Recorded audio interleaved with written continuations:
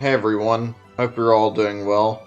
We're back some more Pokemon Let's Go. We're going to be shiny hunting for a while, so take a seat and get comfy. Hopefully today will be good. Who knows? I don't know how long I want to go on. I would like to do longer than yesterday and try to get my shiny, but I mean, that's all up to the game to decide. So, yeah, welcome to the stream everybody. Like I said, hope you're all doing well. I will be honest, I'm not feeling, like, amazing right now. I don't know, something's been weird, like, something feels like it's been off about me the past few days, where I feel like I've just been feeling, like, I don't know how to word it, like, it's been, like, I've been feeling, like, kind of upset over the past few days for whatever reason, and not really the biggest deal, but something's been bothering me. Maybe it's because I've been able to get out any and do much. I don't know. I think part of it's like the fact that I'm returning to streaming now after that long break. I've been doing it so much, I guess it's kind of broken up my habit of streaming all the time. Honestly, really enjoy streaming. It's just, I don't know, there's something I've noticed about when I've streamed. Like, it's not anything bad, and I'm sure other people can relate to this, but whenever I'm starting up a stream, I always end up getting, like, really nervous and, like, anxious that I'll be doing a good enough job of my commentary and making the stream interesting, and then when I go to start, things end up usually getting a lot better, and I end up being fine. I said it before, I actually really enjoy streaming, and I feel like it's a little therapeutic in a way, but there's always that weird anxiety before I start for whatever reason.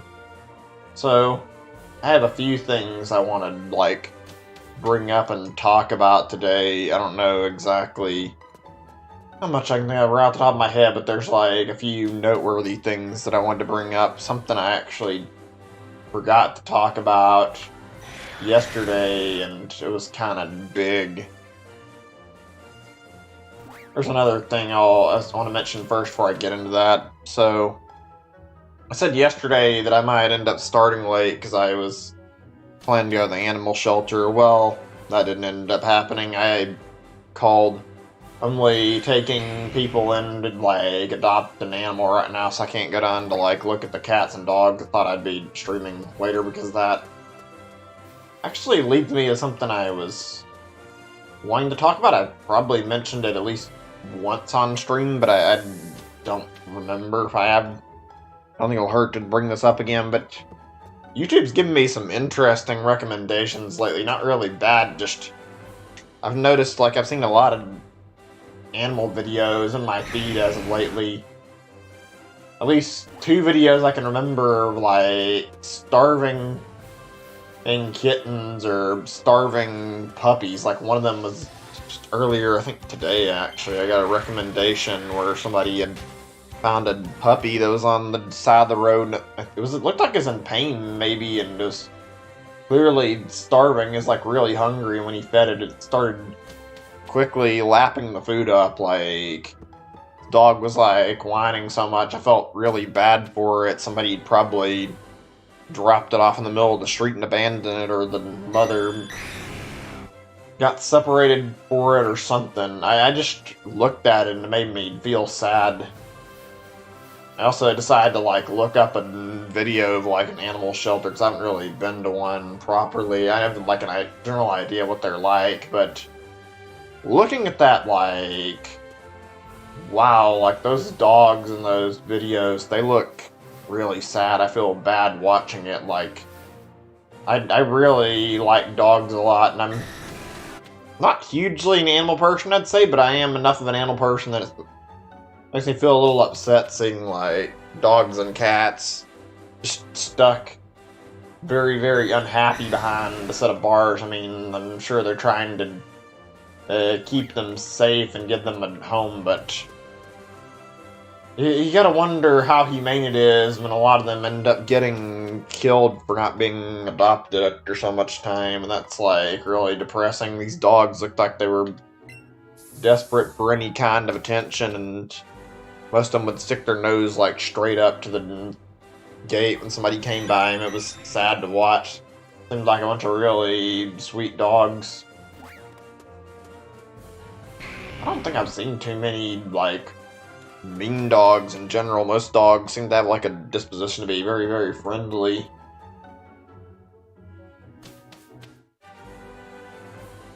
Let's see. I had, like, all sorts of breeds and all sorts of, like, different age groups for the dogs. Most of them older, though.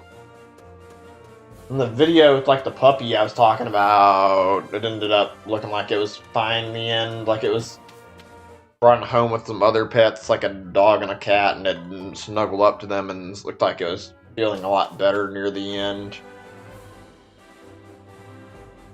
It just feels wrong seeing that in a puppy. They're usually so happy and full of energy, and then seeing one upset and basically crying just looks wrong to me. Such good animals. The other one I'd brought up was, like I said, it was a video about a kitten. It was similar. Basically, it looked like the cat had been abandoned. This poor cat was just on the side of the road, like, afraid of human interaction, because you can tell whoever had the kitten had dumped it in, like, on the road. It wasn't like it was a stray cat that didn't know about people. I think the cat's trust had been broken. People, and like the people who found it as like a couple, they had to interact with it and pet it a little bit, and after like feeding it, finally started to warm over to them. It was sad though watching them like pick it up and take it down to their house, because this cat was like confused and kind of scared because it didn't know what to think about people anymore.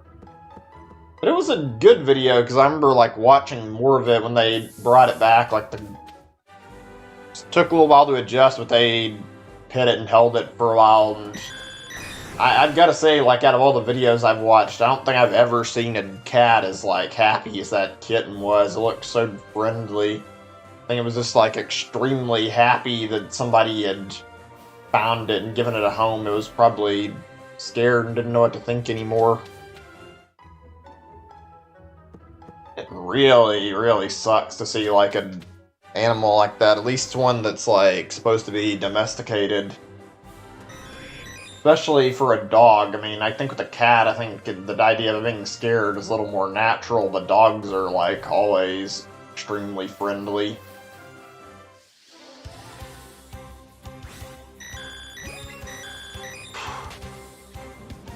Actually, I think it's time to take the topic away from, like, depressing stuff for a little bit. It's still tough to talk about and, like, hard to think about that. Hey, 935 Fox, good to see you, man.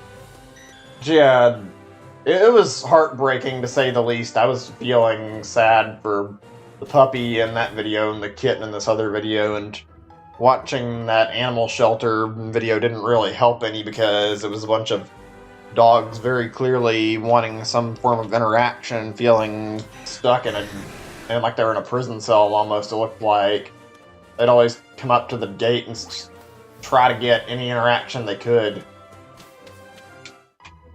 Let's see, what was I going to bring up again? Oh, I remember watching a really odd video. It was about domestication. I've actually watched a video on cat domestication and dog domestication before. Apparently, for dogs, it was like they bred it like a certain gene in dogs. Like, over time, wolves got more friendly to people, and these wolves were bred until they turned into domesticated dogs. Like, they were friendly enough they could be around people. Apparently, like, I don't remember how old this is. I remember seeing it in like a news thing on my phone, but there was like a fossilized dog thing that was found. Like, it was encased in ice, and it was like a puppy, and apparently like thousands of years old. And like, when it was like researched, it suggested that dogs may have been domesticated like a long time before we actually thought, and that maybe this dog was like around like a good 10,000 or more years ago and domesticated. Like, felt a little bad looking at it, but it makes me curious to see exactly what that was like. I'm sure it'll be a long time before they figure out any think about the origins of it, since it was just, I think it was just found in like a lake or something where it was like frozen. The dog domestication video was interesting, but nothing amazing. Like, it's basically like like an ordinary symbiotic relationship like you hear about in certain textbooks when you read, let's see, what are the ones I'm thinking of? I think it's like Sea Anemone and Clownfish, for example, that kind of stuff. But started off like that and turned into a lot more. Cat domestication was like more interesting, not anything like crazy, but I don't remember all the details. I think it was like some similar looking cat breed, and people started bringing them into like their homes or shops for like rat killing, and they ended up like, as a result, getting closer to the people who were feeding them, and slowly over time it turned into cats being like welcoming to humans. It was an interesting thing. Apparently, according to the video, it was like had to domesticate cats 2 times and not just once. It sounded really, really fascinating. That leads me up into something else I wanted to talk about, though. There was like a video that I found not that long ago, and it was about foxes, actually, and like basically about whether or not a fox could be domesticated in the same way a dog has. And there was like an experiment that happened, I don't know how long ago. I want to say it was in either like the late 1800s or like somewhere in like 1950s to 1980s or something. I don't remember the exact dates. I didn't pay enough attention, but some guy did experiments on these foxes and like bred them with a specific trait to be friendly, and ended up like making these kind of domesticated but not really domesticated foxes. They were like pretty friendly around people. They were like, if you watch a dog, and you know dogs are really friendly, these foxes were friendly, but they weren't as friendly as a dog. They'd like get up towards you, but they wouldn't like get extremely close. They'd like the interaction. It's kind of like an in-between like a cat and a dog, actually, looking at it. Like, they'd come so close to you, but they didn't seem like they were suitable enough to be pets, but they did like the interaction with people. Like, they even did a comparison in the video, and they brought a dog in. Dog immediately got up in the guy's personal space and started licking him. Like, that dog wanted attention. You could tell the difference immediately.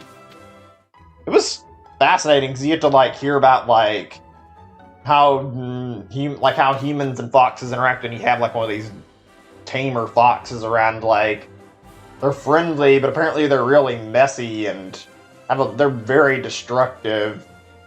Similar to a dog, but I think less controllable. Like, they'd go around and like they'd chew shit up, and they'd pooped everywhere, apparently. You can find a surprising amount of videos on like foxes, though, if you look, like, that are tamed, and to at least an extent. Like, there's one video, there's like 2 videos. There's people like interacting with foxes in their backyards, and the foxes seem to be pretty fine with it and tame around the people. One of the videos, one of them was like biting, but I think it was meant to be more like play biting, like a cat does. It didn't look like it was intending to hurt the person messing with it. What was really fascinating, I would assume it's similar to like the way this experiment was, but there's like a place in Japan apparently called, I think it's called Fox Village, and it's like an entire area, just all these foxes in it, and they're extremely tame, like even more so than dogs. Will come up to you and try to interact with you and get food from you and stuff, and they also like to steal stuff from people. Like, it was weird to watch, because like I'm pretty sure most wild foxes would run away at the sight of a person, and these foxes were all more than eager to get up to people and like have some form of interaction. It's like, it had to be at least 100, if not like thousands of foxes like walking around in this like park area. It was fascinating to watch it. I've always kind of wondered, if we like got another animal domesticated enough to be a house pet, like what exactly would be the easiest species for that to happen. Like, obviously there are certain pets that are suited for being house pets, but I'm not talking about that kind of stuff particularly. I'm talking more about, like, how there's, say, dogs and cats are, like, fairly sized and very friendly to humans. They tend to, like, bond with people really easy. I'd love to see, like, what we could do with another one. Sounds like it could be interesting if that happened with foxes. I mean, I guess birds are kind of like that, but like I said, they're not the same size, and birds can still be kind of not the friendliest. I wouldn't really count fish the same way either, because I don't think fish are completely even aware of our presence. Hey, Wayne, good to see you. Welcome to the stream. Good news. What are you talking about? I'm curious. What about a stream thing, or even just like a thing going on right now? Then I'm interested. I mean, I've been meaning to watch your streams more, actually. It seems like I've always been busy lately. I started back on this Pokemon stuff, and I've been trying to not let myself get too distracted from my goal, so ended up wasting away a lot of last week when I wasn't busy with stuff playing this and not doing much else. Oh, so I forgot to bring this up earlier. There's something, I don't think I mentioned it yet, I may have, but some really sad news came in like a day or two ago, actually. Like, the guy who does the voice of Andros and also the voice of Peppy, Rick Mays, he died like 2 to 3 days ago, and I think he had like several other voices. I know he was like the soldier in Team Fortress 2, but I remember just recently hearing about that, and it didn't really pop up in my mind to talk about it yesterday. It's kind of sad to think about, like, I hate like bringing that stuff up, but it's like, it really scares you and makes you think about your own mortality. You hear about people dying all the time nowadays, and it feels like it happens to people younger and younger than before, even though it's not to say this case was. I think Rick Mays was like nearly 80, but I think Bowie died and he wasn't even, I don't even remember if David Bowie was like in his 50s yet, but like, you keep hearing about all these deaths that happen from various reasons. Rick May, yeah, I wasn't sure how exactly it was spelled and pronounced. Let me see what's going on here. Oops. I'm sure I'm not doing something stupid. This is the most annoying part of this shiny hunting. It's not bad. I have to sit here and, like, fucking wait. And the only easy way to make this pass by is to sit through this door and, like, keep walking back and forth. It's gonna be uninteresting, to say the least. This is, like, the easiest way to get something to show up. Ugh. Anyway, back to my other topic I was talking about. See, Sony Freestone with top quality. That's interesting. I wonder what games it is. Like, I mean, if you don't have a PS4, it might not matter unless it's like a game that has a PC version you could play. Like, I would be down if I had a PS4, but I mean, it's nice they're doing something like that. Speaking of, I actually saw something similar happen earlier, although I don't know if it was an intentional thing. There was like a bug on Nintendo's website like a few days ago where Bayonetta and Bayonetta 2, along with like a few other games, were all displaying like a price of like $0 or something, and people tried to like check it out, and a few people managed to like successfully pull it off, but I don't think they actually ever sent out the codes. I think something on their website got all bugged out and caused it to like display the wrong price on it. Although, I don't know, I haven't, like, kept up to see if anybody tried to, like, actually get their game from that. If Nintendo would even be willing to honor it in the first place. Wait, what is that saying? No one is... I'm not sure what that's supposed to say. Journey and Uncharted and Recollection? Huh. Well, it's actually pretty good considering it's like 3 games to play, so that's actually not too bad then. That's like... Well, actually, it's like 4 games total then. If it's like a collection, you're getting 1 through 3, and then this other game you can play. That's a pretty nice thing of Sony to do, actually. I wish Nintendo would offer more benefits to their online. I've got to say, like, out of all the major or console makers, like, Nintendo's online is definitely the worst, and they offer you the absolute least for any of it. Like, the only thing they've done were, like, limited time in-game offer things, and they weren't even, like, a permanent offer, like how they did Captain Toad, and I think for... I guess a few weeks back they did something with, like, Fire Emblem Warriors for it being free for, like, a week, but I didn't really care enough to check that out. That's really nice of them. Yeah. Hey, Anime Traps, welcome to stream. Good to see you. It has been a while. Just doing some shiny hunting, because I'm working on my living decks in this game. I've been trying to get through this for quite some time. God. Like I said earlier, it sucks to hear about that. I feel like I hear about, like, a lot of like, celebrities dying. I guess it's natural.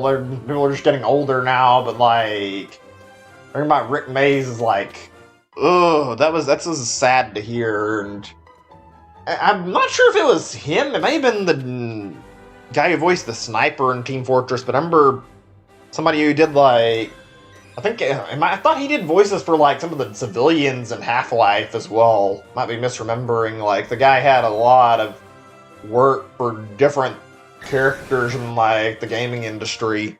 It's gonna suck to see him gone. Come to think of it, I've heard a lot about, like, voice actors who did stuff with Valve dying over the, like, past few years. Like, first it was the guy who voiced Dr. Breen that passed away, then Eli Vance's voice actor passed away, and now the voice of Soldier's gone.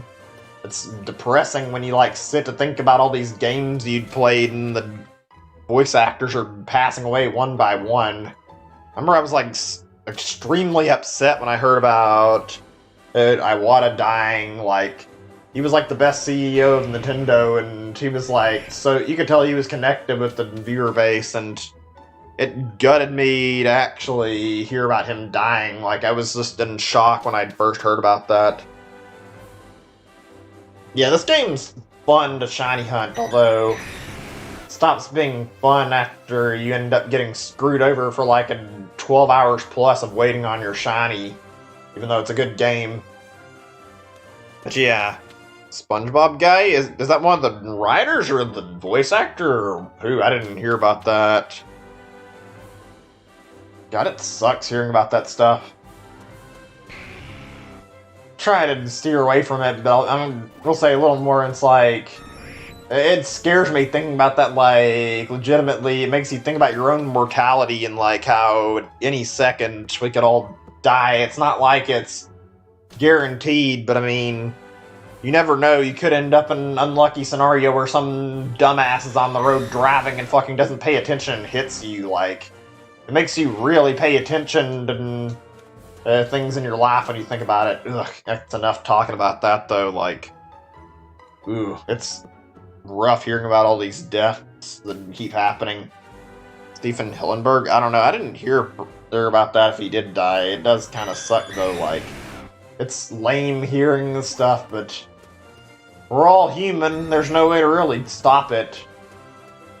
That actually brings up, like, an interesting point that I was, like, meaning to talk about anyway that kind of relates to this. I don't know. Not really anything too bad, but it's a kind of controversial opinion, I guess. I was going to say that I think I remember hearing about, like, a few years ago, they were talking about how they were working on, like, trying to, like, find a way to, like, make immortality a thing. Like, they were taking steps towards preventing people from dying, and, like, as much as seeing death sucks, I don't think that's a smart thing to be doing. Like, I personally am religious, and I'm not going to impose my views on anybody, but I think when you're going into the domain of trying to keep yourself living forever and fucking with mortality, you're kind of stepping into God's domain. You're asking to get knocked down a few pegs. Like, I don't think anything good's going to come out of us if we, or excuse me, not us, but just like in general, if like we managed to achieve immortality. I don't think that's going to help us as a species any. People are meant to die. We're not meant to live on forever. It's why when you get, like, older, you get, like, your whole body gets harder to use, even though it's hard to come to terms with that. Like, I don't know. I feel like that would make it worse trying to do that. Ugh. Something that died in 2020. Yeah, I know what you mean about that. Coronavirus is fucking nasty and out of control.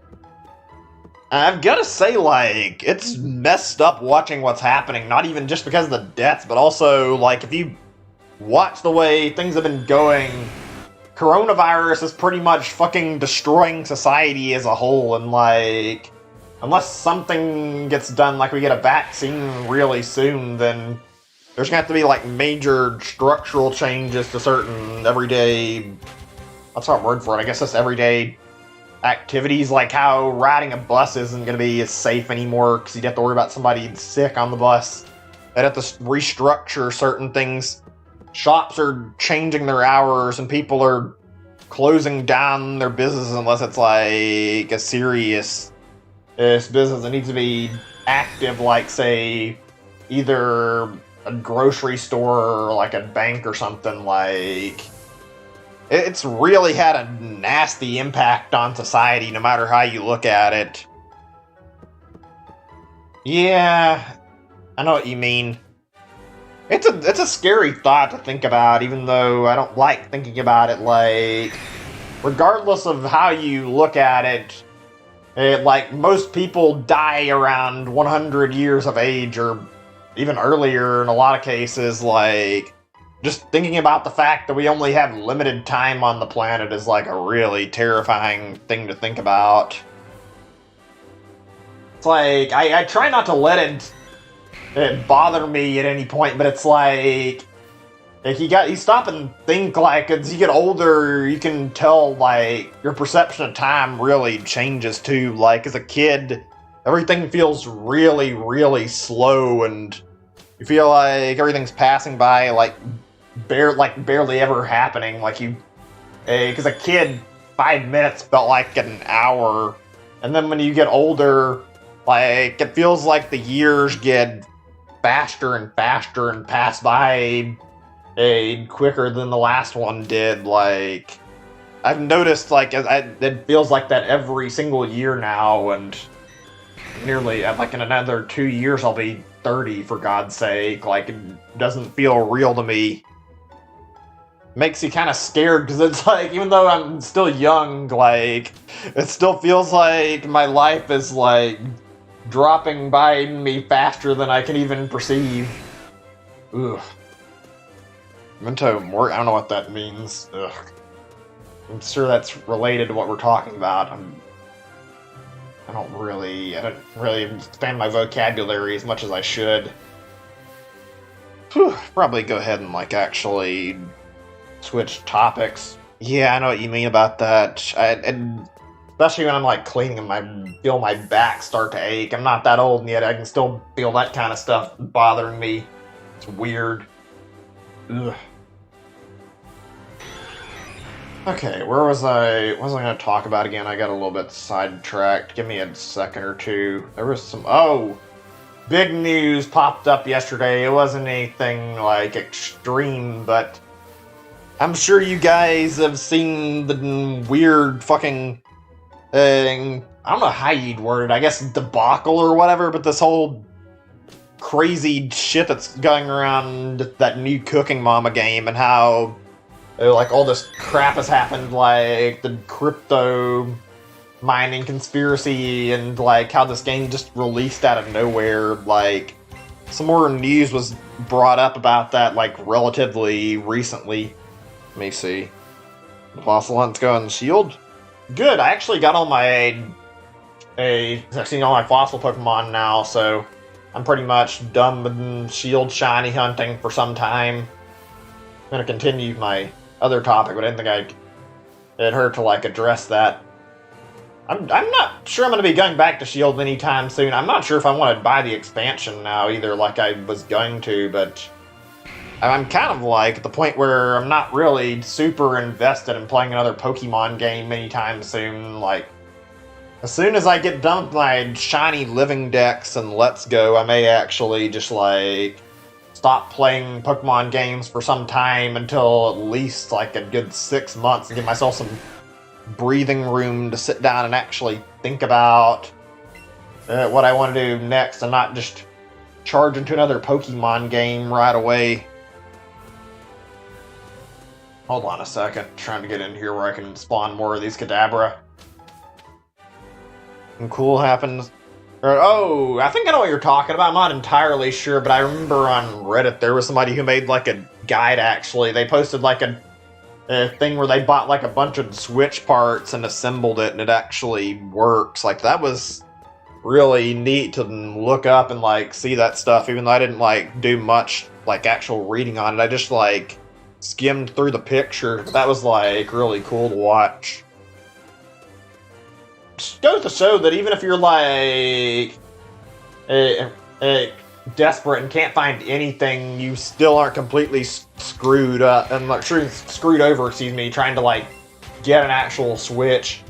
You can try hard enough, you could go and do what that guy did through the parts, even though it might be time consuming. It would be a way to not give the scalpers what they're looking for. God, it kind of sucks because like scalping in general has gotten like out of control since the coronavirus happened. I can only imagine how much time that must take. I think the closest I've had to doing anything like that was when my brother had like an issue with the GameCube a long time ago and tried to fix it and didn't really end up working out. Had to like open it, but the whole construction thing, like trying to, I think the like lid was stuck and it wouldn't like close properly, and it ended up just breaking completely after tried to fix it. But I mean, it's whatever. Nowadays, it's probably a little easier since you can look up a DIY video and you can find stuff a lot quicker. You wouldn't have to worry about it as much. I thought about building my own computer, but I don't know if I had the mental capacity to do it without fucking something up in the process. I haven't ever attempted it. I can only imagine how much stress it must be trying to put a Switch together and making sure you don't screw any of the process up on your end. It must be difficult making sure all your parts are right and all of them fit where they're supposed to. Let me see. I mean, this was a long time ago. It was like, I want to say 10 or more years ago. I was probably like 12 or something when my brother and I were working on this, and I didn't know shit about opening consoles up or anything, so it's pretty natural that none of this really worked out when we were trying to actually like fix it. I say 10 years ago, that's not right. It'd be more than 10 years ago because I'm 27 right now and I'll be 28 next month, but you know what I'm saying. And I don't remember, it wasn't something that went very smoothly, I'll just say that. Ironically, even though people praise the GameCube and Wii for being like consoles that don't have that many problems, that like out of all my Nintendo consoles, I think I've had more GameCube and Wii's break on me than anything. Like, at least 2 of my Wii's I think had like disc read error, and then another one I got ended up getting a fucking disc stuck in it and couldn't get the disc out, and I don't remember like ever getting it fixed. Hey Brian, welcome to the stream, good to see you, man.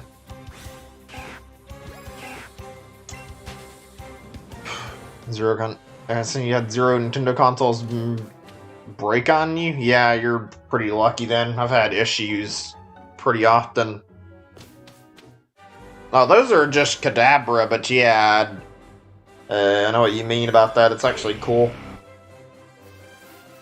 Oh, actually, I remember that. I think I don't know if they have it. And there's been, like, actually supposed to be mailed or deposited into your bank account. Yeah, but I haven't gone to check and see if my check has actually arrived yet. I need to put that in my bank. I'm still not certain what I'm going to do with it just yet. I'm either going to put it into savings or I'm going to use it towards an index. I haven't decided which yet. Part of me is leaning toward the Valve Index, but the thing is, I'm not really sure. Like, I don't know if I should bother or with trying to get Valve Index, even though I wanted, because it's extremely pricey, and I know there's not that many good VR games at the moment. Like, the only extremely big thing worth the purchase is Half-Life Alyx, and with that being the case, it's like, yeah, I might be better off just waiting until more games release for it to actually be a better purchase, so that there's, like, stuff to screw around with, because most of the VR stuff that's out right now is, like, all tech demo stuff. Remember Brothers should try to use 2 pencils? Actually worked. Yeah, I don't think I ever had any luck with that. Like, I remember trying to fix a few discs, and usually we'd have to go take them to a shop and get them buffed out through, like, their disc cleaner or whatever it was they used to, like, take the scratches off of it. It's weird because, like, just one of my games I remember, like, breaking on me was F-Zero GX on GameCube. I got that, and when I did, I ended up, like... It didn't have, like, a serious problem, because it was apparently, like, a cleaning issue, but I tried to clean it several times, and I helped with a few other people trying to get it, and took it down to the store, and after they'd, like, actually cleaned it, they ended up fixing it within, like, a short bit of time without actually, like, trying to buff it, and all it needed was, like, cleaning, and yet, for some reason, they had trouble getting it cleaned enough to actually work. It really sucks when, like, you want to play one of your games and you find, like, the disc is, like, fucking not working all of a sudden. Had so many, like, good games go bad because of that shit.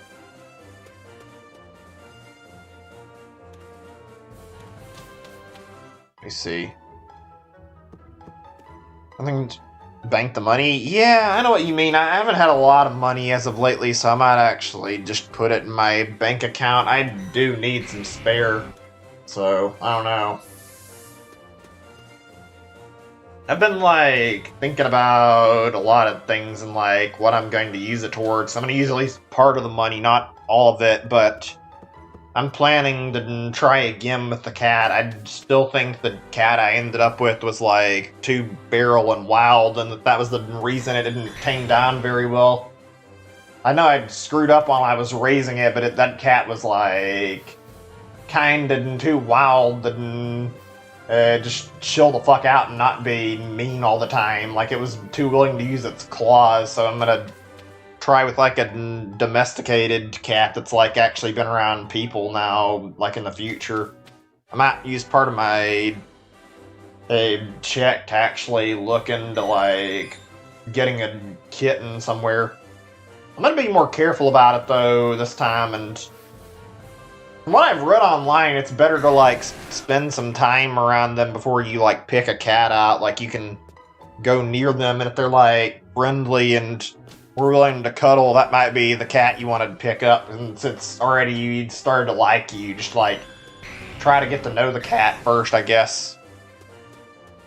I mean, it's not going to be a specific breed, really. I mean, I don't think there are too many different cat breeds, actually. I don't know, there's probably a few, but as far as I'm aware, most of the difference between cats and dogs is the cats are just, like, differently colored.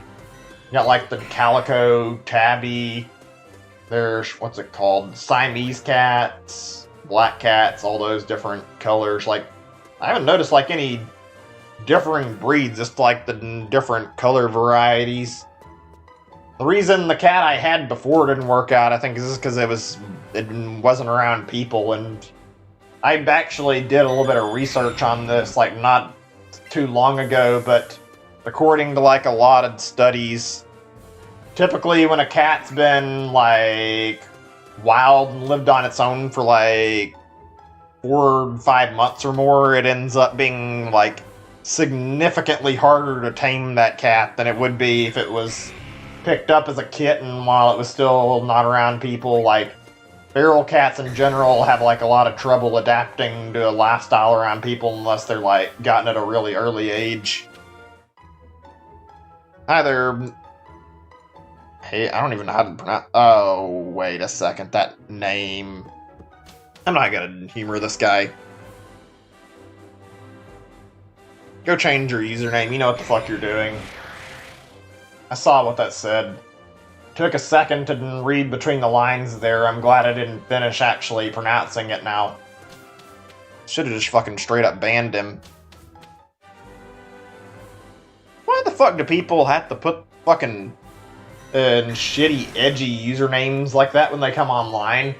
I've seen like several people who are just like openly racist put shit in their name, or people like this who are fucking literally promoting Nazis. This may be the first one I've seen who's an actual Nazi drop on the goddamn channel like this. What in the fuck? Yeah, I guess you're right. I hate seeing people like that, but I mean, whatever. Let me see. Dogs always sound like... Are they like people? Yeah, I would agree with that. I think it's a domestication. Dogs, and like if you've watched a video on it, it explains like how dogs got domesticated, and they seem to be like bred for having like that closeness to humans in their, or what's the right word for it? I guess their DNA. Like that's something that's been bred into dogs, and as a result, they're much friendlier with humans than even a cat would be. They like to be close to us. Hi there, welcome to the stream. I'm not sure how to... Ice... Welcome? I'm not sure how to say it. If I mispronounce your name, sorry. Got a different name from what I'm used to seeing, that's for sure. Not that that's a bad thing. I mean, my name is fucking weird. In fact, it just makes you more unique when you come up with something good enough. I swallow cum? That's an interesting pronunciation. Let me see. Not gonna stream Kingdom Hearts. Okay, that's fine. Let me know when you're streaming again. I want to watch next time. I mean, I tried to watch like the last few times you were doing it, but I think I was like in the middle of Pokemon stuff, and I was going through like shiny hunting and whatnot. I don't know. Did I mispronounce it? If I did, my bad. Ice swallow cum? I don't know. I don't know what that says. Wait a second.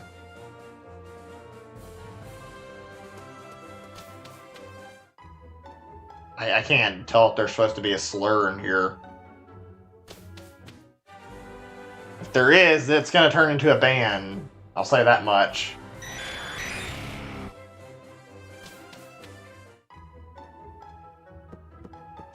Whatever, I'm just gonna ignore this right now. You guys know me by this point. I'm not... Yeah, okay, do you know what? Never mind, I'm just not even gonna fucking humor this shit. Get the fuck out of my channel if you're gonna fucking try to get me to say slurs. You're lucky I'm not banning your ass off my channel right now, actually. People need to fucking grow the fuck up. You guys know me, I'm not racist or anything, so... These people are just immature shitheads who can't fucking get the idea that them being edgy isn't really contributing anything to a stream, or... I guess they find it funny to make a dumb joke just for the sake of fucking dealing... Well, people just enjoy pissing people off and doing this shit and trying to make people look bad. Obviously that wasn't me trying to say a slur, just some jackass on YouTube. I'm not even sure if it's the same guy, but I would assume so. If he comes back, I'm gonna fucking... and probably ban him. I don't understand these people. Oh, I would be... It's not that I wouldn't let you mod, it's just that as a result of what's going on right now, we are still a very small community. I've gotten more people watching over time, but there's generally been, like, not too many people who came on. Like, usually it's, like, either one or two people around the chat at absolute best, so I end up just handling stuff on my own. I feel like I can typically deal with these problems, even though there's, like, some issues, but overall, it's not to the point where it's big enough for me to add another moderator other than myself yet, so I just handle everything all on my own. Yeah, welcome back. You came in at an unfortunate time. We had some dickhead making basically racist jokes in the chat, so hopefully we can just ignore that and get past that now.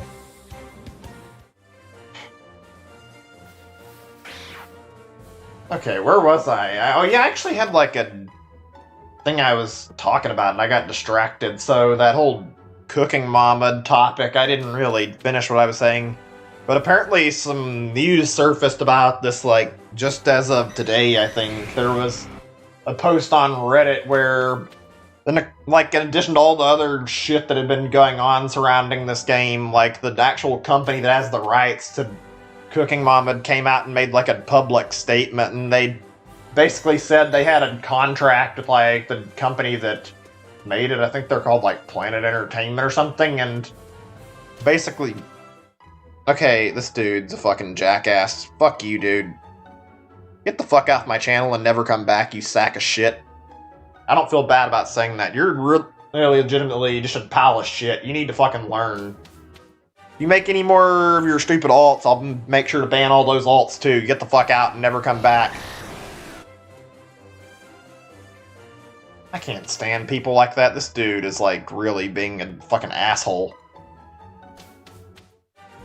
What the fuck? Why do I have to put up with these kind of dumbasses? I've only had them so many times, but still. You don't gain anything by doing this shit. So, yeah, basically, there was a contract between these two companies about the Cooking Mama game, but the company that's making this game broke their contract and, like, apparently I think they're called Office Create or something, like the ones who own the rights to the series, and they basically told this other company that if they weren't satisfied with the product, and, well, you can guess what happened as a result. The company that's making it decided to be snarky and fucking release it anyway, and now they're basically selling all these copies, and they released this unfinished product that the rights holders weren't actually, like, satisfied with. They're still selling the game, too. Like, you can tell that this is going to turn into a fucking lawsuit and that they're going to, like, sue the ever-living shit out of them for this movement. Like, what in the fuck? Yeah, the new industry. Yeah. That happens with quite a few games. I feel bad for, like, the Mega Man devs putting together, like, that Zero collection. Now it's like nobody's talking about it since Animal Crossing came out, because it probably deserves to have more sales than it got. It's oh well, though. I mean, I'm sure these games will get more attention if we end up having, like, a game drop throughout the year, then there'll be more stuff that people want to pick up, and this will be there for them.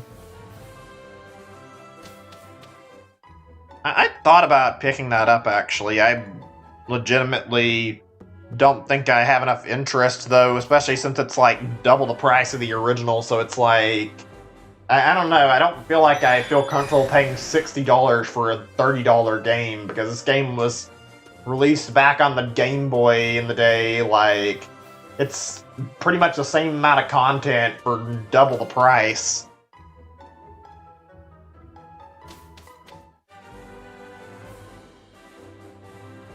I talked about it yesterday, but it seems like we've gotten, like, a lot more remasters and remakes as of lately than we have in, like, recent years. Like, there's the rumor about these Mario remasters coming along sometime. God knows if it's true. Apparently it's rumored to be, like, part of Nintendo's E3 Direct or whatever. I mean, there may not be one now, but I'm sure they're still going to plan something for June. Like... If you don't know, which you should, because this is like a really common rumor, but there's like a rumor of like a collection coming out really similar to like Mario All-Stars, and it's supposed to be the first 3D Mario game, or the first three 3D Mario games all in HD and remastered, so collection with Galaxy, Sunshine, and 64 in it, basically.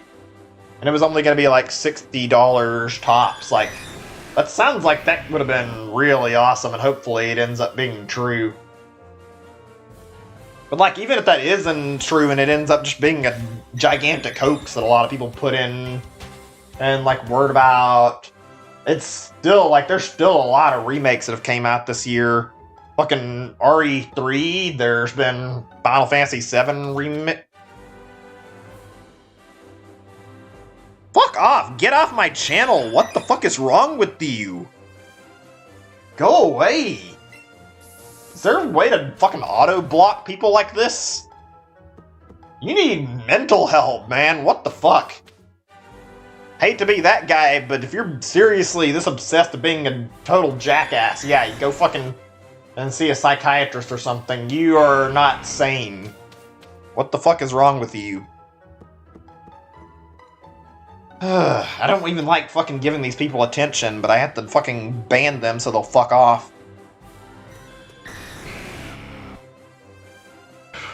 How many... See, like I was saying, there have been a lot of remakes this year. Fucking Final Fantasy, Resident Evil 3. Trials of Mana is supposed to be out, like, really soon, from what I understand. I'm trying to think if I'd forgotten any. There have been a lot, though, like... The year's not... Look, we're not even that far in the year yet. Yeah, what's up? What is it? I don't mind.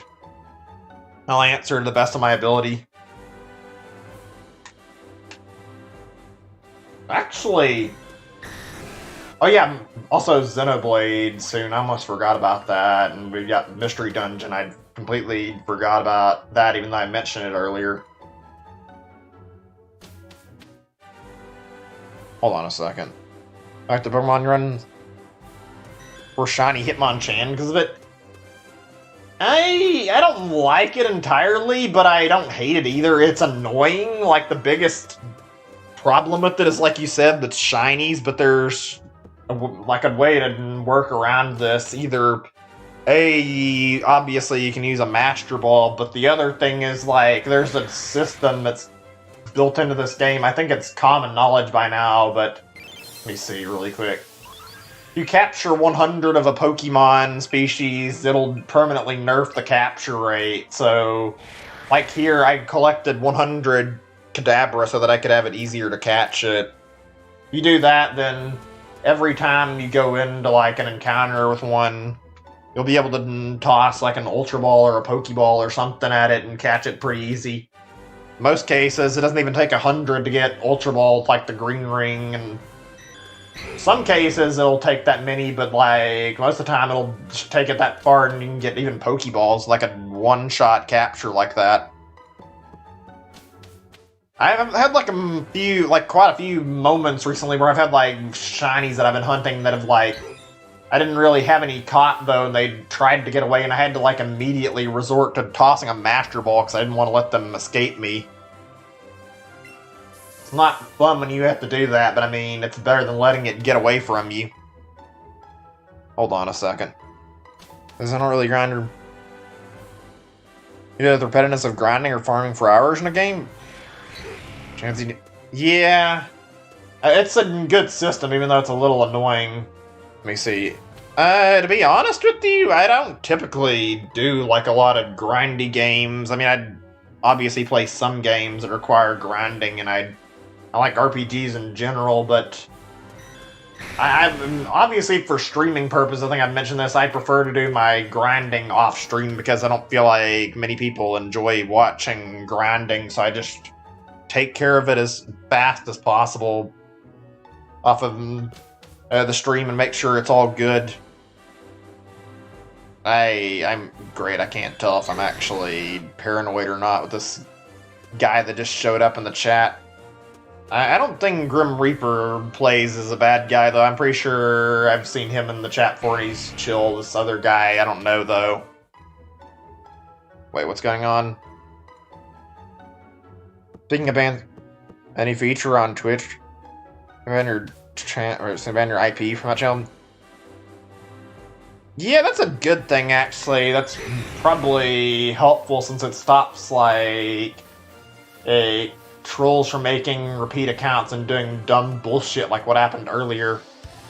Sorry, not trying to be, like, judge and suggest that you're part of the problem here. It's just that I've had somebody who has came in my chat, like, not that recently, even, and just fucking started, like, using fucking basically racial slurs and shit for usernames and fucking spamming with, like, really provocative messages. Like, they've made multiple accounts, and it's over, like, the past, like, 10 or 20 minutes and been continually pulling this shit, so I've had to ban, like, several of this guy's accounts, and it's kind of natural that I'm a little bit skeptical after that going on.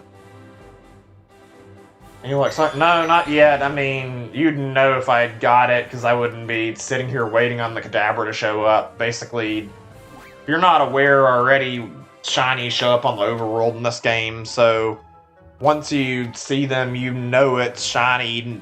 Anything that shows up as non-shiny on the overworld is not going to be shiny.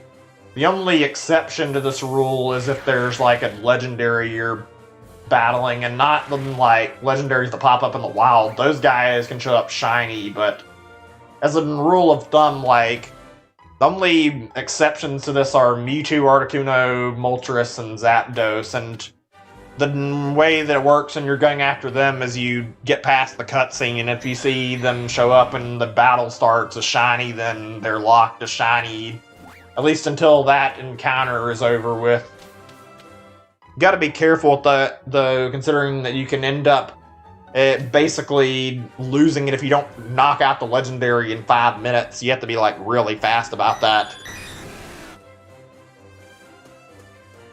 Easiest shinies to get, 2 of them. I only got 1. Actually, I hate to say it, but, like, I actually saw, like, a Kadabra before that was shiny, and I don't remember exactly why I passed it up. I think I was looking for a specific Pokemon. It was, like, a shiny, but I didn't think to grab it at the time. I kind of wish I had now, though.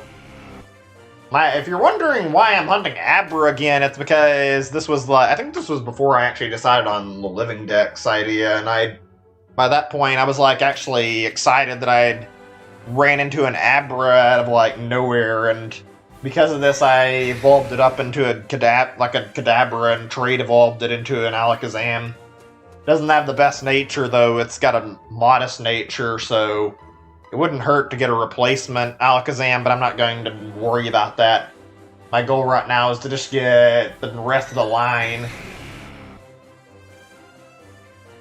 It's funny you mention Abra being easy shiny. I don't disagree with you completely, but there's, like, a reason why I've been avoiding going after Abra at first instead of Kadabra, and that's namely because I know there's, like, a particular quirk that only Abra has, which is that if you get into Abra's, like, peripheral vision, just like in its line of sight, it will immediately teleport away from you, so I decided instead of trying to deal with that hassle, I'd get Kadabra first and then go after Abra. I don't really want to risk the shiny popping and then accidentally fucking jumping in its view by mistake and then losing it. That's not something I think I'd be happy to have happen. It's partially why this has been, like, my most dreaded shiny hunt for some time, too. I wish they brought that overworld shiny feature back in Sword and Shield, but I mean, I don't know exactly what the reasoning is. I guess they were... I think I recall reading something along the lines as, like, they didn't code the shinies in this game, like, in a very smart way. From what I've read, apparently... and I might be getting this wrong, but apparently when you see a shiny pop up in the overworld in this game, it's not like a skin swap or anything. What they do with the shinies is apparently that they actually have a second model for the shinies in the game. So when it pops up, if there's your shiny, it's a whole new model of the Pokemon loaded with the shiny colors, and that means that they wasted a lot of their space making these fucking shiny colors. It's like... I don't think Game Freak knows what they're doing to a lot of their coding, like... That's the reason why they couldn't put the shinies in the overworld on Sword and Shield. Like, I hate to say it, they definitely rushed the fuck out of Sword and Shield. They should have given themselves more dev time and got more developers on it. Nothing else, they definitely could have got this, like, done properly. I'm pretty sure applying a new texture to a Pokemon isn't so hard that they would need to, like, seriously add extra dev time. They could have probably gotten just a few more people to help with that, but whatever. And I've already found out that apparently, like, shininess is determined upon, like, generation and not encounter, so pretty much not much good excuse, since you can walk into a Pokemon and it's already predetermined if it's shiny or not. Worst hunt you did was Snorlax, taking you 5 days and 7 hours a day. Ooh, I actually did not have a good experience with Snorlax. I can't say it was the worst, but it wasn't like it was too bad, but I remember when I was going after Snorlax, I got like a 31 chain built up on and Snorlax, and then like after like waiting so long, shiny popped up, and I threw like one Ultra Ball on it, broke out. Next thing I know, this fucking Snorlax immediately fucking ran off screen before I even had any time to like actually process what the fuck happened. That was like the worst shiny fail because this thing just ran so quickly. I had one single chance to toss an Ultra Ball at it, and that was it.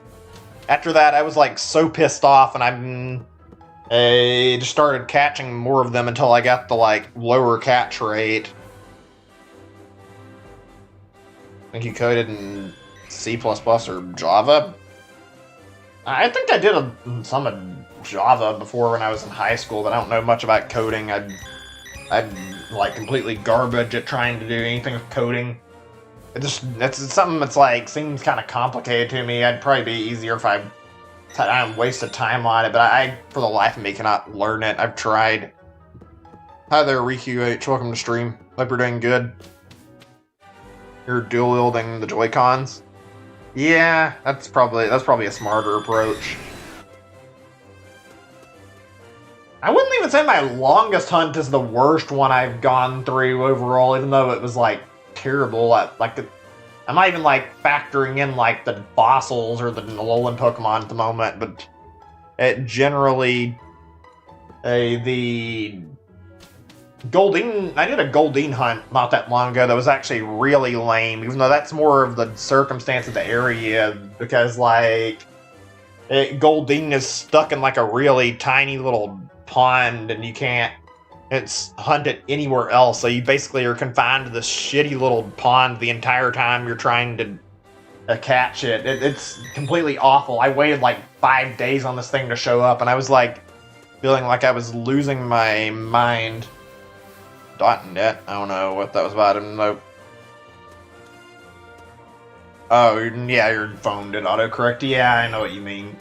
It happens and it makes like really weird messages to read. And go full odds Magikarp. I'm gonna be honest, I've seen so many fucking Magikarp happen in this game that I have just completely gave up on giving a shit about them. I already caught my 2 or 3 of them to get like a Gyarados and a Magikarp. Like, every time I see a Tentacool or a Magikarp show up on my screen at this point, I just fucking sigh and ignore it and keep waiting on whatever my target is, because I already have like all the really common stuff for the most part. What do you mean Magikarp is a meme? I mean, I wouldn't say it's a meme. I will say this though, like in general about how the shinies are in this game. There are quite a few that are just like generally garbage shinies that are just nobody wants, or at least that you might at first, but then after a while it turns into the point where you recognize that as one of those avoid at all costs shinies. Like, for example, fucking Rattata will show up in any area it's in pretty commonly as shiny, and for a while I collected a few of them. I think I actually got a be before I ended up going after an Alolan Rattata, and that was a mistake because I ended up with like more than I need, and I've got like 8 Rattata now. There's like way more than necessary. Like they spawn all the goddamn time. Same with the Pidgey line. You want to talk about the big one that spawns too much? Look at Chansey though. Chansey is everywhere, so you'll see shiny Chanseys all the time because they're like a spawn that just shows up commonly, and I have got to have seen more shiny Chansey than any other Pokemon in this game. And it infuriates me seeing something that I've seen like so many of, and I've already gotten like 3 of them. I don't care to have any more of them. It's like wasting a perfectly good spawn on a fucking Chansey. Nobody wants Chansey because it's like the most common shiny in the game now. Ugh. You got a full party of shiny Mr. Rhymes? That's cool. I don't really go for too many dupe shinies, honestly. Although, I have gone through, like, getting a lot of, like, Alolan Pokemon, actually, and while I was doing this, I actually, like, just recently, I got done hunting Alolan Rattata on my own. I was, like, resetting a batch of, like, 500 every time the trades were over, and after that happened, I found myself sitting there, like, I'd got one before from doing it the first time, and I was coming back to do, like, Eradicate this time, and when I looked through all these Rattata, I found that I had not 1 but 2 shiny Alolan Rattata that came out of the batch. So now I've got 3 of these Alolan Rattata shinies sitting there, and I'm not sure what to do with them, because I know one of them is just going to be not even necessary. I'm probably just going to hold on to it, I guess. Ironically, like, none of them have, like, really good natures. Like, the 2 first ones I got have, like, minus speed natures, and I was looking at the natures for what was best on Alolan Eradicate, and it's supposed to be Jolly. The only one I'm, like, convinced might be decent was, like, a serious nature, because it balanced out as, like, neutral stats. You gotta go? Alright, I appreciate it, man. Thanks for hanging out anyway. Hopefully we'll have some decent shiny hunt, and as soon as shiny luck can get Kadabra soon enough. I'll be on for probably a while today. I want to go for like 5 or 6 hours and hopefully get at least one of my targets. I may not go that long, but I don't know. We'll see. It just depends on how long this takes. Thanks for hanging out, though. Let's see.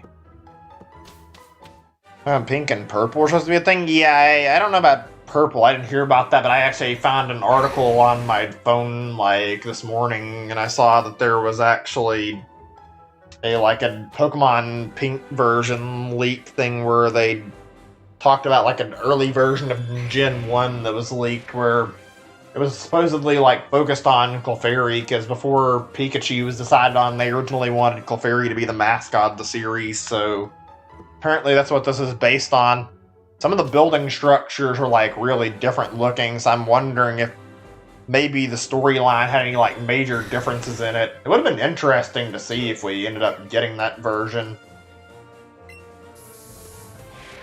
It's kind of crazy to think that Pikachu ended up just being some random Pokemon at first that wasn't even intended to have, like, an actual purpose, and as for, like, being anything big in the series, and then thanks to the anime, they basically turned Pikachu into the whole mascot of the entire series. I legitimately don't think Pikachu would be as big as it is without the Pokemon anime. Tangolt. Purple. Oh, you're talking about Tangela, not Tangolt or whatever you're saying. Yeah, I know what you're talking about. Actually, that reminds me, the next shiny hunt that I'm doing after I get done with this I actually had planned already, and I was planning to go after Tangela next. I actually wanted to get his shiny because I haven't done it yet, and it's like one of the few lines I've, like, touched, like, not at all, so I figured after I got done with these 3, I'd move over to getting Tangela and a 3rd Bulbasaur, because I've already had 2 Bulbasaur. There are a lot of, like, cut Pokemon designs. I don't know if there's been any, like, actual leaks that are actually out there, but, like, there's surprisingly, like, a large amount of Pokemon in Gen 1 that were supposed to be in that got at the cut. I remember there was something that was like claimed to be a leak like not that long ago that had like all these Pokemon in it, including the big one that Game Freak talked about, how there was that Garochu thing that was supposed to be like an evolved form of Raichu. Like, there was somebody who supposedly leaked it, but I think the sprite sheet they actually put up was, like, later disproven, and that it was basically just, like, fan-made sprites, and pretty much confirmed that they just used something somebody gave as, like, a mock-up, which is really dumb to use that and claim it was, like, a beta. I think they had, like, an actual beta thing they got from, like, Space World or whatever, but they hacked the ROM and like injected these fan-made sprites into the game. They were doing like a live stream of it. It was like all really unprofessional. I think that happened like last year or something. It was really weird to read up and talk about. Like, I don't even remember if I talked about this when it happened originally. It was a strange moment though. It's always interesting to like read up on unused Pokemon ideas though and see exactly what was planned, because apparently there were like quite a large number of scrap Pokemon for Gen 5 as well. I don't know how many gens have scrap designs. I'm sure there's plenty of them, but like it's neat looking at this stuff and seeing what could have been. Yeah.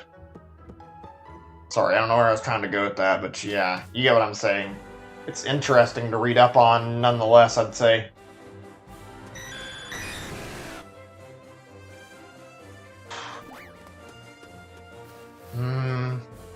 Thinking for a second. Give me a second. Why did I go for Eevee and not Pikachu? To be honest, I think it was just because I like Eevee more as a Pokemon, and I don't know, something about the version was like something I liked enough that I wanted to pick it up, so I ended up getting it. Most of my friends ended up getting using, it's not Pikachu, but Eevee version too, so I can't really do this easy trade as I would have liked. In hindsight, I probably would have been better off getting the Pikachu version, but whatever.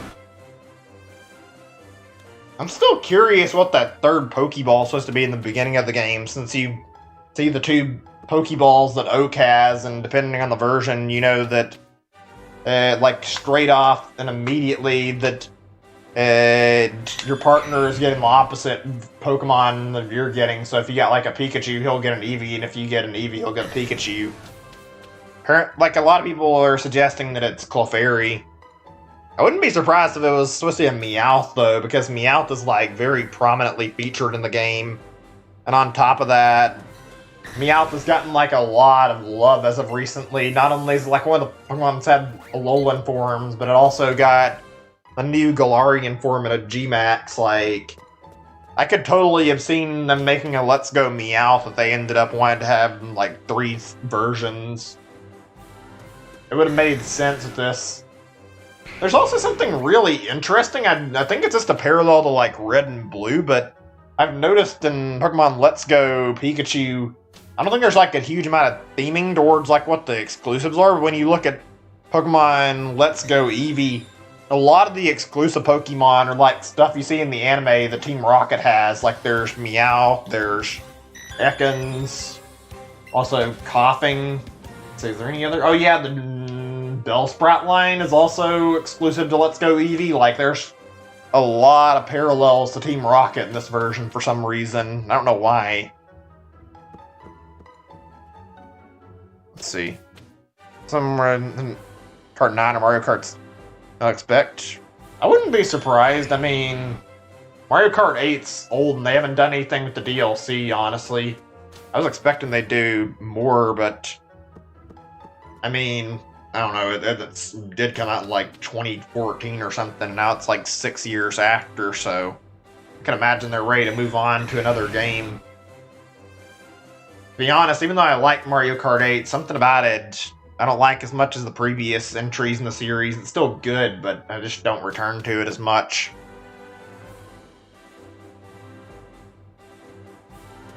I get the feeling that they're making Mario Kart 9 right now, since Mario Kart 8 could have lasted the Switch's lifetime. Like, they're probably doing it because they're like actually like worried since the sales of, or I guess you'd say sales, I don't know, I guess that's the right term for it, but all the revenue they've made off of Mario Kart Tour is probably like a lot less than they were anticipating.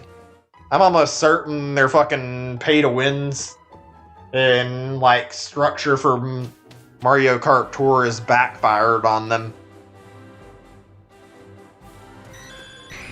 And your favorite 7? Yeah, I like 7 a lot. 7's pretty fun. That's like one of the better Mario Kart games in my opinion. I think in general, like 12 players in Mario Kart gets a little bit chaotic sometimes, whereas 8's like a really good balance.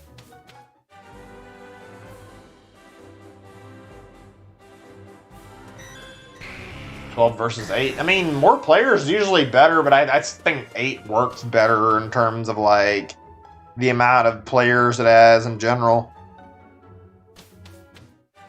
Wait, are you talking about Mario Kart 8? Because I'd think so, because Mario Kart 7 definitely hasn't got any support, even though they're doing like very minimal stuff to even support Mario Kart 8. Yeah, you have to have some pretty good luck to get in first in Mario Kart 8. It's not an easy game to play in, honestly. I also noticed in 8, like, maybe just mean that I've gotten older and suck at it more, but in general, I ended up, like, getting stuck in lower places, and you end up getting fucking destroyed kind of easily in the game. It's difficult to actually get your way back up through the pack when you're, like, far behind in 8. Oh, you're talking about Mario Kart Tour? Yeah, I haven't played it too much. I only played, like, the beta, really. I think they added, like, online properly recently, but I just couldn't care because the game's, like, really bad looking in general. It's not really worth the time, if you ask me. I don't even know what to say. I don't know if it's, like, their, like, change of, like, CEO or what, but they took a much worse approach on mobile games after Mario Run didn't work out. Like, a lot of their newer stuff is kind of predatory, like, especially in the case of Mario Kart 8, or it's not Mario Kart Tour, and what was it again? I think, oh yeah, Pocket Camp, I think, had, like, a lot of microtransaction as well. Favorite Nintendo game? Probably Pikmin 2. I like the Pikmin series a lot, although Yoshi's Island's, like, really big for me as well. It's, like, probably one of my all-time favorite games, because I played it as a kid, and that was, like, the game that really got me into video games. It's hard to place my, like, an exact favorite. It'd be probably one of those two, but, like, I like a huge, different variety of games. It's always really annoying when somebody's like, what's your favorite game genre? Like, it's not that I don't mind answering, but I don't really have a favorite game genre. I like to have a variety of stuff I play, and I like to play all sorts of stuff, with, like, the only exception being, like, maybe MOBA games. I don't really try to care too much about the actual genre unless it's just something I don't find very fun. This Mario Kart game you played is Wii. That was an alright game. I had, like, a lot of gripes with Mario Kart Wii because it was, like, really luck-based compared to other Mario Kart games. I still did pretty decently playing on it online, but holy shit, you could get screwed over so easy in Mario Kart Wii compared to, like, any other Mario Kart. All it took was, like, 2 seconds in the race, and next thing you know it, you'd find yourself in the back of the pack at 12th place. It didn't take much to ruin you. Always, like, a matter of, like, getting close to the finish line, and then all of a sudden, like, fucking, I think a blue shell or lightning or some shit comes out of nowhere and fucking hits you, and then everybody fucking passes you immediately. That's, like, a point in contention that I really have of Mario Kart Wii, because it felt like that stuff happened all the time.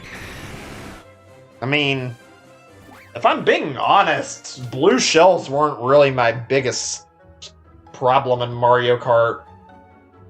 If you aren't already aware and you played enough Mario Kart, at least in, like, DS through, I think it was DS, maybe it was earlier than that, but, like, at least through DS, I think And there's like a little trick you can pull off with blue shells where if you have mushrooms with you, you can like outspeed the blue shell. You have to watch the animation like really carefully, and when it's like in the air and right about to dive bomb you, you hit the mushroom, and then it's supposed to speed you out of the way and you won't get hit by the explosion. The timing is like really tight though, so if you don't get it right, you end up taking the hit. For whatever reason, like, ever since I played 8, I haven't been able to do the dodge very much. Like, I've done it, like, one time on the Wii version that I can remember. I would assume they made the, like, timing for the dodge, like, even harder to nail than it was before. I mean, it's not like it's a big deal since the Mega Horn was added as an item, but a little weird.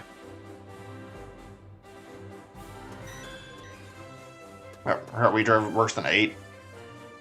As like touring a box. Yeah, I don't know. I don't remember the steering super well. I remember using the Wii wheel, and I did surprisingly decent with it. I had a fair amount of fun playing it. It wasn't anything special though. I need to play like the arcade games and see what those are like. I think I like barely touched one, like a Dave and Buster's once when I was by, but it's the most experience I've had with playing them. I'm pretty sure you can like get them on Wii via homebrew, so might be able to do something with, like, Dolphin Emulator, actually. I don't know, I'd have to look into it. I'd like to play all of them and see what they're like. That reminds me, there's, like, a Mario Kart VR thing that was released, like, a few years back. I don't know if it's still around, I would assume so, but, like, I wonder if anybody's here's played it. Like, I'm curious how that plays. It looks really, really interesting. Kind of surprises me that, like, out of all the things Nintendo's added, like, Labo VR support to, they haven't done anything for Mario Kart 8 just because they already have, like, a working Mario Kart VR. It didn't seem like it was too fast-paced, though, because I could totally see Mario Kart VR being, like, a recipe for extreme motion sickness, so I can see why they haven't actually added it to the game. It looked cool, though. I don't think Nintendo's done a whole lot of VR outside the Labo stuff.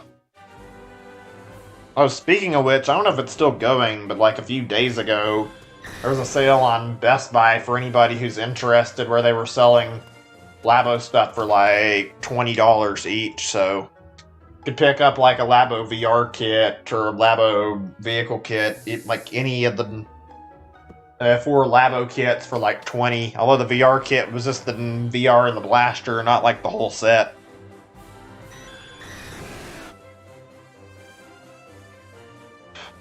I don't even know if I'm ever going to get that last Labo kit or not. I mean, streaming it would be kind of awkward anyway. I mean, I think you can still stream it docked, but I mean, it wouldn't really feel normal playing a VR game without the VR aspect. Part of the reason why I don't understand why people are eager to play through Half-Life Alyx on like their PC without any Valve Index. Like, it's Half-Life, sure, but the whole point of the game is to be played in VR. You're probably not going to get as good of an experience if you don't use the VR. My dad used Dolphin and Zelda. VR and turned Mario Kart games into Switch graphics. That's cool. I've seen like a lot of like mods on Dolphin and stuff to where it's like surprisingly like really detailed looking for like HD texture packs and just like some really cool mods and stuff that happen, but I don't see it like extremely commonly. It reminds me, like, there's like some interesting stuff you can even find out that I think there's like some features you can access that you can't access normally that you can have with like Dolphin. I think things are even coded in because from what I understand, at least just the Skyward Sword, there was like an actual thing where Nintendo actually coded in a bunch of HD textures in Skyward Sword for whatever reason. These HD assets are pretty much just unused. They would have been perfect for like an HD console. And you can actually load the HD graphics on Dolphin. It looks really, really nice and really, really detailed.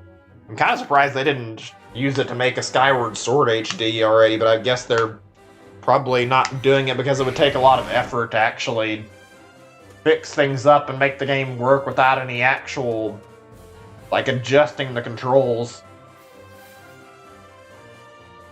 Took him 3 years. Yeah, I could imagine it wouldn't be easy to do. Welcome back, Wayne. Good to see you. I like how Dolphin has that, like, feature where you can, like, zoom out the camera and, like, look around games. That's, like, really cool. I don't think Nintendo ever planned for that to be a thing, but it's fascinating to be able to see all these details that are in games that were, like, probably never meant to be seen. And just, like, take a good long look at them.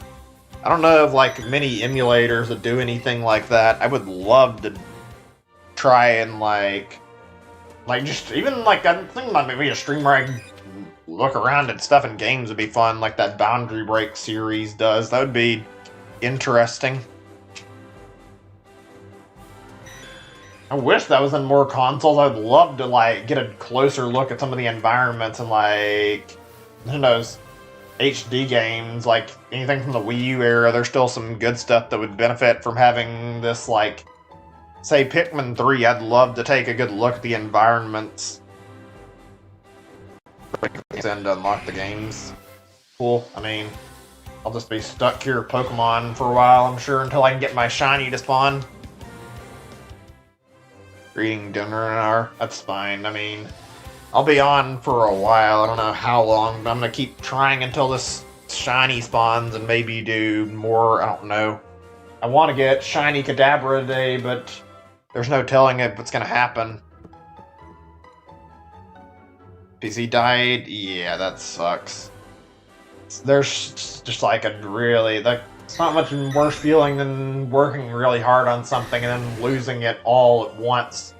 Like I talked about with my Soul Silver story, but also you work on a project and like a computer for a long time, and actually, well, you work on something a long time, you don't save it, and then it just accidentally close it or something. Like, that's a bad feeling.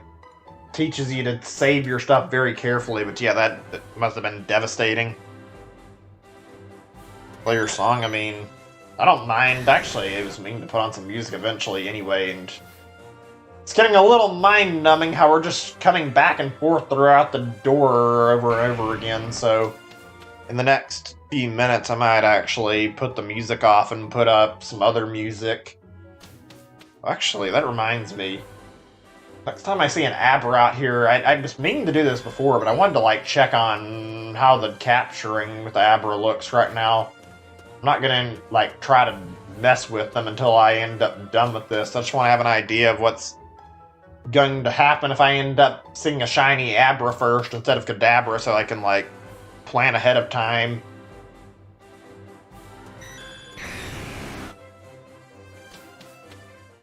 Oh, man.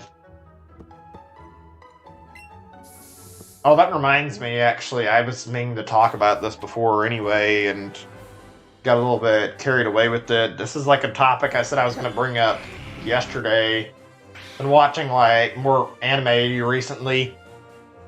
I mean, I don't even normally watch, like, a lot of anime, but I've suddenly picked up, like, quite a few shows to watch, even though a few of them are, like, shows I'd already seen before, just getting, like, more seasons and continuing them, so there's that. But I've been, like, watching a lot of it, probably because of the fact that everybody's stuck in quarantine right now, so it's just a way to help pass the time.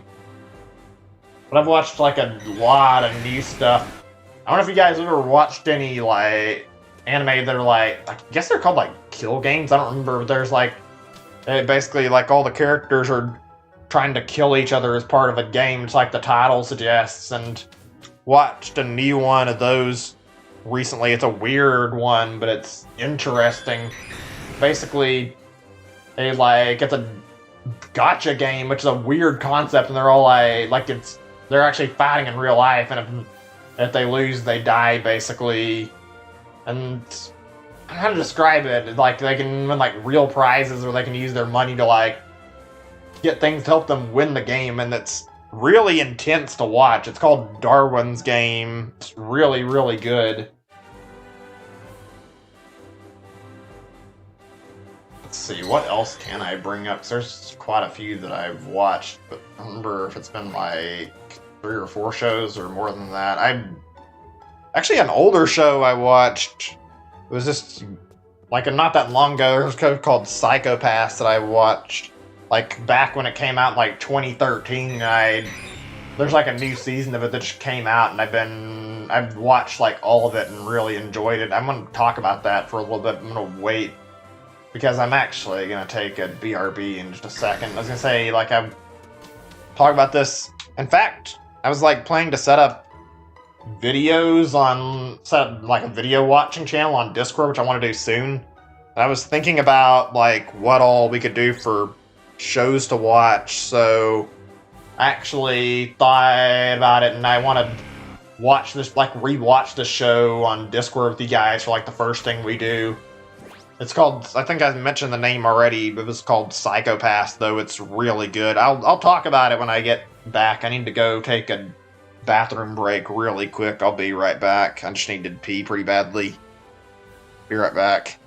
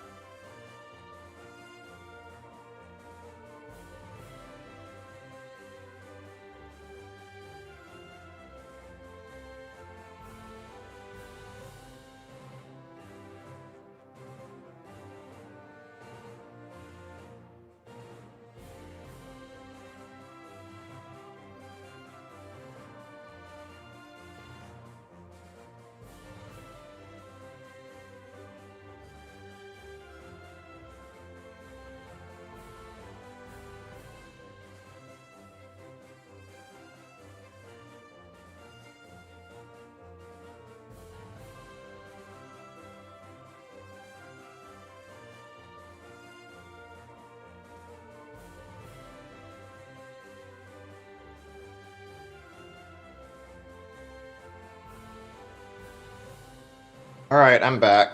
Sorry about that. I think I'm fine now. But yeah, okay. So it's about to start discussing the show. We're actually dive into this. So you guys might want to like hear about what the show is like. Get like an idea. You guys ever watched like any of these like cop shows? Like, I'm trying to make an example, but like say like Law and Order. I think one of them's called like Inside the Mind of a Killer. That kind of stuff. Like this is kind of similar to this, where it's actually a show about cops, but it's an anime, and I think it takes a little bit of inspiration from Cowboy Bebop and Ghost in the Shell. I'm not actually 100% certain about it, but yeah, came out a few years ago, called Psychopaths, and holy shit, it's really good. Like, it's like really deep too. Like, it makes you kind of question your morals, and like makes you like really think about like the way the show presents everything. Like, makes you have to like consider both your perspective and the villain's perspective. And like, I won't be I'm like honest, or should I be honest with you and say like the antagonist in the series isn't really likable, but he's relatable enough that you can't immediately like just dismiss him. Like, he's a fucking crazy serial killer, but he's also like, he's surprisingly a smart for what you'd expect for one of these characters, and it's really, really interesting to watch. It's also a little on the disturbing side. Like, there's definitely a lot of gore in the show because it depicts deaths, obviously, but it's really, really good. Like, I picked it up like, I don't know how long ago, but yeah, I've watched all the seasons of it. It's only 3 right now. The second season's a little bit lame, but it's pretty good overall. I think you guys would like it. I'm gonna probably put that up on my Discord for like one of the shows we'll watch whenever I figure out what I'm gonna do for like a service for that. I don't know. I was gonna use Rabbit, and that's dead now, so now I gotta figure out what exactly is good for watching videos together on. I'm not really sure. I know there's like a few of them, but none of them sound like ideal. There's like a streaming site I remember that somebody was doing this kind of stuff with, but I don't remember if it was actually allowed on the terms or not. It was, what was it called? Ustream, I think? I don't know, they may have just streamed it anyway, since it was like low priority streaming sites and nobody pays attention to it anymore. I would consider doing that, but I also don't want to get into something where there's a little bit of questionability in the legality part, so I want to find a site that's good for this stuff. I have a lot I'd love to check out, though. I think I was watching the 3rd season of it, and they had a character change. It was really, really interesting. All the villains they put in the story are, like, fascinating. I won't spoil too much. I'll just say the third season's villain is, like, extremely fascinating. This guy has, like, the most bizarre lifestyle. That's how he avoids, like, confrontation with cops in the show, is because his lifestyle is so random. It makes a lot more sense when you actually watch it. It's super interesting, though.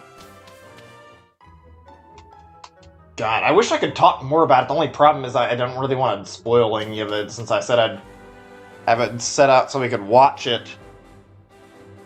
Let's see, anything else? What else have I watched recently? I feel like there was something else, but I mean, I don't remember anything. I've been, like, watching news really slowly, hoping there'd be an update on the One Piece dub, and nothing has happened, so I've been just sitting there idly waiting for something. I don't know if I don't even think I've talked about it. There's another older show that I actually started watching some of, like, just recently. It's called Magical Index, I think, but give me a second. I'm gonna, like, put this down on a notepad. I never, like, actually recorded what my like music volume and went on or set to, so I want to have this, like, handy in case I end up forgetting after I mute this. But yeah, Where was I going to this? I got distracted, sorry. Give me a second or two.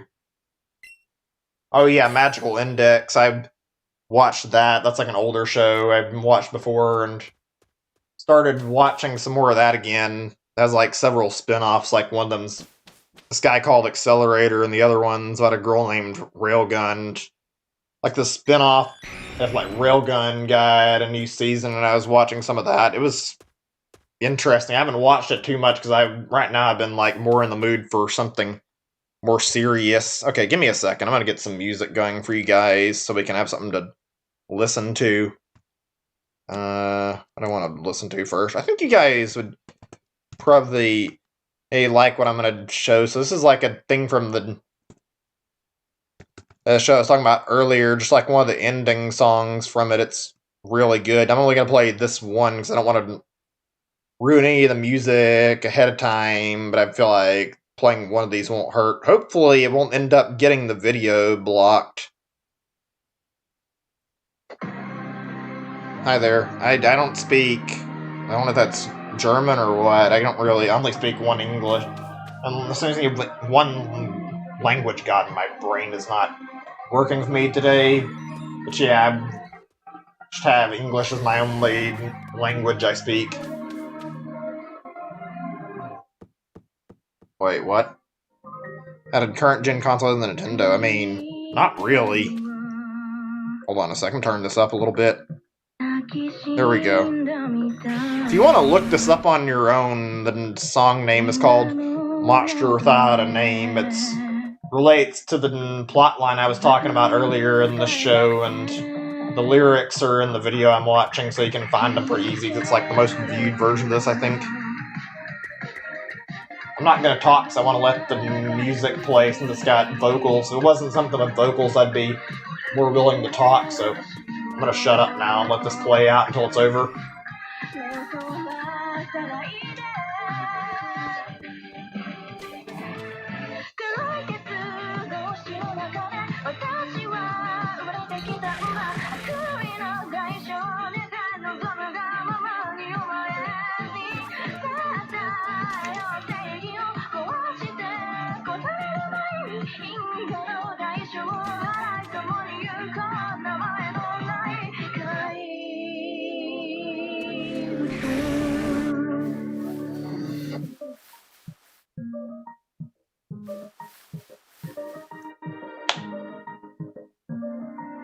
Just for the record, this is like 5 minutes in length, so just apology if I am quiet a little bit. Like I said, I like to let the vocals be sung and not interrupt it.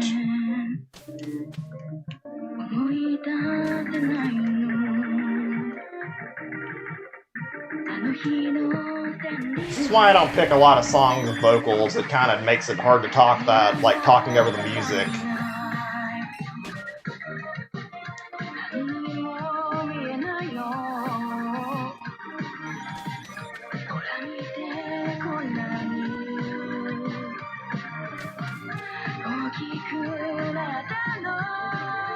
Just for the record, if anybody's curious, this is like an ending song and not that, like the opening song. Like, I think a lot of people prefer openings in like a series over ending songs, like in terms of anime, but this one I would say probably has better ending songs overall than the openings.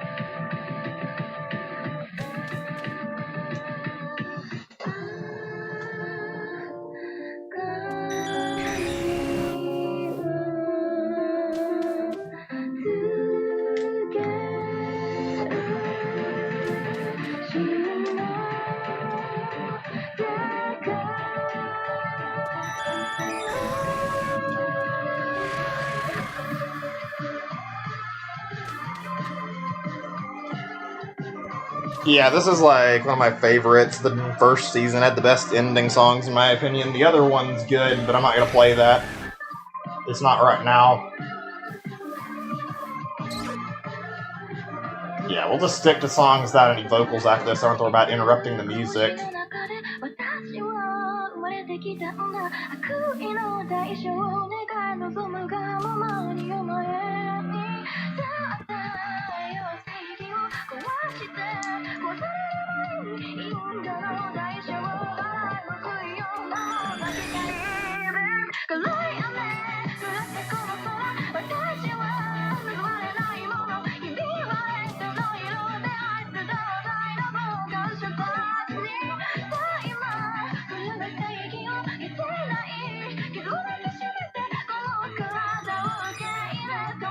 This shiny Kadabra is not making this easy. Normally I only have to wait like 5 or 6 hours, but it's gotten longer and longer recently, it feels like.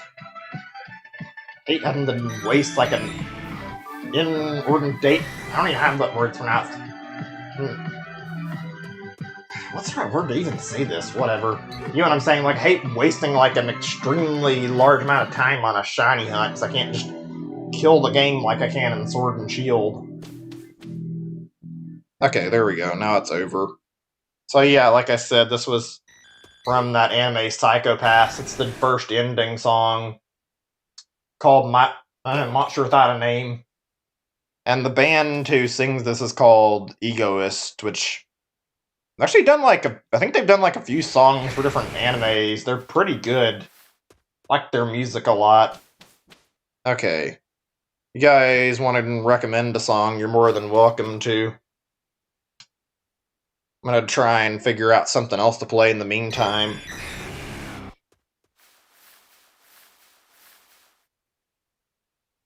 It's like a small thing to talk about right now, but like, I've noticed like when you watch anime nowadays and you like compare it to something that's like even 10 years older, like the animation quality and stuff nowadays is like so much higher.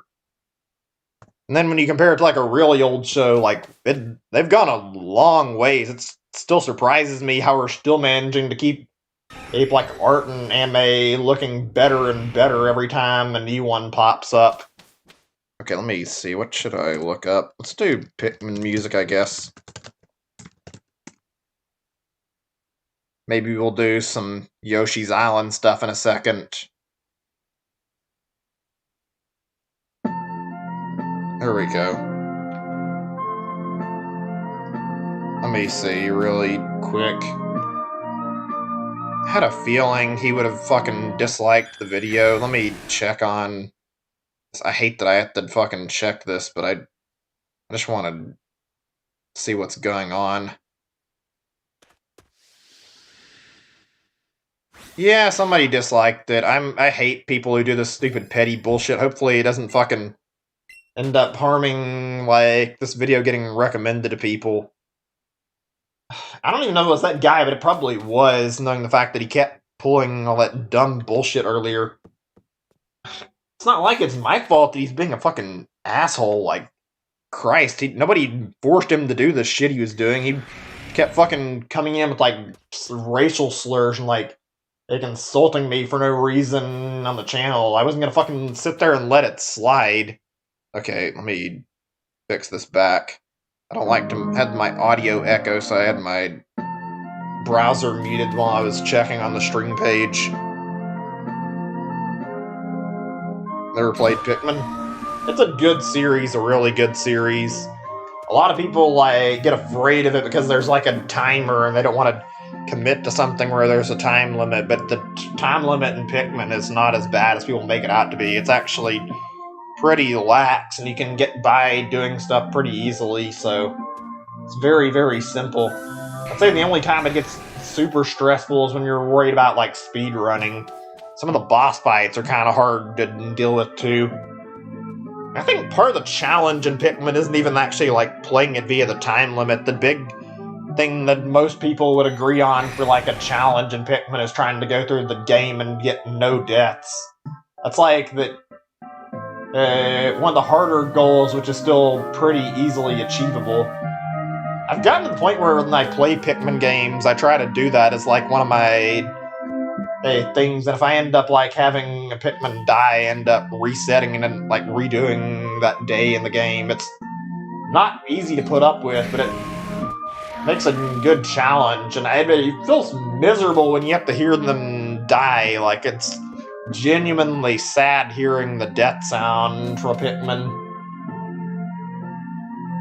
I really, really like the Pikmin games. Like, all of them in general, I've like ended up liking pretty much more than the last, except, well, actually, I'd say that there's only 3 games, and I just don't even know if I like 3 more than 2. I think I like 2 slightly more, but they're all really high quality games.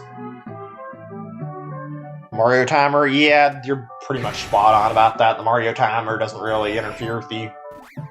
I like Majora's Mask a lot, but the time, I won't lie, like the timer in that game is a lot more intrusive, even if it's not like bad. It's just that it's in your face more because it's like a constant presence you have to be weary of, and it can make getting through the 3 days and completing your objective you're working on a lot more daunting. You have to be watching it even when your time is slowed down as slow as you can get it. You're still constantly working to make sure you don't run out of time. I've got to say, I've got a lot of respect for the people who can do the, like, 1 cycle speed runs. I'm pretty sure it's easier on N64, but it's also been done on 3DS already. I'm pretty sure that cannot be easy to pull off. I tried it on the 3DS version. I think I ended up at best managing to do like a 2 cycle because it's so hard to do. You have to like know the events pretty damn perfectly and know exactly when to get stuff done to make sure you can actually get through certain parts in time. Like, I'm pretty sure like the 4th and 5th there where the 4th and 5th dungeons are at both have like day 1 events on them, so you have to like quickly rush through the first 2 areas and get the stuff you need done, and then before you even finish the dungeon you're supposed to go over to the 3rd and 4th area so you can actually trigger the events without running out of time. Sounds incredibly stressful. It kind of is a little stressful if you're trying to speedrun. I've never really been able to get into speedrunning. The only thing I've done even close to it, I think, was Pikmin 3, actually, because I did like a 9-day run where it was like following somebody doing like glitches to get through like story parts really quickly. And it's still hard. I don't think I even did it very fast. I was just like getting through the minimum days you could. Yeah, the Mario timer is not very intrusive. May as well not even be there. It's kind of nice to not be stressed out about it. Are you excited to on Stadium series? Yeah, Stadium's good. I'd say they're fun games. I still have like a bit more Stadium left I need to finish actually before I'm done with it. They're really fun games. Some of the parts of it are a little annoying after replaying it, but it's not too bad. I think I've got like part of like a little bit of Pokeball Cup left in the fact that I'm on the like Master Cup and I'm literally trying to get through and finish like all the battles in it. Then I've got, I want to say Little Cup, but I don't remember exactly what it was that I have left after that, alongside the Elite Four, and after that I've like ran it out of the content in the game. Right now I'm holding on to that because I know I'm going to be doing some future streams where that'll be useful for playing alongside, because I intend to do Kabuto and Let's Go on stream, and also go after like Alolan shiny Pokemon on stream. I had 4 of them I'm going to do in total on stream. I have like 7 left right now. I would do more, but they're slow and not really fun to hunt, and they take like 5 hours to get a whole batch done, so I do like 500 of them, so it's better I just do it in smaller quantities instead of larger quantities. Whew. That's gonna be fun, because like, it's gone out of control, I've noticed, like, a lot. I haven't even streamed them any, but like, on some of my hunts when I've been, like, tallying up the numbers, I've seen on, like, multiple occasions where hunts have gone up to, like, 7,000 trades for Alolan Pokemon, until finally I got the shiny, this happened at least 2 times, maybe 3. I don't remember, to be honest. But I've had it happen with Alolan Vulpix and Alolan Meowth both. I was lucky on Alolan Meowth because I was able to get like 2 in the same batch when I was doing the trades. Not so lucky like that for Alolan Vulpix, though, but I have both Alolan Vulpix I need now, so it's not really a big deal. It's a little annoying, though. Let's see, which one? I'll listen to this one, the Submerged Castle. I'm kind of hoping they make Pikmin 4, even though it's probably going to have anytime soon, that it's closer to Pikmin 2. Doesn't have to have the same time structuring, but having the caverns back would be cool. That was a fun part of Pikmin 2, even though the whole randomly generated part was a little annoying at times. You mean Wayne? I don't think he's gone. I think he's just quiet right now. He's said he's busy sometimes, and he's like cooking or whatever, like chores, and he's told me he'd have to get up and go do that, and still listens to the stream. He's a little quiet. That's alright, though. God, I didn't, we'll be honest, I do not have good memories of this part of Pikmin 2. This part's fucking infamous for the water wraith being, like, fucking terrifying and chasing you every single floor. It's basically a jump scare in the game when it first appeared. Even now, when I play the game, I still get a little bit creeped out by it, because it happens out of fucking nowhere, and it's just like, even when you know to expect it, it's just like so sudden and doesn't pronounce itself. It just happens automatically in the game. Even the game is like confused by what the hell is going on. Ugh.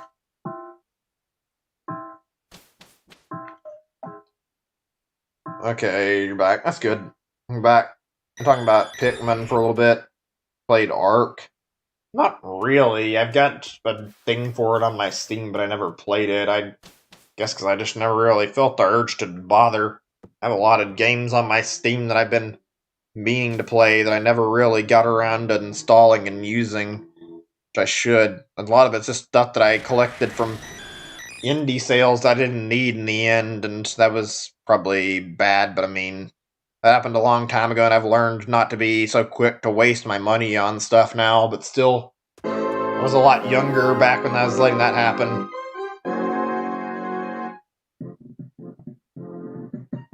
Oh, this is good music. I remember the boss theme in Pikmin 2 being one of my favorites. There we go. You like Minecraft or Animal Crossing? No, I don't know. Maybe you are. I can't tell. A blue game on DS? I don't know what you mean by blue game. Blue series? I've never heard of that. It sounds interesting. I might install it one day. I've been meaning to go through my Steam stuff. I actually have like a really rare game that it was like brought up on a YouTube video, like I don't remember how long ago, but like not super long ago, by like Nick Robinson, I think, and it's called like Driver San Francisco. I actually looked on my Steam and found it randomly when I was like I didn't even remember buying this, and apparently I got it like the year after it came out. I was surprised that I had it, so I didn't remember picking it up at all. Lost in Blue? Huh, that's interesting. I'll look it up later and see what it's like. It sounds like it'd be fascinating and maybe worth the playthrough. Favorite game on Steam is Spore. I've never really played Spore. I've been meaning to, and I just never got around to it for whatever reason. It looks good. I think I've got it on my library, although I'm not 100% sure, actually. Played The Sims as well, but I have like I think it's like everybody, but I got sick of The Sims after a while, because it just felt like I was living real life in a video game after so much time, and I'd stopped playing it. I don't think I ever got to do what I was mentioning about an Abra. Well, whatever, I'll deal with it when the time comes. I was meaning to check the Abra. God, I have so much stuff on Steam I could play. I think my computer's better, too, because I remember before I tried to play some and I'd having issues like choppiness on OBS, so couldn't stream any games on PC. Now I might be able to, though. Okay, let me see. Does Ultra Ball have a green ring? Yes, it does. So if I run into a shiny Abra, I can pull that as a way to catch it. Just had to make sure I knew. Too bad nothing's showing up right now. Alright, need music. You want to request something, Wayne, like you were mentioning, you're welcome to, like, put a song request in and I'll look it up. Since you mentioned it, I don't mind. Right now I'm gonna grab Yoshi's Island music, though.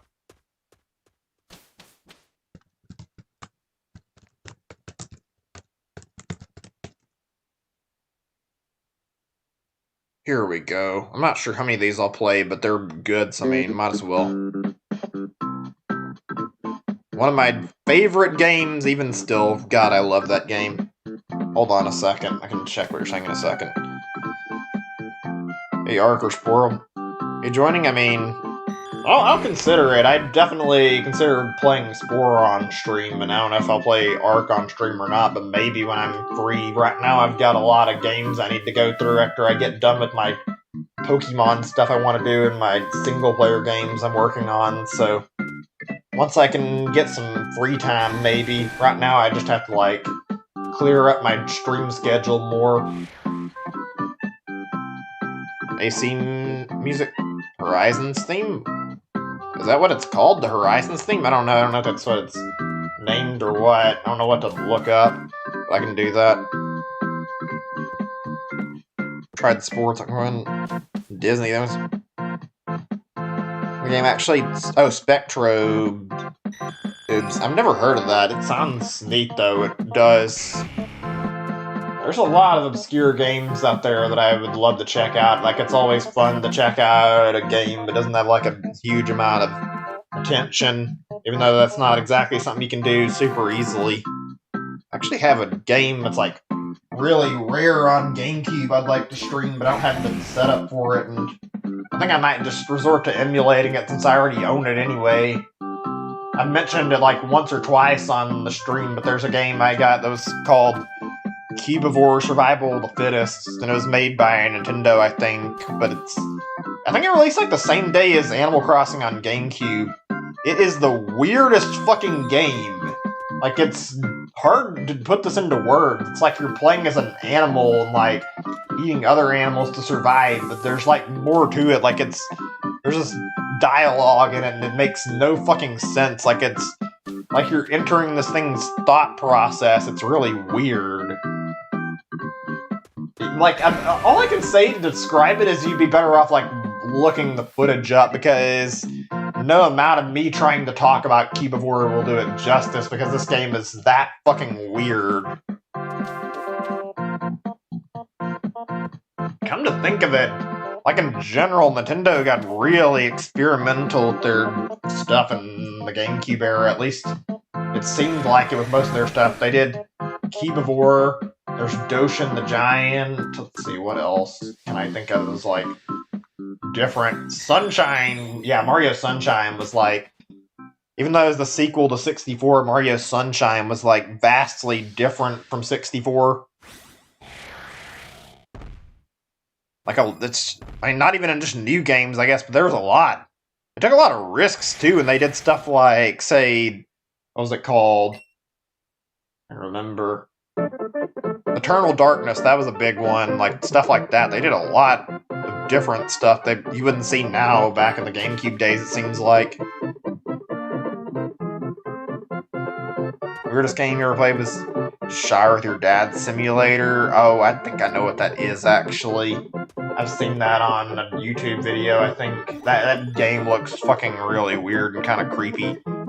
Wiener in my mouth, oh god. Why do people make these fucking weird, creepy games like that? I can understand some of the ones that are goofy, like that Granny Simulator game, but not what you're talking about there. Like, it's not, I'm not judging you for playing it, but I am judging whoever the fuck had the idea to make Showering with Your Dad Simulator. Like, what the fuck? Why would you make that? Why? Oh. The title alone is definitely misleading, and probably intentionally. That sounds kind of... I mean, that's a very clear innuendo title, like, Jesus. I'm gotta say, I've seen some really dumb and weird games over my years. Like, one of them would be this legitimate... I don't remember... This is the best thing to describe it, and this is like a extreme end of the game, but... the best way to word this is like you're in a car, but it's not normal, like a normal car driving game. You fucking hold the gear stick where you switch the stick in the car to drive it. You're fucking pleasuring the car. Like, somebody described it as like fucking and masturbating a gay car. It's like, what in the fuck? What is this game? What the hell? I wish I could remember the name of it so I could actually, like, bring it up by name so you could, like, look it up, because it's weird. I think it was called, like, Love Machine or something like that. It was really fucking weird and stupid, though. Like, I don't even know how to describe this game with words other than it's like, why was this game made? It's a bad game? I mean, I haven't played it, but yeah, that game was weird. The car was, like, sentient, for the record. It was just fucking an entirely weird goddamn game. You gotta go in 20 minutes. Yeah, that sucks. I mean, I understand if you can't hang around, man.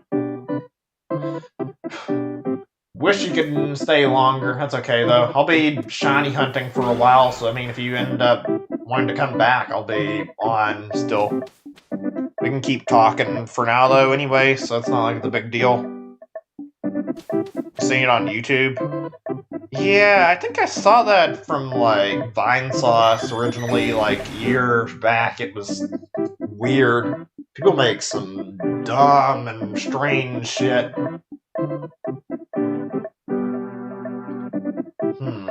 Trying to think, like, what the absolute weirdest game I've seen is, though. I can think of a few of them that are really bizarre, though. One of them is some game called, like, Goblet Grotto. It was just weird. I guess you'd call it open world game. I don't really know if that's the right word for it, but you went around collecting these fucking goblets, like the title suggested, and literally that was the only purpose of the game, is you'd fucking pick up these goblets and basically go and, like, unlock new areas as you did. I think, like, the only dialogue your character had was, like, him going, is this goblet? It's, like, fucking really bizarre. And then it turns into this really strange fucking plot line that doesn't make any sense once you end up beating the game, and it's, like, extremely fucking philosophical for some reason. Yeah, these games, actual games. I'd say they're games, but some of them are definitely parody games, and they're really goddamn dumb. Yeah, I wouldn't be surprised about Markiplier playing that. Hi there, Timothy. I don't know how you say that. Blount. Welcome to the stream, though.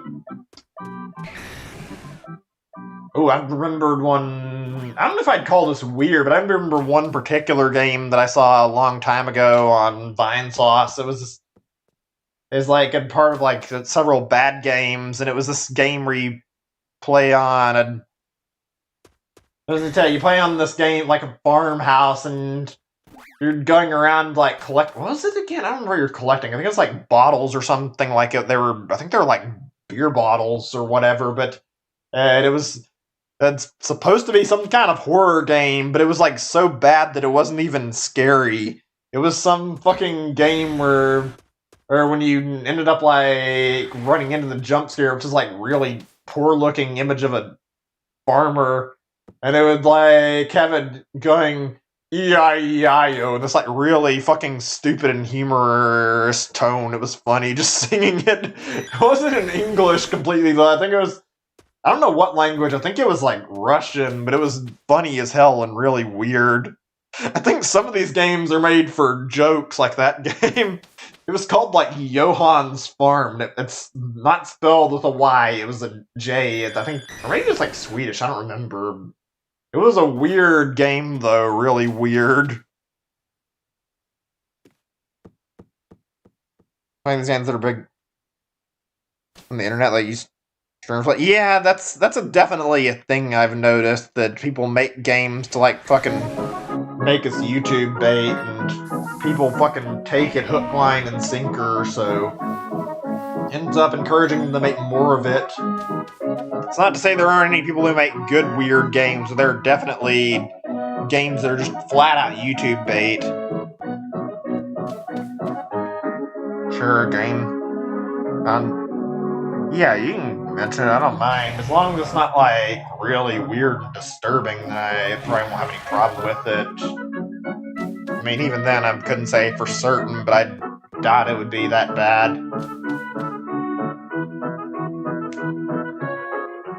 That actually reminded me of something. I remember, like, back in the day when Steam wasn't moderated very well, like anything could pass the filters, and there was like a particular company I remember being very, very infamous that posted like a lot of really, really terrible games, and I remember they were openly like insult and threaten people who played their games and talked bad about them. Not as far as I'm aware. I mean, it shouldn't matter as long as it's not too bad anyway. But yeah, there was some company that called themselves Digital Homicide. They released a bunch of really bad games, and at least at one point, they were like had this like real superiority complex and would always talk shit to everyone who didn't like their games.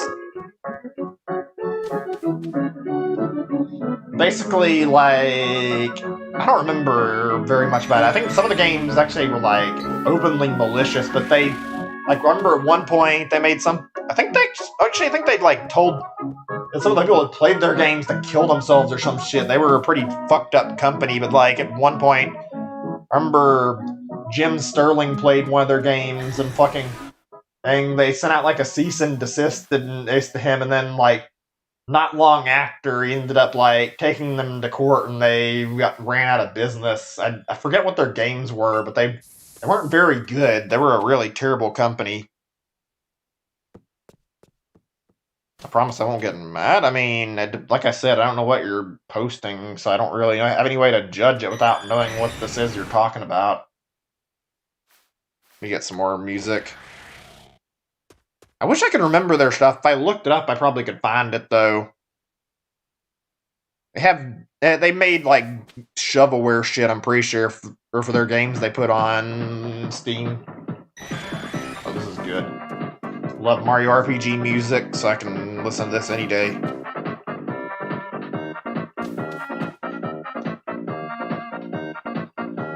Let's see, game where you're first on spaceships.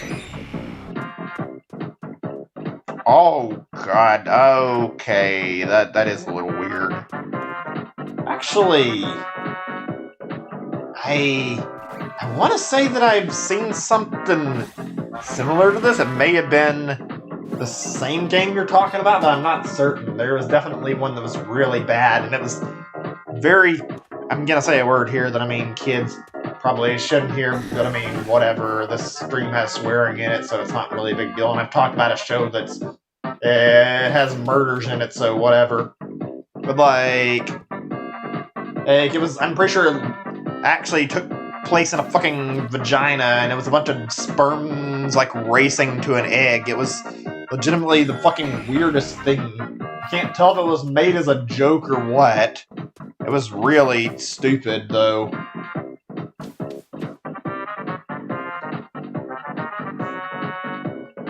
Yeah, it's not a big deal. People make all sorts of fucked up shit. It's not like it's your fault a game like that exists. There are certain bad games I've seen out there that fucking wish I could just fucking forget about. Alright, later, Riku. Thanks for stopping by. Sucks you aren't able to hang around longer, excuse me. But I understand. I'll be here for a while playing. Unless I get my shiny, because I think at the rate things are going, I might actually be considering stopping once I get Kadabra. It really just depends. I don't really want to extend this past more than 4 hours if I don't have to, but I'd like to try and get this thing to spawn. You're going shopping. Yeah, it's fine. I understand. I mean, pretty much have to. Any adult life, you have to take at least 1 or 2 days every few weeks to go get groceries or get other stuff. Interrupts my streaming schedule, but it's being an adult, being responsible.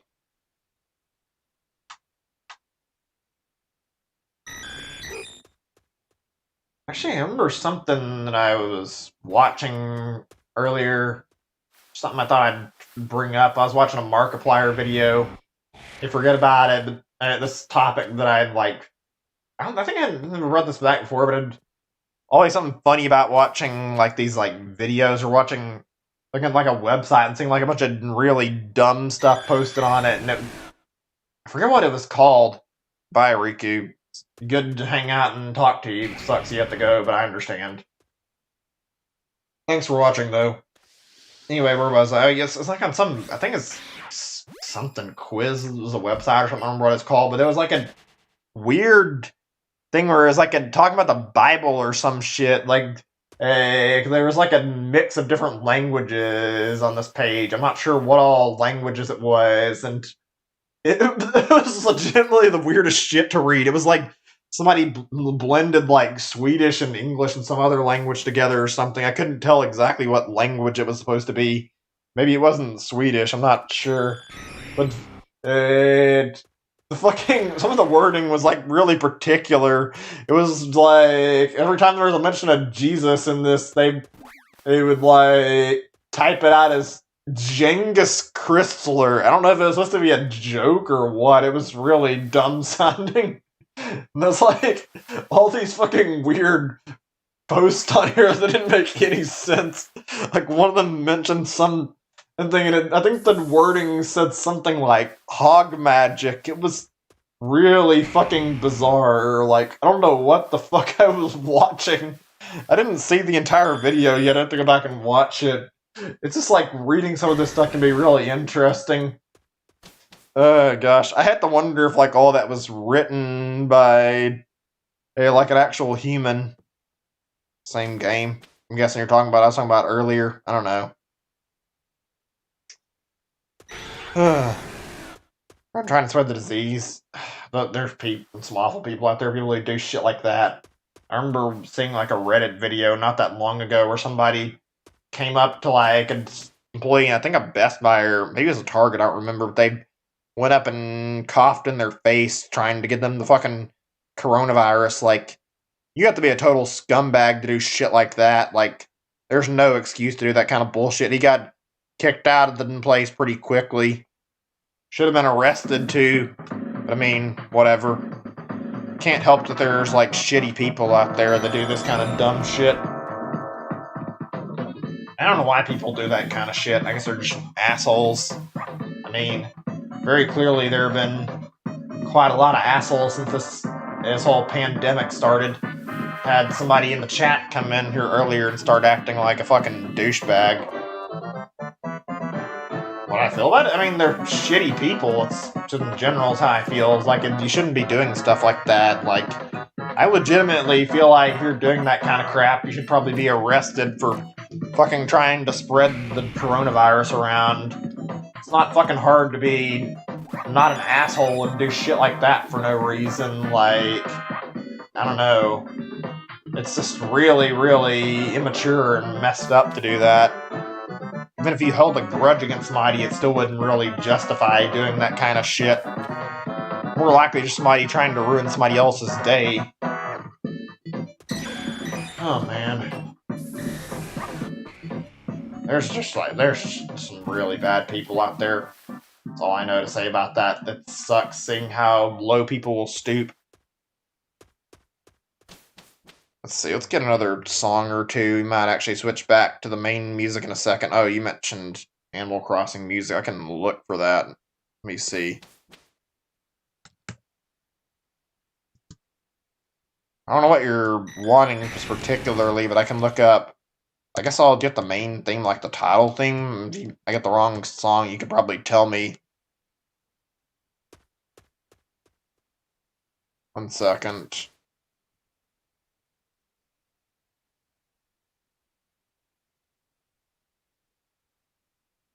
Here we go. This will work. Actually, wait. Let's do this. This is shorter. There we go. Animal Crossing music is pretty good, so I don't mind listening to more music from it. I just wish I could buy it right now. Maybe I'll take part of my Trump check money from and use that to get an Animal Crossing, since I need to get another game anyway, so I won't be as bored. I don't really like the idea of wasting it, but I also feel like another new game is something I really need right now.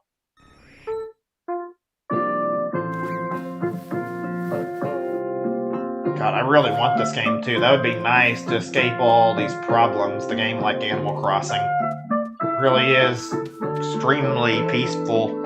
Let me see. Oh, the furniture got to the food. Oh, that is nasty. There's some really crappy people out there, though. Yeah. Wish we didn't have to pull shit like this as a species, but seems like some people just never evolved any.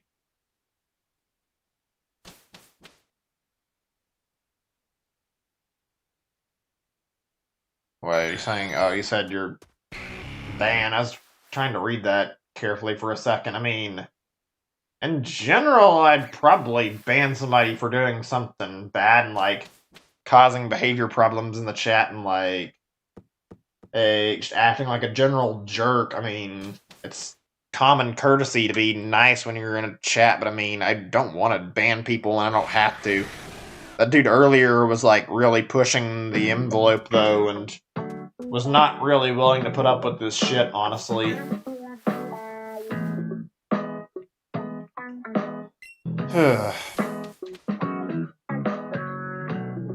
Wait, what? Someone mentioned arresting like a long time ago. I'm not sure what you're talking about. I was mentioned that I'd said somebody who should be like intentionally trying to spread the disease should be arrested. It's not too much in my opinion. I feel like if you're trying to spread around the deadly disease, then yeah, fucking lock them up in jail, make them serve a sentence for at least a few months, and make them fucking regret their decision. Might say that's a little harsh, but I feel like I could get the point across very clearly that the coronavirus isn't a joke for you to fucking do shit like intentionally spread it or fucking try to fearmonger people. Oh man. What was I saying? I actually got a little bit distracted for a second. It was Animal Crossing related actually, and I don't remember what it was though. Give me a second, I'm just thinking, see if I can remember. I haven't played an Animal Crossing in so long. I'm actually ready to pick up New Horizons though. Looking forward to getting it whenever I get a chance. You know, it's amazing like looking at people who like sit down and have like so much time to recreate all these like different things in Animal Crossing. Like somebody did like an entire recreation of like Pokemon Gold and Silver on their Animal Crossing, and it looks like incredibly detailed. Obviously not got the same features as Gold and Silver did, since it's an Animal Crossing game and not Pokemon, but it's like really cool to look at nonetheless, like seeing this like incredibly tiled and detailed flooring and seeing this like mapped out perfectly. Also seeing somebody did like a Super Mario Brothers like 1-1 island thing as well. That was kind of cool. Radiant Sea and the Fish Drink music? I don't know exactly what that first one is, but I mean, alright.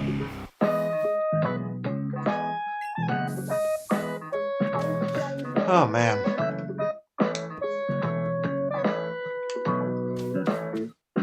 It's weird. You know, I don't. Back in the day, since I didn't play the GameCube game, I guess this does kind of apply. But like, I probably wouldn't have been interested in Animal Crossing after I picked it up. Like, the relaxing nature of it's really nice. It's so different from every other game out there. It feels very, very fun to just lay back and play a peaceful game every now and then. Take your mind off of stress and everyday worries.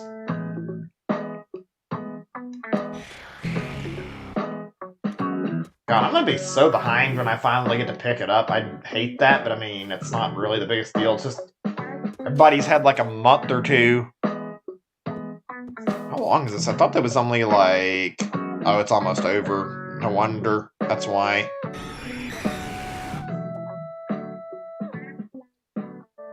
God, I love Animal Crossing. Too bad I didn't get into New Leaf. Oh, I remember what I was going to talk about. It was about the old lady. I'll get on that subject in a little bit, though. Let's see, how much time's until it's about 2.5 hours? I guess I'll do that once. I'll put the music back once that happens. Let's see. Let's see. Here's this. I don't remember what this sounded like. Oh, there we go. The daily music thing is real. Or not daily, I mean the hourly music thing is really nice. Best feature of Animal Crossing, getting so many different tracks to listen to as the hours pass by.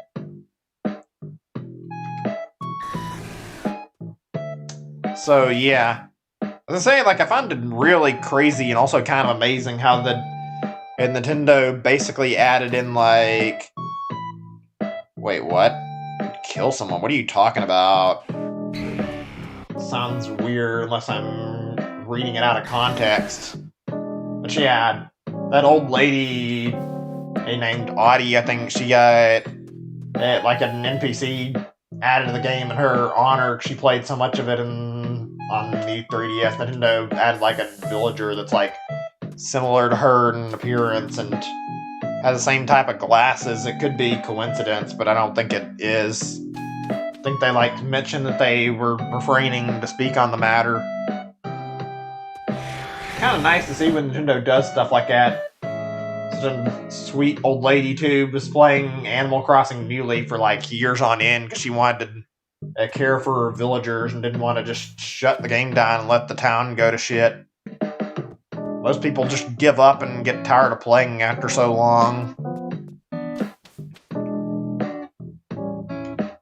I have a feeling, even though I know I'm probably gonna like New Horizons, that after like a month or two, the honeymoon period of like really loving it's going to end up wearing off, and I'll end up wanting something else after that. I mean, for how long I've been waiting, though, hopefully it won't be too bad, and I'll probably be able to get a lot of enjoyment out of it.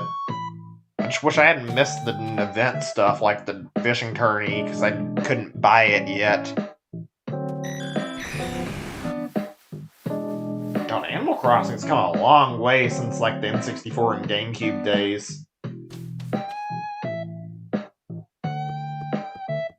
I think out of, like, all the games Nintendo's made, maybe I'm wrong about this, I think Animal Crossing's one of the few games where there's, like, no type of fighting or anything in it. You just go around, hang out with your villagers, and chill out for the whole day. No other Nintendo series I can think of really does this. Most of the other stuff is, like, got some form of something in it that makes it almost like fighting or something similar to that. I mean, excuse me. Could even consider it similar in, like, how sports games you compete with one another. Go back to... Yeah, I don't know. I just feel like I end up getting to the point where typically I end up, like, losing interest after so long. It's happened with every single Animal Crossing I've played. I don't know why. I hope it doesn't happen as fast with New Horizons. I'm pretty sure it won't, since I'll be playing other stuff, but I mean, I don't really know.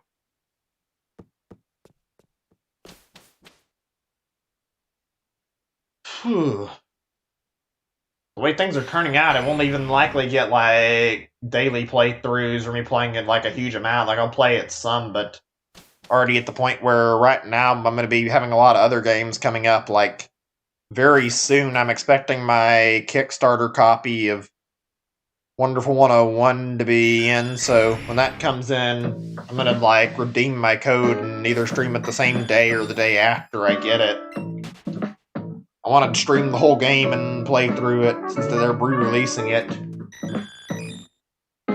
Also, next month I'm doing some Xenoblade, and that's not even counting like all these other single-player games I haven't beaten yet or want to start on stream, so I've got like a lot that I want to do right now.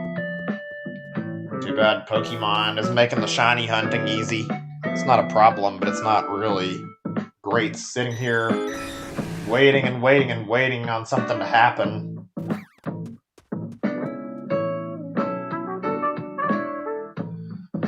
Oh man.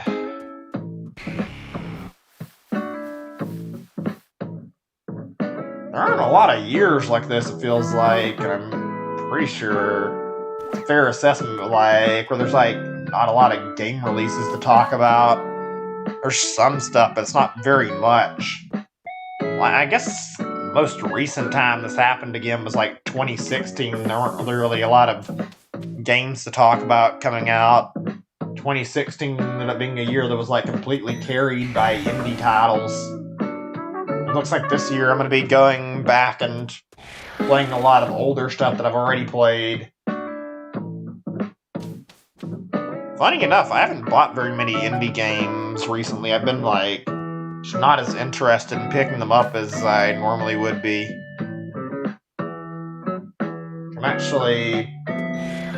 don't get me wrong, I like indie games much as the next guy. I just haven't had anything like amazing leap out at me that I really wanted to buy in terms of indie stuff for whatever reason. I'm not even sure if I'm going to get Exit the Gungeon or not, even though I think I'm going to in a little while. Like, I intend to, but I don't know. Cruising or unlocking stuff. Okay, hold on a second. Like everything in the game, kind of like air and immature to that. Point in the game's brick wall listed unlocked with the main stuff. Hold on. Trying to look at the spawn stat, getting distracted because if I don't check for shiny, then I might end up missing the sparkles. Point in the game is a brick wall. The main stuff, dude, can't she? I feel like everyday login you unlocking. That makes sense. Yeah, I guess that sort of makes sense to me. Keep a lot going, and after a while, you run out of stuff to collect. If that's, I mean, considering that's the case, unless I get like tired of waiting, I'll probably end up having it so that I end up getting quite a few sessions in, because I can tell you I'm not going to be doing it like some people are, and I'll end up doing it like every now and then. I doubt I'll be doing like back-to-back streams of it each day like some people like to do, since I have a lot of other games that I want to prioritize. Okay, music's going to go back on now. A second. Oops, wrong thing actually. There we go. Whoops. Give me a second.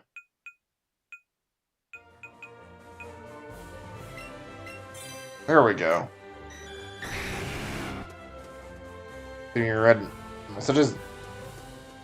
I mean, you're talking about Animal Crossing and like the unlock process and stuff, and I read all that, so unless I missed something after that, then I think I've caught up with everything. Kinda sucks. I know what you mean, though. Internet connection just dies randomly. It's not fun. Thankfully, it doesn't happen too often, though.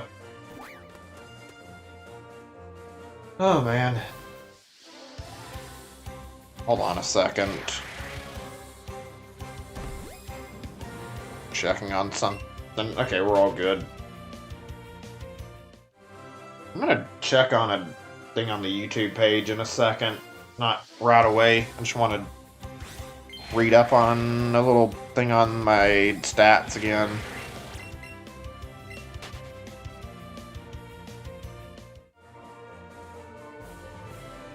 Okay, looks like we're fine.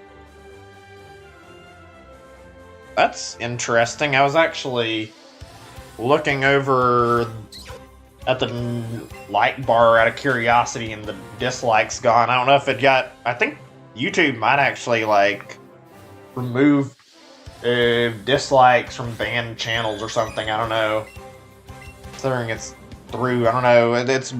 I'm glad it's not there anymore, but I mean, I don't know why the fuck that was there in the first place. I hope there's not somebody fucking tuning into the streams just to dislike the videos, though, because that's not very cool if you're pulling that shit.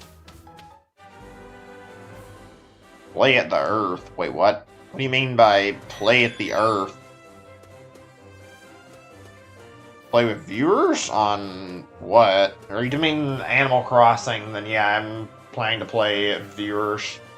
Hey Riku, good to see you though. Glad you made it back. I mean, like I said, I'm going to be playing it probably at a much more staggered pace than a lot of people have been. I may not do a lot of it in my spare time either, so considering that, then I definitely can say I died all time skip on the first day, so I won't even have multiplayer on day one, so I'll be stuck with like the campsite before I can wait a day to get everybody moved in. And then from that point forward, I intend to take my time doing stuff in the game. That way I can finish what I have as my primary focus instead of Animal Crossing.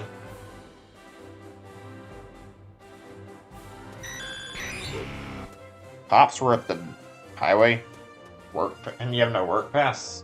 That kind of sucks. You had to deal with a problem like that. Nah, I don't think I'm going to be interested enough in time skipping. I've got enough as it is to not really care about time skipping any in Animal Crossing. I need to be focused on, like, more important stuff right now. After I get done with, like... Yeah, I totally understand. I wouldn't want to pay $500 either over something like that. So yeah, I'm going to be doing a lot of games right now. I'm sure you've seen it, Wayne, already, but I have, like, 2 games ongoing. That visual novel, that AI the Somnium Files game, and I have Dragon Quest going on, so I need to be focused more on that right now. If anybody's, like, wanting a status update on that, well, we're not ready yet. I haven't played very much recently. I've been avoiding it for the fact that I've not been enjoying the money grind at the moment very much. I've been, like, doing the casino in my spare time in the game and, like, trying to grind out tokens for new gear. It's not exactly going super smoothly, though. I've still got, like, 2 to 3 pieces of gear left to buy.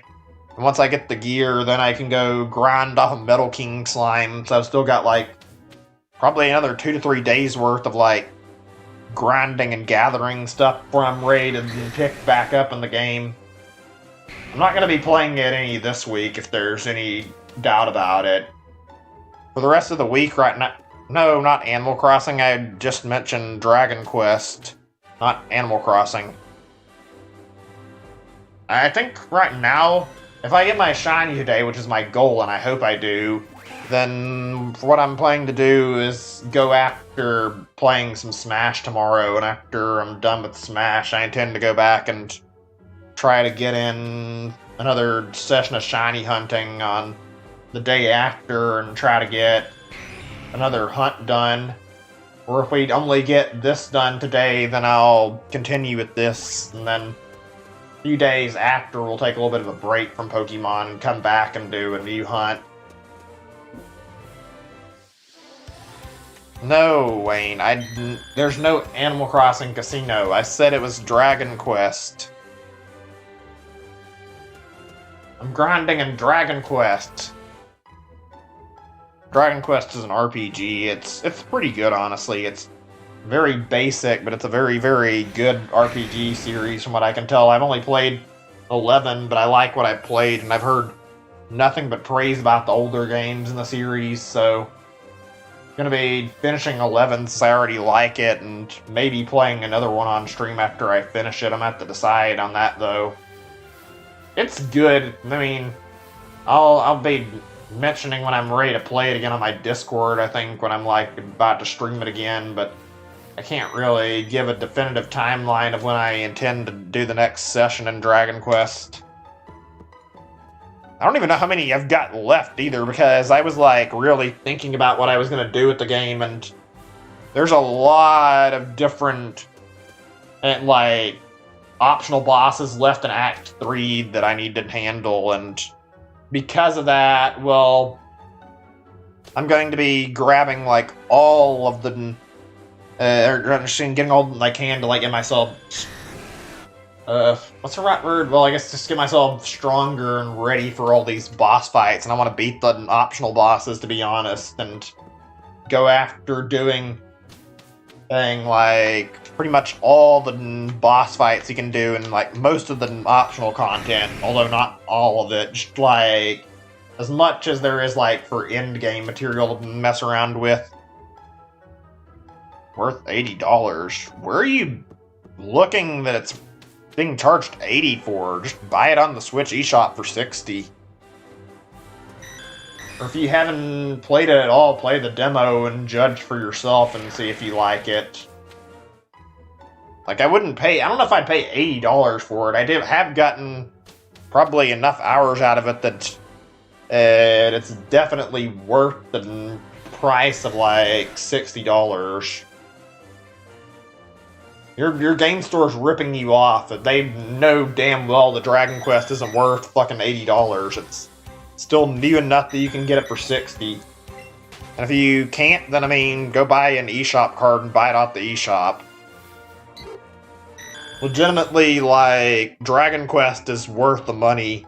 It's a good game and it's got a lot of content to it, and I'd say the story and writing are like really fantastic. It's absolutely worth the price of admission. Like $60 for a game like Dragon Quest XI is pretty much a steal, honestly.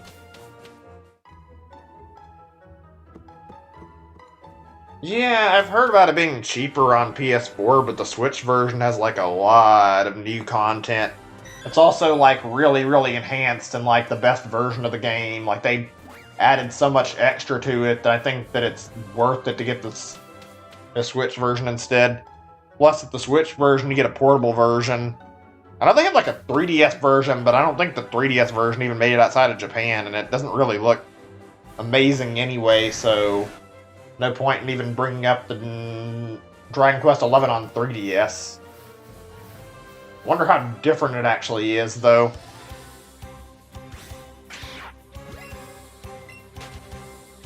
God, they really legitimately they put in like a lot of extra content, considering they had like the whole 2D mode added to the game, and they also added like all the extra stuff, because I'm pretty sure like the ticking and stuff isn't in the original version. I might be wrong. Hey Zachary, welcome to stream. Good to see you, man. Been going for a while. Shiny hunting, not had any luck just yet. Welcome, good to see you nonetheless. Console gets neglected on a lot of updates. Yeah, I had that issue where I like to put stuff off until the last second, usually, not intentionally, but whether it be a PC update or a console update or what, I don't typically get it out of the way right away. For like a good like week or two, my malware bytes on my computer kept fucking bugging me to like upgrade it to the newest version, and I didn't really feel like upgrading and kept ignoring it, but like, holy shit, the pop-up got so fucking annoying, I eventually just caved in and installed it, because it was like getting in the way of me doing shit. Minecraft got an update 2 years ago at this year. Yeah, you are a little behind there. Wow, I mean, I haven't played Minecraft too much. I like it, though. I've actually thought about streaming it, and funny enough, I've tried to play like the adventure mode like a few times and actually make it through the story in the game, but I kind of suck at making it through. There's always like something that goes wrong when I play it, even though I don't feel like I'm really bad at it. It's either A, I'll play and fucking get killed by a creeper, or B, I'll fucking accidentally end up in lava and die from getting like killed by lava. And I'm only trying to beat the game on hardcore. I don't really want to do a survival mode playthrough of it. If I want to play like a normally, I'll probably do survival, but I want to beat hardcore. Fucking every time, though, something goes wrong. Usually just a creeper fucking coming out of nowhere. Story of Seasons. I've heard of that like a few times. I don't know anything about Story of Seasons. No, I've had Minecraft since like back in the alpha days. like it. Like Minecraft a lot. So, I mean, I play it. I don't play it too often though. Maybe we'll stream that in a week or two. I've been meaning to anyway. I never really bothered to try and set it up. I've never played a Harvest Moon game, so no, I've never seen Story of Seasons. I know about people talking about Stardew Valley all the time. I have had literally no urge to pick that up. There are a few indies that like caught my attention that are like, or that were released like not that long ago that are stuff I might pick up in the future though. Like how Wargroove came out and it's apparently like similar to Advanced Wars. I've never actually played any of Advanced Wars, but I actually have interest in trying it out, and Wargroove looks really fun, so I mean, I might get it at some point. Let's see, what else was there? Untitled Goose Game looks good. Stardew Valley, I mean, I thought you knew about Stardew. Stardew's like a game that's like kind of similar to how Harvest Moon is, where it's like 2D and it's kind of a life similar. I haven't seen simulator. God, words. Life simulator game similar to like Animal Crossing, but it's a lot more of a chore to play, from what I understand. Goose Egg. I didn't say Goose Egg. I'm talking about Untitled Goose Game. The game where you literally go around and steal shit from people and annoy them as a goose. Like, pretty sure you know what I'm talking about because that game is like extremely popular for an indie game. I think you've heard that at least once. You don't like it? That's surprising. It doesn't look bad. It's kind of short though. It's like $20 and it's like 4 hours of gameplay, I think, so kind of not exactly the most bang for your buck though. While we're on the topic of indie games, this isn't anything recent, but there is one indie game that I really, really love, and I could stream it. I might not though. This was like teased at the Game Awards like in 2019, I think. You guys have probably heard of the Stanley Parable before, and now there's a new version of it coming out called the Stanley Parable Ultra Deluxe. There hasn't been like any actual news on it in some time, but I played Stanley Parable like not that long ago. I think I got it like shortly after it released originally, and I absolutely love how dumb it is and how tongue-in-cheek the game is. Yeah, I'm not sure why you don't like it. I mean, I guess I understand if you don't. Everybody has their preferences, but Untitled Goose Game seems like it's pretty fun. I mean, I'll be on for a while. I'm not planning to stop until the Kadabra shows up, at least. Well, I say that. I'll be on for roughly 3-ish more hours. I say roughly because it's only been about 2 hours, 50 minutes right now, but I'm planning to be on for 6 hours in total at least, so I'll be on here for quite some time and trying to get my shiny here, so you have to leave, I'll still be hanging around for a while. Wait, are you talking about the Stanley Parable, or are you talking about Untitled Goose Game? I mean, I wouldn't completely disagree with you about it being a joke, but I don't think it's a bad game necessarily. It's definitely a game that doesn't take itself very seriously, though. It's a really good game, honestly. I actually like how they take the piss out of everything you do in the game, and it basically encourages you to fucking ignore the narrator and just do whatever the hell you want for the storyline. Very, very interesting. Like, the only thing I could complain about in the game is, like, not even a complaint that's worth it, to be honest. Like, the biggest thing I don't like about the fact is there's, like, not a really proper ending. It's like the only ending that actually ends, like, somewhat decently is the one where you follow exactly what the narrator tells you to do. All the other endings are weird in some way and have, like, something that makes them not the best. They're not bad, just not really good endings in any capacity. There's no ending where you really win, which I guess that's part of the game's message, is you're not really in control of the game, and you're just doing whatever you feel like, but doesn't guarantee you'll get a good outcome. You eat cookies? I mean, yeah, I like cookies. I'm personally a big fan of oatmeal cookies. I eat those all the time. They're super good. I used to like peanut butter. It's like one of my favorites when I was a kid. I don't know, something about oatmeal cookies, just like it developed in my taste, and I started eating those more, and I like them a lot now. Chocolate chunk is good too. Those are really good, and I'm not even like a big fan of chocolate chip, but something about chocolate chunk is like really tasty. Cool. I mean, I don't think I can see your stream, Zachary. I'm sorry, I'll be busy with this today. Probably for some time. I wouldn't mind stopping by your stuff, but I've got to be continually trying to get the shiny to pop up. I've been doing this a day yesterday, and I'm going to be trying until this Kadabra finally shows up on me. Hopefully it'll happen really soon, though. That's cool. I mean, I'm glad you're gaining subs. I feel like I'm still not sure how I feel about where my sub standing is. It's not bad, but it's not really very high. I'm happy we're slowly picking up new regulars on the channel, though. That makes me feel a little better about how my streams have been going. Hopefully we get some more growth.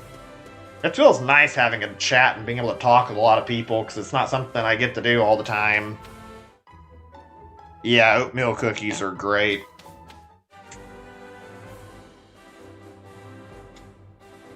Let's see, what was I talking about for a second? I already mentioned oatmeal cookies. I could talk about desserts for a little bit, actually. Like, they're talking about food a bit. I don't want to make people hungry, but I mean, shouldn't hurt for just a little bit of conversation. Let's see. Cakes are really good too, but I think everybody can agree with that. And depending on what kind of cake you have, though, there are some really damn good ones. Like, I'm sure you guys have seen that Portal cake, the one you get when you beat the into Portal 1. I've actually had, like, the cake that's based off of, like, it's called Black Forest Cake, and it's really good. The flavor's kind of rich, but it tastes great. I'm not surprised they chose it as, like, what they were going to use for their base on that. And they taste just as good as it looks. Also, Italian cream cake is... all that stuff is great.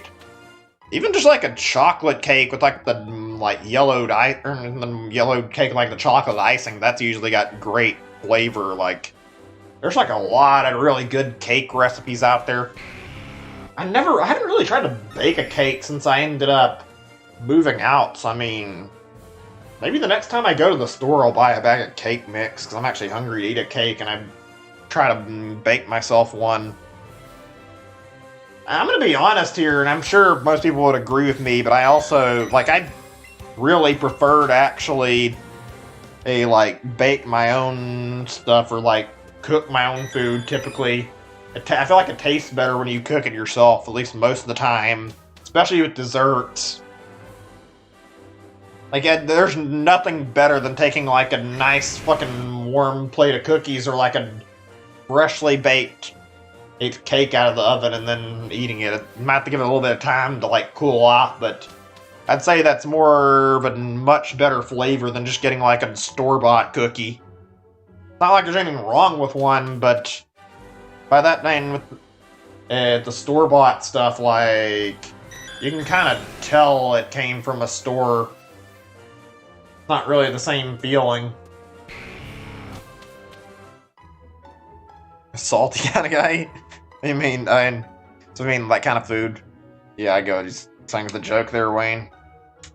I mean, if you want to, I don't really ask for it. I'd be appreciative of it either way, but I would hope I don't have to be streaming that long.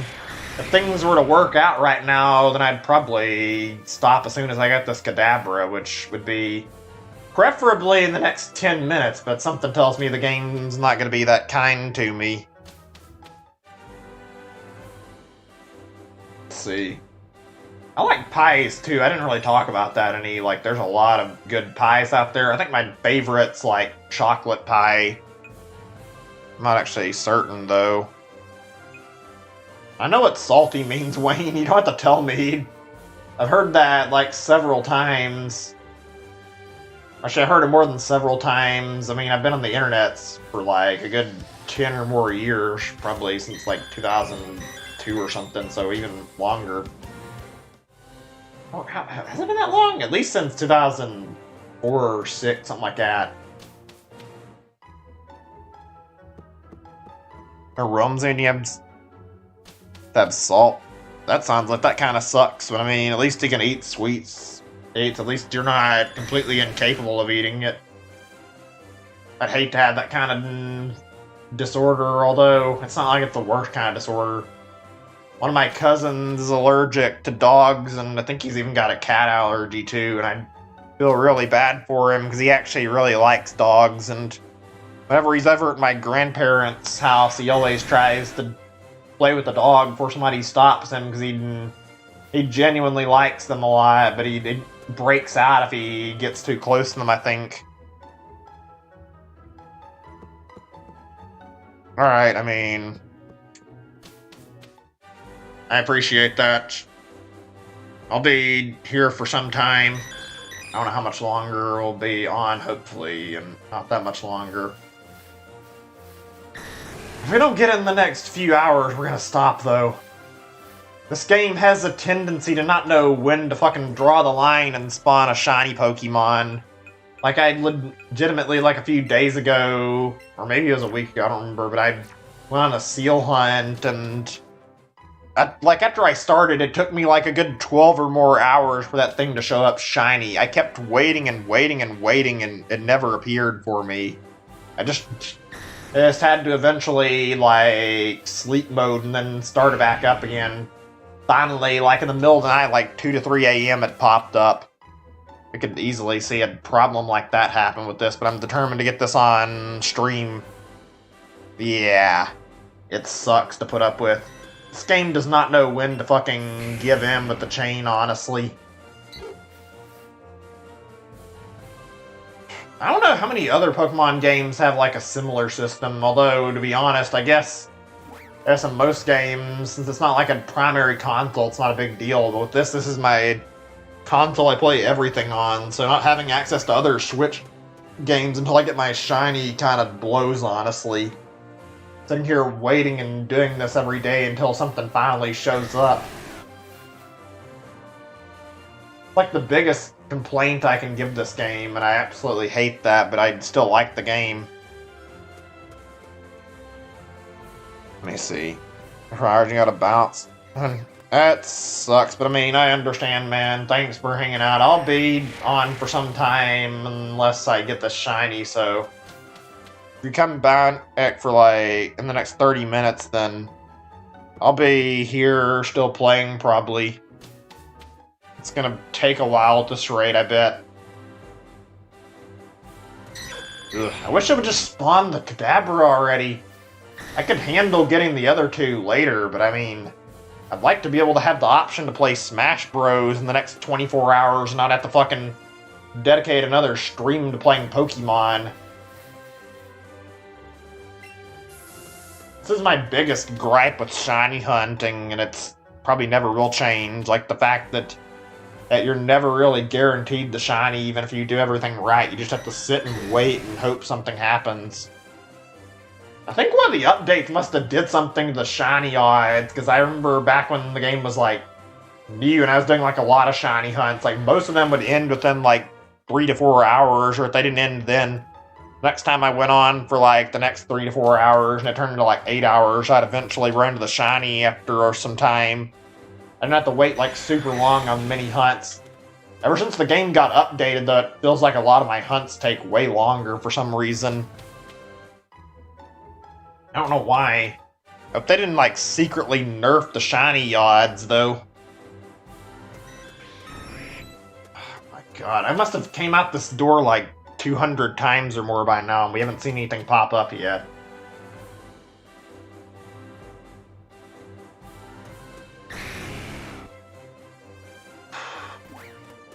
are going, I hate to say it, but tomorrow if I don't get something, I might actually just fucking kill the game and try again later. I don't think I can handle, like, 4 days of sitting here or waiting on something again. Yep. Good to see you again, 935 Fox. Just nothing yet. We've been doing this for a while. Waiting. Hoping. No shiny, though. All this time. Ugh. God, this pisses me off a little bit. Yeah, just a second. I'm just gonna read your message. I just need a second or two. Before I go to watch kung fu movies like Jackie or Jet Li movies, I mean, I watch some movies like that, but not a huge amount. Like, the biggest movie I can remember with Jackie Chan in it that I've watched are the Rush Hour movies. I think I've seen all 3 of them, and I liked Rush Hour 2 and 3, like, particularly quite a bit. Those movies are, like, really funny. I don't remember enjoying Rush Hour, like the original Rush Hour, as much, but I still had a good time watching it. It was really funny. I meant to consider, I don't think it'll hurt, but I mean, I wonder if it would be fine to, like, stream some older movies like that. I don't know if it's considered public domain, even if it is. I don't know if they'd like, anybody get angry over me pirating a movie that's, like, older than 10 years to watch, because I'd love to sit down and watch some of these, like, classic movies with you guys at some point.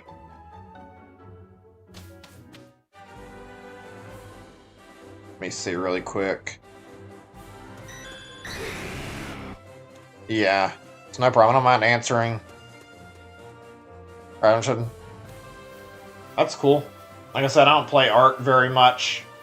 Sure, it's fun if you put in a lot of hours, but I just don't have the interest to start it up right now and try to learn it, maybe eventually.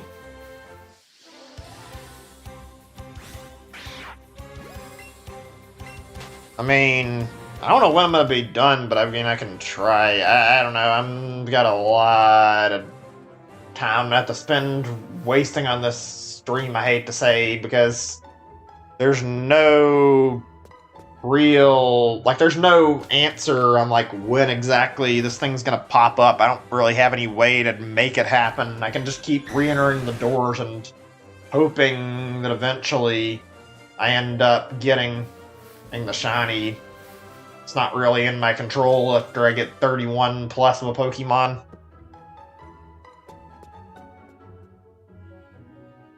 I mean, I guess I could message you if I get done, but I don't know if I'll be done or not. I just really don't know. If you want to, you can do that. I don't know. We could be sitting here for a while, though, for all I know.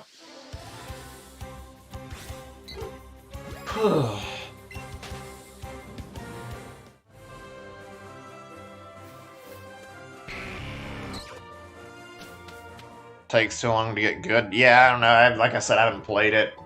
That's something that keeps me away from playing, like, some games. I don't like having to deal with, like, slow grinds, especially with, like, MMOs. Not saying it's an Ark. I mean, it probably is a bit grindy for being an open, or not open, a sandbox game, but I don't like doing, like, a lot of grinding in games. And people talk about how it takes like 10 hours or more to get into the good part of a game, and, like, immediately turns me away from a game, so I don't want to wait, like, several hours before I start having fun with the game. I'd rather it be fun when I start playing it.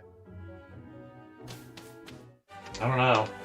That's how I feel about it. It's not to say it's never good, though. I mean, I played a lot of games where I started off not really loving them, and then over time I ended up liking them quite a bit. Like, when I first streamed Star Fox Zero on my original channel, like, I actually remember that I for a while it wasn't really vibing with me, and I didn't really like it a whole lot. But I mean, after, like, so much time, like, hearing about the whole control option, like the second control option, I tried switching it to, like, only when you're using the shoulder buttons. I ended up finding that I was actually having a decent time with it, and the aiming was, like, way better than before.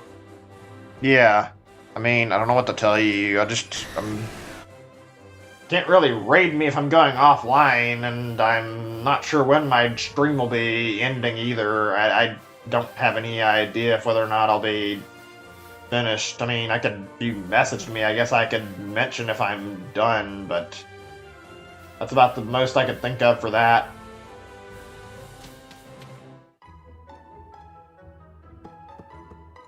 I'm gonna be honest, like, this is like a bit of a different diversion of topic for a little bit, but Star Fox series, and I brought up the voice actor death already, I'm not gonna talk about that again, but like, I know they've had like questionable quality in the games, but I think people are a little bit too critical of Star Fox Zero. It wasn't like the worst game. It wasn't like, heck, it was amazing in quality, but it wasn't as bad as people like treated, honestly. I feel like the motion controls, especially about the default, definitely were like part of the problem, but if you swap your motion controls to like just when you're using the R button, your aiming is like significantly better.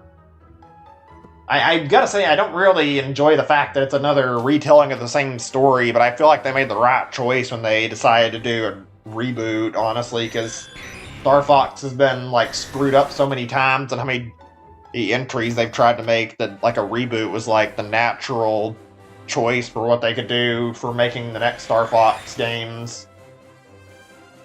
I don't know, like, there's a lot of missteps in it. I feel like not having multiplayer was a dumb decision too, because like every Star Fox game that I can remember, except for the second one, like the spin-off game Adventures, was pretty much got some form of multiplayer in it. That's just the staple of Star Fox. I don't know. I feel like it was pretty good, honestly, when I go back and play it. I don't really have much trouble with it, and I'm not just saying that either. Like, I played, like, practically all the Star Fox series, and if I had to say, like, 3 games that stood out to me, Star Fox 64, Star Fox Assault, and Star Fox Zero are all pretty decent, I'd say. Zero might be like the lowest quality out of the 3 of those, but I'd still say it's pretty good. I don't even like the SNES game very much. I haven't had a chance to really get into 2, but every time I try to play Star Fox on SNES, I end up like not finding it very fun and like way too difficult and unenjoyable, so I end up dropping it again and not trying to complete it. I don't know. It's had like a really hit and miss track record. If I had to say like my least favorite, it's not even Adventures though. Like, my least favorite has got to be the DS game. Star Fox Command was just, that game wasn't fun.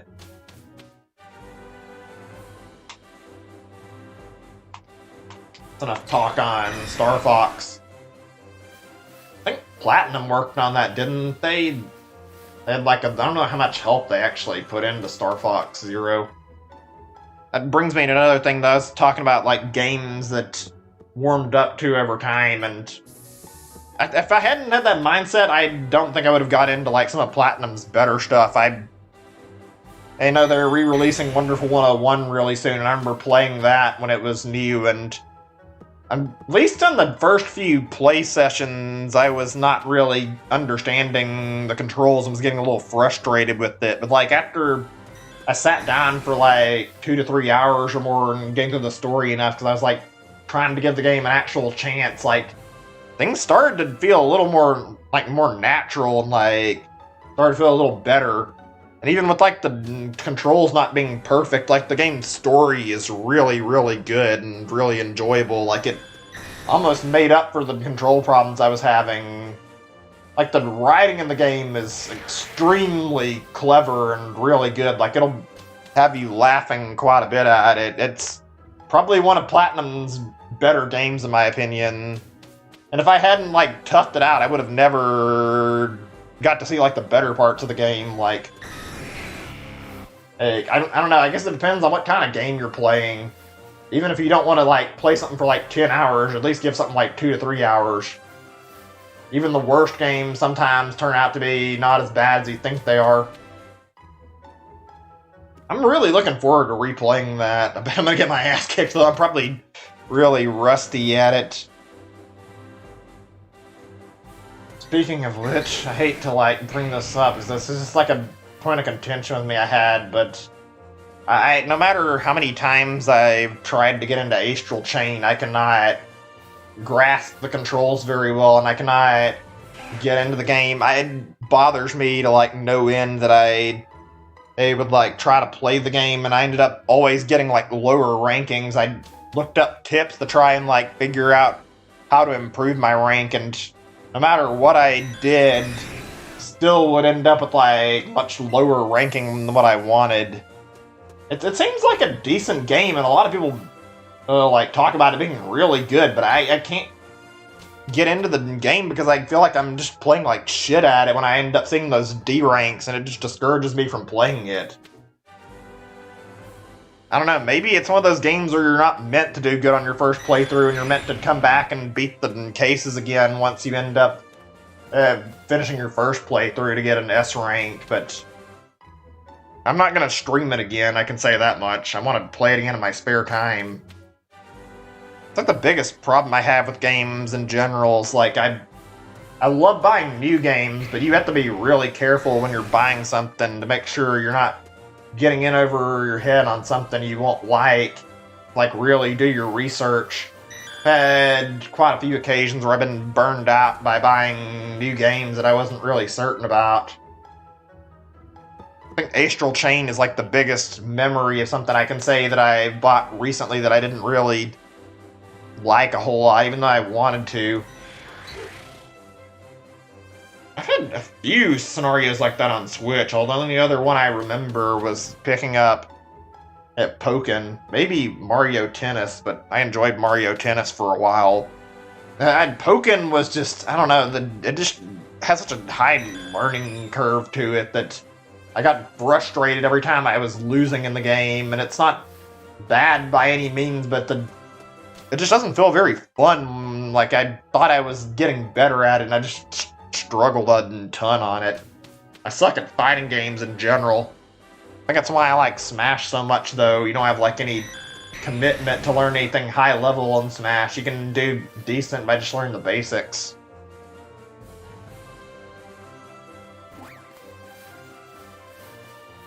Since we talked about Smash, I kind of hope Nintendo does, like, some more multiplayer stuff with, like, online in it in the future, because it seems a little bit sad that we haven't had, like, very many of their franchises with online support, even though they've clearly done a lot of online games already. They did that online with that Triforce Heroes game, and they kind of limited the online when they shouldn't have, and Mario Party's got only mini-games online, and it's not that many of them. Let's see, what else? Mario Maker would have been better if they'd actually made the online function correctly. Like, their online is definitely hit and miss. Hey, Anime Traps, welcome back to stream. Good to see you. Not any luck yet. We've been doing this for a while and trying to spawn the shiny. It's been another 3 hours of me sitting here just waiting, so... Oh boy, we've already passed the 6-hour mark on trying to get a shiny Kadabra.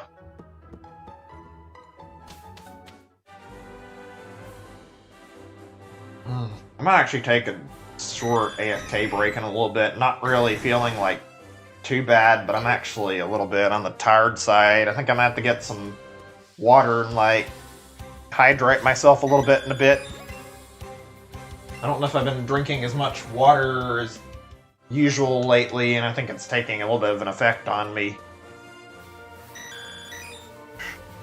It's weird to say that because I usually drink like a ton of water. It's like one of the only things I actually drink, really. I drink soda, but it's not very frequently. I'd like to drink Dr. Pepper, and I did drink like quite a bit, though. And I know it's not super healthy because I drank like 2 of them in the same day because I hadn't had any for a while. I'm not feeling too bad, though, so let's say maybe in, I don't know, about next 15-ish minutes when we reach like that 3.5 hour point, if I haven't got my shiny, I'm gonna like pause for a little bit and take a break to probably grab a snack and get some water, because I think me just drinking even like part of a water bottle right now would probably help my stamina a little bit. I'm not used to doing, like, extremely long streams. The shiny hunts and Sword and Shield were pretty straining on me, and these can be even more straining since they require hours on end without switching games. Ugh. I wish they hadn't set it up so that you couldn't save your chain, because it's honestly irritating having to, like, leave this game on to sit here and wait and try to get your shiny, but no such luck. I have to sit here and keep hoping and put it in sleep mode, but you can't turn the game off. I mean, it's been 3 hours, but we had 3 yesterday too, so it's added up to 6, and that's not even counting all the excess time that happened in between while I was waiting to start up the next day's stream. So I've been stuck with this game as the only thing I could play for, like, pretty much a whole day at this point. And it sucks that nothing's showing up yet. Ugh. Yeah, this isn't a problem in, like, Sword and Shield, but it is in this game, since Sword and Shield doesn't require you to keep a chain, you just keep knocking the Pokemon out. But in this game, fucking, if you turn the game off, your chain is just going to be disappeared and you won't see it again, so you pretty much have to stick with this so that you don't lose your chain. You only got one shiny on Let's Garden? Is your sister? I mean, it's cool that you've got one. It's nice that you got a Kadabra. I mean, I like it, but I don't feel like it's a very impressive shiny. I've got to say, like, out of this line, Kadabra and Abra both have, like, really bad-looking shinies. They're both way too similar to the way the normal color looks. Alakazam looks nice, though. Ever since I evolved my original Abra up to an Alakazam, I was, like, really happy when I had it. Like, I wasn't exactly excited once I noticed that Kadabra had the same problem that Abra did. And then seeing the purple on Alakazam was like, thank God it actually looks unique. And on top of that, the Mega form actually looks kind of cool. Honestly, I'm, like, really sad how many Pokemon got cut in Sword and Shield. Like, the Alakazam line was, like, one of my favorites, and seeing that in Sword and Shield would have been really cool, having these guys in the game. Like, they put in 2 of the Trade Evolution originals, but not the other 2. It's really weird not having Geodude and Abra's line in the game, while fucking and Gastly and Machop had their lines make it in the game. I don't believe Game Freak for a second, though, claiming that they couldn't have added the national decks. I'm completely convinced that they just didn't want to fucking take the extra time to code in all the other Pokemon. Especially since they know that they can get away with releasing a Pokemon game that has less content and yet more money now. Tried shiny hunting Gastly. Thought I'm letting hunting it? Yeah, I know what you mean. I mean, you can't, and the thing is, if you want it, you can't give up easily. I hate saying it, it's the truth, though. This game does not let you off easy. There's a lot of points where it'll sit here and fucking force you to keep waiting. Like, one of my worst hunts was me going after a fucking Lapras for, like, 4 days, and I felt like I was losing my mind, because I had spent so many hours, nothing was actually happening. I was, like, just annoyed, because I kept seeing so many Lapras, and, like, shiny Tentacle and shiny Magikarp would show up, but never Lapras. I had to eventually I managed to figure out there was, like, a little corner I could shove it into where it would spawn shiny after, like, encountering enough, but it took forever to realize that I could corner Lapras. Yeah, I don't know. No Geodude's a really odd decision. I've heard a lot of people claim that it's for the Rogan. That's not the right name of the Pokemon, is it? What's it called? I can't remember. I think it's the same line that Colossal's from. That Pokemon there, I think that Rock Pokemon, that new one, his line is replacing Geodude's line effectively, which is really lame. Same with how the Hatchling line is replacing the Kadabra, Abra line, whatever you want to call it. It doesn't really matter if you use Abra or Alakazam as the base for what you're calling it.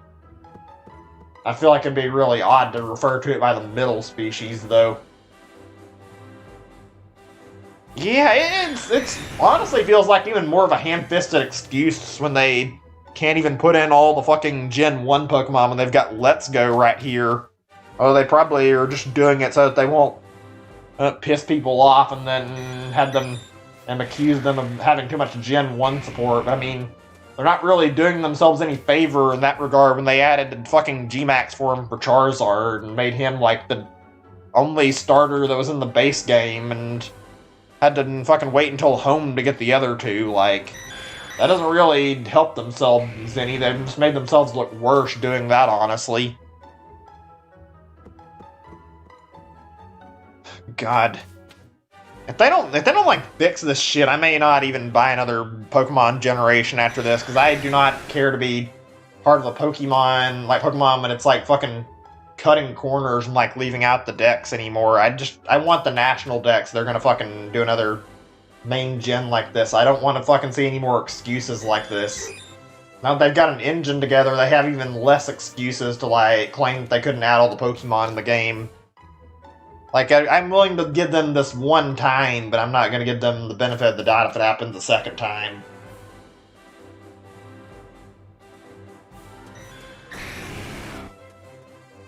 Some random senior shiny is on the trade. They stole it? That's fucking lame. Yeah, the people can be assholes. I've been thinking about, like, how I'm going to deal with, like, some of my shinies when I end up getting, like, all the trade evolution forms that I need to evolve very soon, because I've gotten 2 of them already in the form of Alakazam and Golem, like in their shinies. And for this, well, actually I don't have to get anything for this really, it's just me getting them, so I'll have a Kadabra and an Abra shiny. But I need a Gengar as well, which I'm getting the next shiny in my list for. And I also need to get, let's see, I need something for Machamp, and I'm trying to get one more Alolan Geodude. And, like, all of that's, like, kind of nerve-wracking, especially with the Alolan Geodude, because I don't want to be stuck as a victim of some asshole taking an Alolan Graveler from me because of how rare it is in this game, and fucking running off with it, so I'm gonna have to make sure I get one of my close friends to help me evolve it. It kind of sucks that you can't even set the nature on the Alolan Pokemon, but I mean, whatever. That's like the biggest worry I've got, is that one Pokemon that's fucking max odds for hunting it, and on top of that, it's a trade evolution. I don't think there's any Pokemon that carries as much shiny value as Alolan Golem does in this game. Hell, just trying to get a trade evolution Pokemon in general is kind of nerve-wracking. Have to deal with the possibility somebody will fucking take your Pokemon from you if you're not trading with somebody actually trustworthy. I wouldn't trust a random for any of my evolutions, to be honest. Ugh.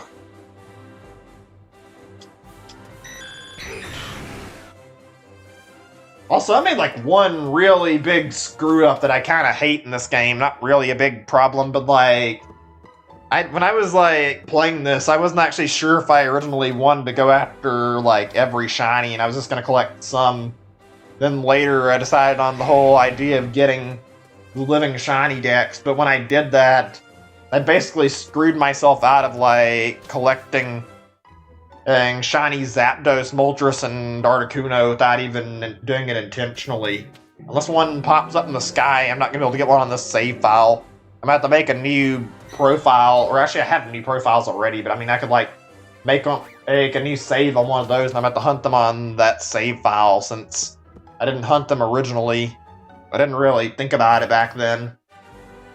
Thankfully, I did want to get my Mewtwo, so I mean, I was able to make sure I got Mewtwo without any problem. It took me like 4 hours, thankfully, so it wasn't very long. Oh, you think your online is off in GTA? Yeah, I couldn't really blame me for not putting the online back right away. There's not exactly like a ton of stuff that makes it worthwhile. Like, if I'm being honest, like the biggest games that are probably worth online are Mario Maker and Smash Bros right now. At least I think. I'm not even sure. I'm pretty sure you can't browse new courses in Mario Maker without an online subscription, though.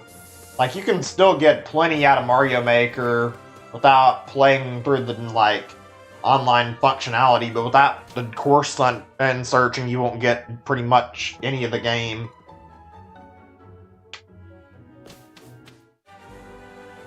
God, I've got to say, like, that's weird how, like, I've had, like, mixed feelings around Mario Maker 2. I love it, but I thought I was going to be way more or hype on how much I liked it. Like, I genuinely remember back when I was, like, waiting on Mario Maker to come to the Switch originally, like, I was hyped at the possibility of, like, a proper online Mario Maker, since 3DS version was, like, a really shitty version, and God, it was like, it felt agonizing just waiting for some form of announcement. I was like so happy when I saw they were finally bringing it to the Switch, because that was like my favorite game to play on Wii U.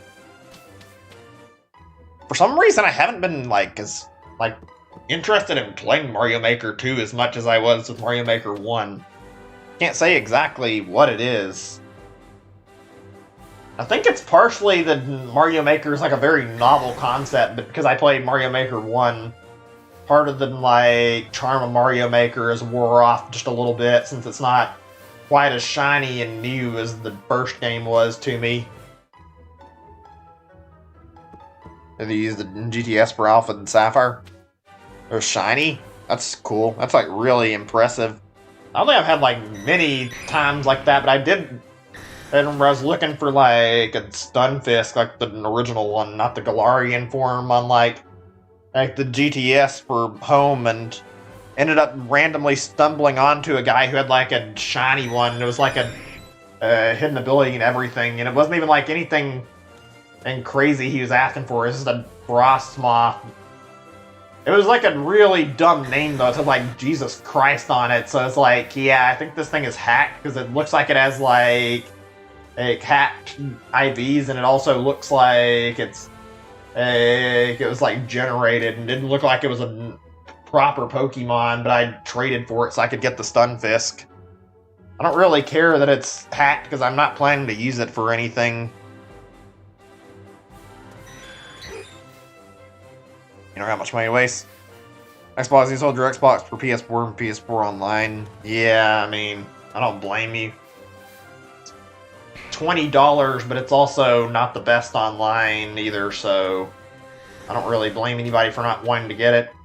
I think when I really like think about it, I was talking about Mario Maker, the real reason I'm probably not playing it is more because of Smash Bros. Like, if I'm being honest, out of all of my Switch games, don't just look at the hours here. I'd say, like, my favorite game is hands down fucking Smash Ultimate. I have not had like anywhere near as much fun on any of my Switch games I have in Smash. I genuinely enjoy picking up Ultimate and just playing it and playing for a few hours. Online can be problematic at times, but that is easily the most refined Smash game I've ever played, and it's really, like, the gameplay is so fucking great. Like, it's definitely easy to see why everybody loves it so much. Like, I think I'm seeing why, too, because, like, after Smash 4 and how much I didn't like Smash 4, I was just so happy to play another Smash game that was actually good and actually really connected with. Like, I was that desperate for a Smash game that was actually fun again. And on top of that, Smash Ultimate is, like, hard to put down in general. Like, God, I love that game. I haven't played it as much as I have some of my other stuff, but I genuinely get just pure enthusiasm every time I play it. It's pretty fun to play, honestly. I don't know how many hours I've got. I don't think it's like a huge amount. I think it's like 200 or something, but I'm not really going to stop to look at it right now. I'm pretty sure my Smash hours are low because I've spent like an ungodly amount of hours in Let's Go working on my shiny living decks, and outside of that, I've had probably more than I would otherwise, because not only do I do the Actually, yeah, not only do I like living deck stuff, I also had points where I played the online and Let's Go quite a bit, so I ended up like wasting quite a large amount of time between online and shiny hunting. I mean, I do Smash every now and then. I don't do it like super often, even though I like playing it, but I'm probably going to do one after I get my next shiny targets. I mean, you guys are more than welcome to join in when I do the Smash streams. I have a lot of fun with it.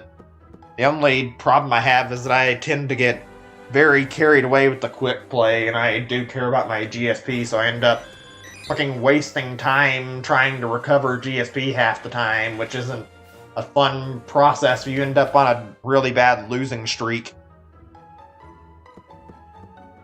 And ask, yeah, I don't really try to encourage people to switch unless it's like a serious problem, but yeah, I'll keep that in mind. I mean, part of my biggest thing I hate online is when I can't adapt to another character. I don't like how in Ultimate you're not allowed to like switch characters in between like quick play. Like, you could switch fine in Smash 4, but I mean, I'm not like gonna nitpick it too much. I wish you had the option to, though. Actually, would love to be able to switch between mains when I'm in the mood. Otherwise, it's basically just you trying to adapt your main to try and fight a character, even if it's not a very good matchup. I don't really have any proper mains. Like, I keep switching every time I get somebody into Elite Smash for, like, one of the characters that I like playing, so I've had, like, a lot of characters I've been playing. Like, recently, if there's any character I played like the most, it's gotta be Terry. I've been trying to get my Terry Bogarden in Elite Smash for like several months, I think, playing on and off. Haven't got in yet. I need to pick Hero back up too. I got my Hero like right on the edge of getting into Elite, and then I ended up I stopped playing him for whatever reason, didn't continue, probably because I wanted to get Terry up the way things were going, just like I was more focused on that. Yeah, the inputs are kind of hard. They're definitely worth it. I can do the power guys are pretty reliably, but it feels like every time I do Buster Wolf, I end up like fucking something up on my end. I try my best. I don't know. It's like it seems like it's very easy to just screw the attack up, because like half the time when I do Buster Wolf, it'll end up coming out as like a burning knuckle or some shit when I'm trying to actually attack somebody. Sit here and like repeat the motion until I finally get it right. Are there any Pokemon that I'd break the combo for?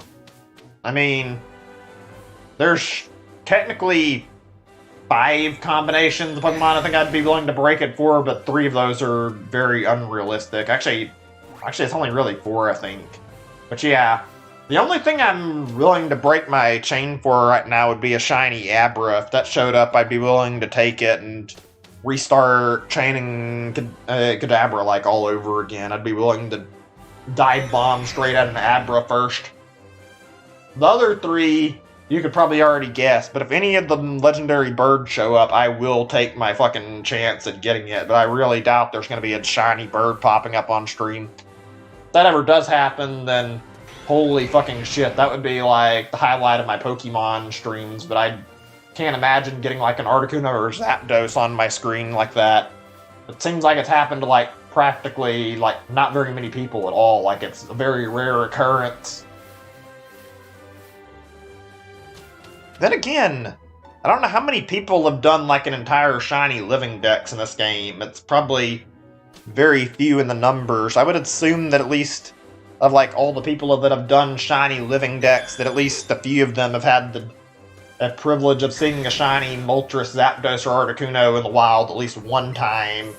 Not something you're ever guaranteed, but I'm sure that if you're going through about collecting everything, that at least once you have like a possibility of actually getting one. Unveil a wild shiny Zapdos. Yeah, I've seen that, actually mentioned that.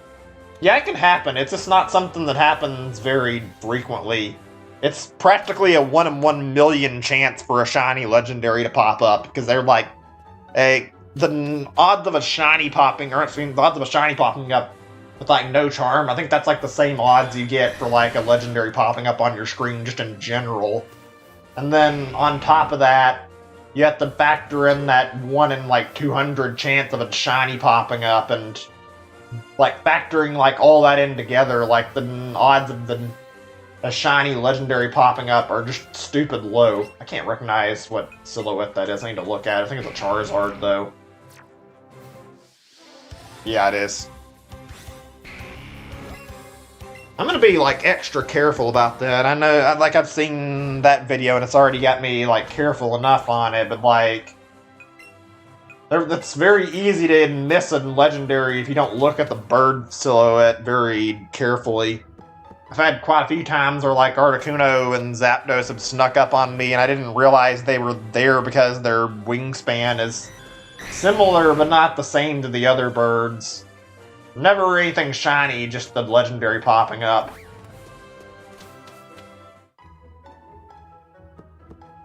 I think usually when they pop up too, even if it was shiny, usually the sparkles are like kind of hard to see on the Pokemon. So if you had a legendary pop up on your screen, you can make out that it's legendary.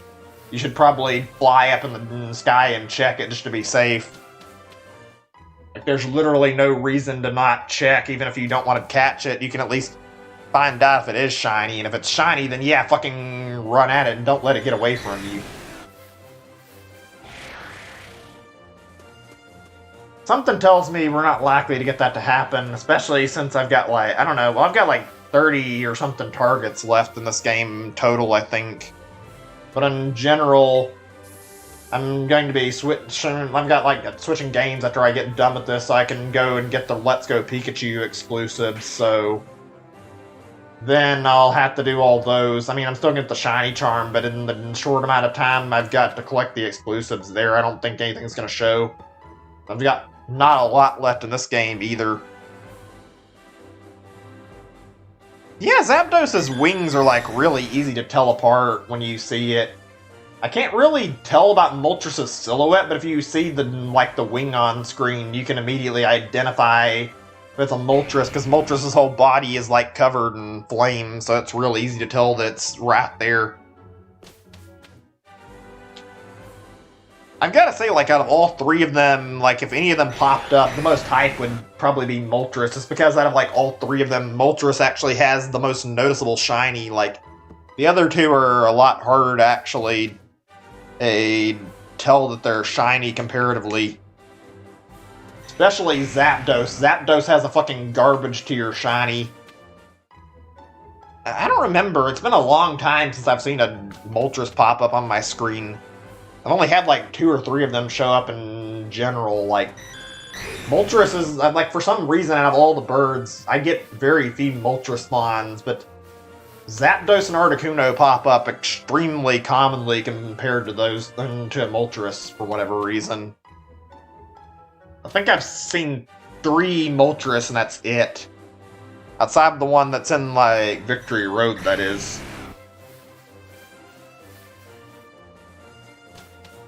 I hope that the, like, Galarian form versions of the, like, the birds that are, like, actually really nice looking for their shinies and that we can actually hunt them. Because I would totally be willing to if that's the case. I'm excited to see more about them too. They all look pretty good, honestly. Even though I'm not sure I'm going to buy the DLC, like, some of the stuff is tempting. Like, it's just seeing exactly how Galarian Slowpoke evolves and, like, into Slowbro and Slowking is going to be fascinating, honestly. I'm pretty sure there was, like, support of there being, like, a poison typing, like, poison psychic, but I kind of hope they do, like, 2 different typings and not just one. I hope that, like, one of them has the psychic and poison, the other one's got a different type on it. That way they're actually distinct from each other. So they only started shining for being the game catcher on the legendaries? Yeah, I know what you mean. I kind of did the same thing. I didn't really properly go after any shinies until I had my charm. Actually, it's not entirely true. I think I tried to get one originally and it didn't really work out super well. I tried to get like a Bulbasaur before I gave up, and then And, like, I think my chain broke, but a shiny Caterpie showed up, like, really shortly after that, and I caught it. Like, I was excited to see a shiny Caterpie just pop up out of nowhere. That was my first shiny I've got in the game. My second was, like, a Spearow that popped up out of nowhere when I was finishing my Pokédex. I hadn't even got the shiny charm yet. Just Spearow shiny popped up while I was looking for, like, a Poliwag.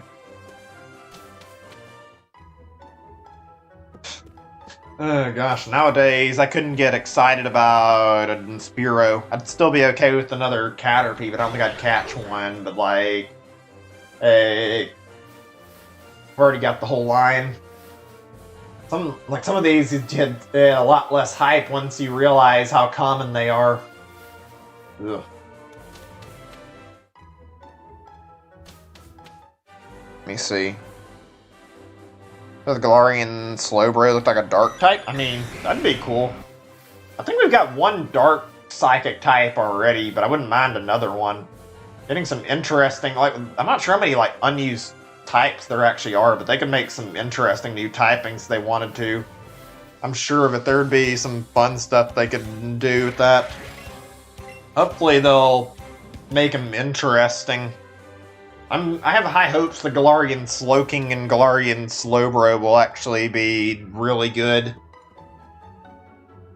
I don't know what it's about, but apparently, according to like a lot of the community and like the way the current anime for Pokemon's going on, they've been like hyping up at like I think the new trainer's name is like Go or whatever. People were like saying they were like hyping up the evolution of his Wurmple from like I think it's a Cascoon, I don't remember. I get Cascoon and Silcoon mixed up, but like basically hyping it up to suggest that there might be possible Galarian Dustox and Beautifly, which would be really cool to see actually.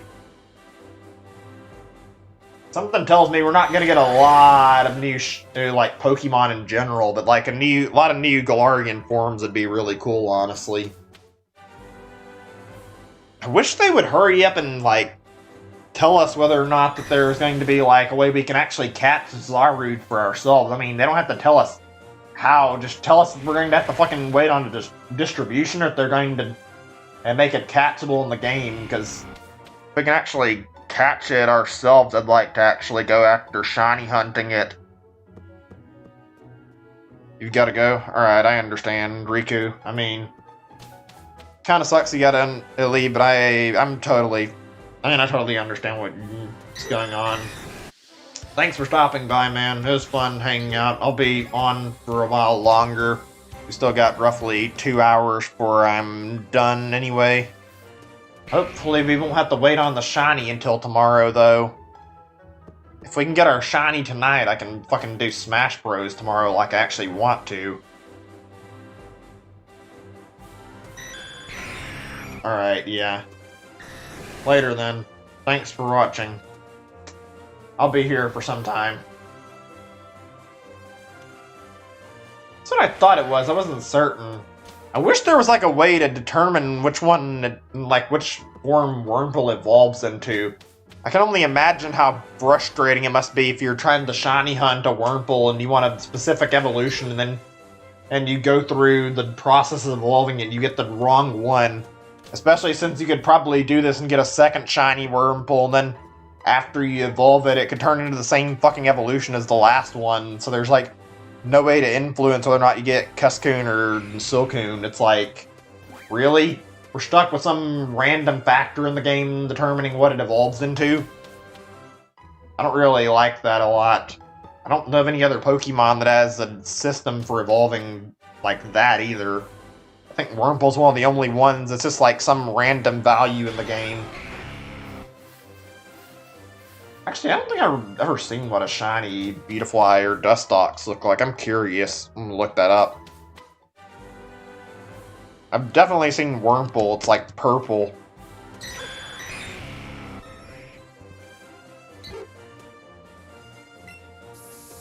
Let's see really quick.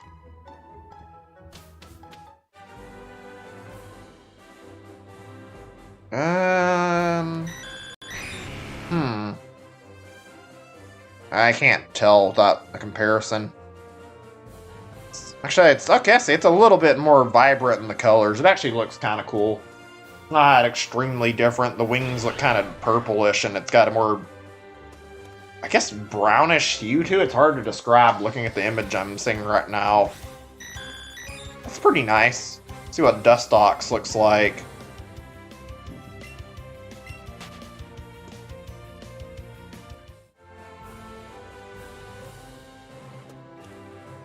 Huh. Yeah, I'm not big on the way Dustox looks. I'm looking at the shiny right now, and the main body looks roughly the same, but the wing is like a kind of yellowish color. I don't feel like it's great looking.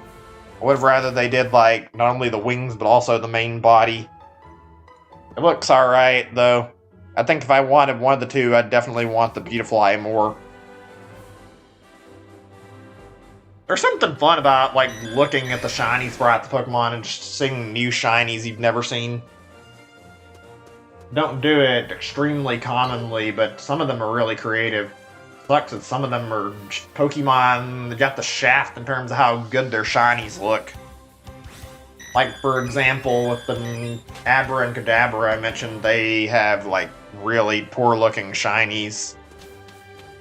Also, Gengar shiny is really bad, and it's only redeemed by its Gigantamax or Mega Evolution. Like, that looks really great, but its normal shiny is, like, practically indistinguishable from an ordinary Gengar.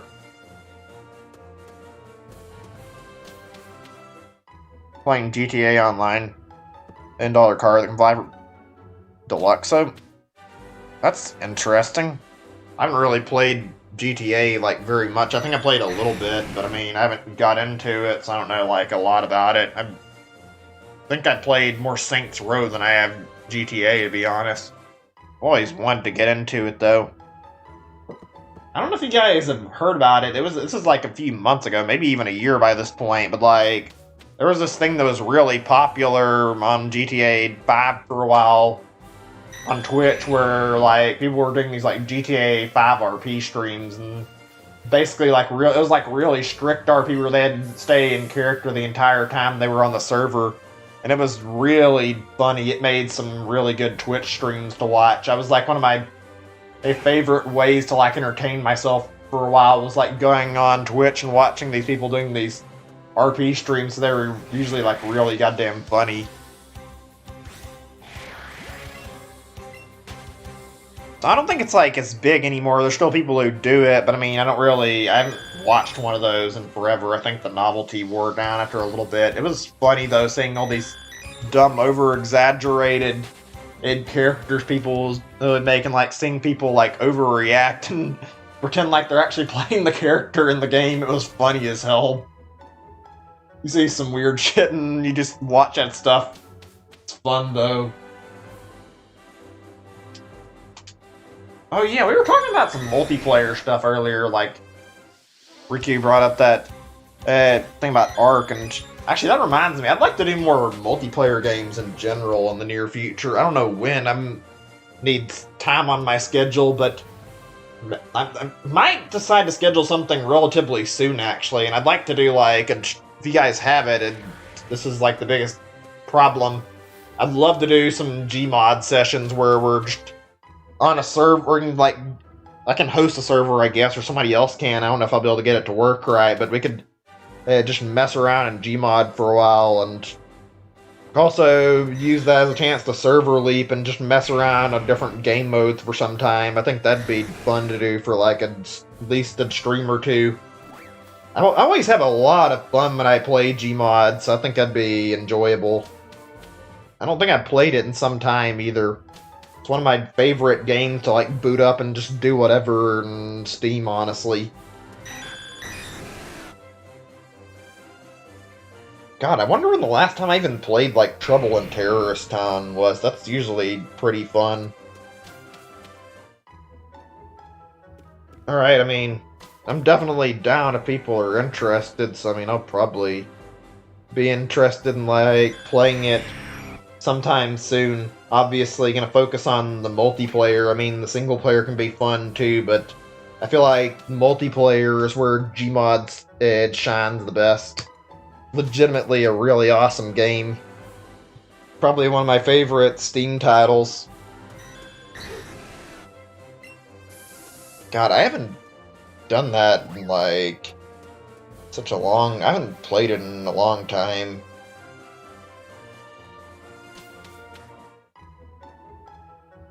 I don't think it's a problem. There's like something I've been meaning to ask about actually, though, since I was gonna say like I've wanted to do this for a while. I was thinking about like doing like some people already do this on Twitch, but like as people do like streams where they'll sit down and watch like certain YouTube videos and just like do this for a while. I don't think it's against the rules, but I'm wondering if it'd be possible for me to do like a stream where I can just like watch some differing videos people will put out, find something entertaining. We could take like audience suggestions for like videos to watch and just have a few times where we do these sessions where we just watch YouTube videos. That'd be fun. Yeah, Critical does that. I watch that when he does it sometimes. I actually only recently started really watching his stuff, and I'd found it to be pretty fun. As long as it's not against any of YouTube's guidelines, I'd love to have like a night where we sat down and watched YouTube videos. That'd be a good way to kill time when I get to the point where I'm going to do more of these Alolan trades, since I'll be stuck without a lot to do for a while, since it takes like 5 hours to trade all 500 Pokemon.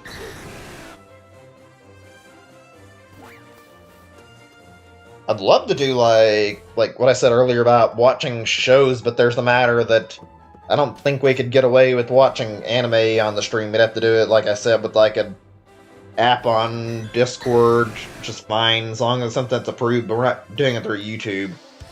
That'd be fun if we could, but oh well. Too many issues with that.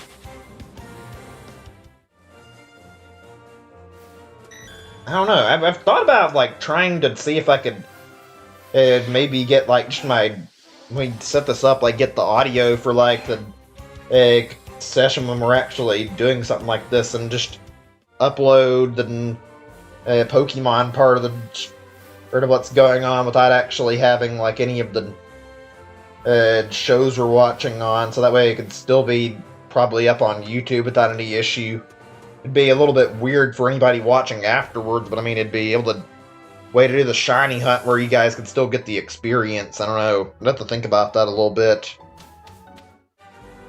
I have a lot of like things I want to do with my streams. The only problem is limited by the way I want to finish my stuff up right now. I'm not planning to do like a huge amount of Pokemon currently right now either. It was literally just going to be me doing like 3 or 4 shiny hunts over the course of a week or two, and I take a break for like at least a week or two, and maybe even up to a month, and then come back and do more Let's Go after that.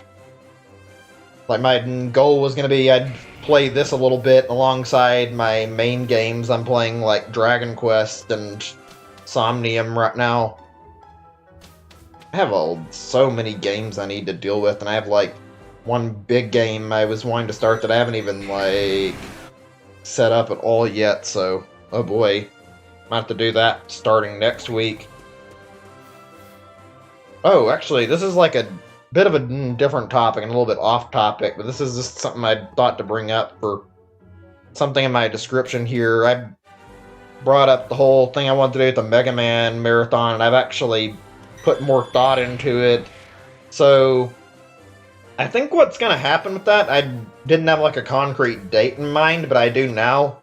I think our answer for what's going to happen is sometime around the period of August to maybe even November. I don't know exactly which month yet. Somewhere around there is going to be when the stream happens. I think the answer is our most likely bet for that'll be in either November, or not November, excuse me, either September or October probably.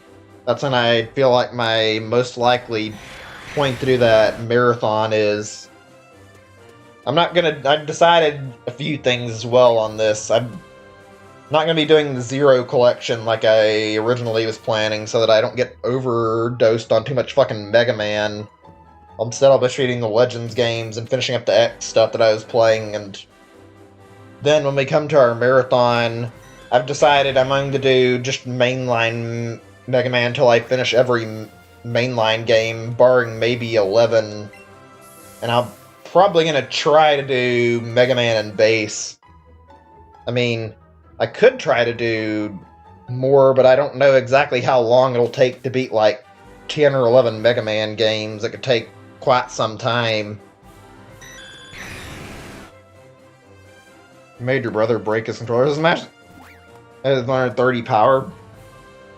Yikes. I mean, I've gotten angry over games sometimes. I don't think I've ever gotten angry enough to break a controller. Like, there's been like one thing I've noticed that's been really weird that I had a problem with before. It wasn't really anything big, but I remember, I think somebody even, like one of my older friends who wasn't really too smart to know what they're doing, fucking took a strap off like one of my Wiimotes, and I couldn't get it back on properly, and I was using this Wiimote for like a game at the time, and like playing WarioWare. I think I like barely flung the controller and accidentally ended up fucking tossing it on the ground like a really loud thud. I was like a little worried for a second the controller might have messed up. I've had some issues with my Switch too that are not the same as that, but like other problems. I'll get to that in a second. I guess the safety strap on the Wii does have a really good purpose. It stops stuff like that, like the Wiimote accidentally getting tossed by mistake. I wasn't even trying to, it just sort of happened. Hey, Pokemon Poke Journeys, welcome to stream. So, let's see, what was it? Oh yeah, I was gonna say, like, it's probably having more than one console, but anybody, if you guys, like, do any degree of, like, using a capture card for, like, streaming or even whatever, you're well aware that usually there's, like, a lot of wires involved and they're everywhere. I've had, like, instances where I've, like, tripped over or, like, a wire on my Wii in the past, and also I've had that happen with, like, my capture card wire on my Switch before and knocked the Switch and the dock over, and thankfully it didn't get damaged, but it was, like, really annoying. It's not like I'm intending to, it's just this wire. There's no way to fucking deal with the wire problem. Like, so fucking worried when it fell that I might have damaged it too. I fucking hate when I have, like, problems like this in my consoles, because I try to take extremely good care of my stuff, and sometimes stuff like that happens. It's out of my control. I'm sure there's a few wireless capture cards, and I'm not actually sure where you would even buy one at, and one that's actually strong enough. If I could get one that's just like a fucking USB stick or something you can plug into your computer, that'd be significantly more useful than having a wired capture card that I actually have to, like, watch out for the wires on. Because otherwise I have to risk that, even though I'm normally careful. I'm a very clumsy person. I end up making mistakes very easily, and I've nearly tripped on my own feet a few times, it feels like. Or we got broke by falling off a table. That sucks. I totally can relate, though. Like I said, I've had quite a few things fall on me. Oh, man. God, it's been nearly 4 hours, nothing's showing up. This is a little bit on the depressing side of how slow this is going. Oh, that's right. I said I was gonna take a break to get some water and, like, hydrate in a little bit, so... And once we hit the 4-hour mark, I think I'm gonna take, like, a short BRB break and get something to drink I probably needed at this point. I don't know if I'm gonna go on the full 6 hours or not right now. I want to, but I don't know if I have enough stamina to keep doing this shit. I might actually cut off the stream at 5 hours, since I'm still doing a lot of streaming anyway. I wish the shiny would pop up by now, though. It's taking fucking forever. The only shiny we've seen in, like, the whole 2 days we've been doing this has been the shiny Pidgeotto, and I didn't really want it because I've already got the entire Pidgey line shiny. Alright, I mean, that's fine. Do a lot of talking there, so you're more than welcome to join the Discord and hang out. We try to have conversation at least every now and then. I'm not super talkative all the time because I find myself busy pretty frequently, so I'm like mostly focused on, and like when I do type stuff, it's usually just like updates on like stream status for the day, if I'm like gonna stream or not. Although I try to like engage in conversation, I just happen to be like I'd have like really bad time management skills. I feel like not the best when it comes to getting everything set aside in an orderly manner. Oh my god, game. This is exactly what I was talking about that I hate about Let's Go as much as I like this game. Like, I hate that I'm stuck here being forced to commit and waiting on the shiny to pop up. There's no way to make it happen any quicker. I just have to hold on to the chain and keep praying that something will happen. It's not completely screwed right now, but like, it's not looking likely. I feel like weirdly enough though, usually when I'm like tired and ready to give up, it feels like in like the last hour or so, there's usually a shiny that pops up, and right when I'm ready to turn the game off, but something tells me that may not happen today. How's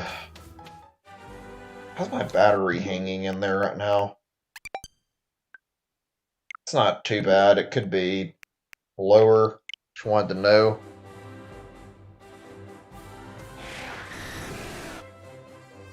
Alright, I'll take a look at that when I get a little bit more time. Right now may not be the best time to check.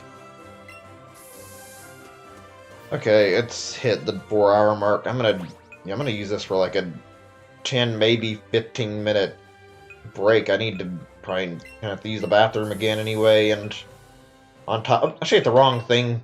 I didn't mean to hit repel, whatever. But I mean, yeah, I'm gonna take this as a chance to go ahead and like really quickly use the restroom and probably drink a little bit. Might get a snack while I'm at it so that I can like get my energy back, since I won't be able to eat anything until the stream's over. Alright, yeah, it's plenty. Let's go ahead and pause it for AFK. I'll be back in roughly 10-ish minutes or so. Be right back.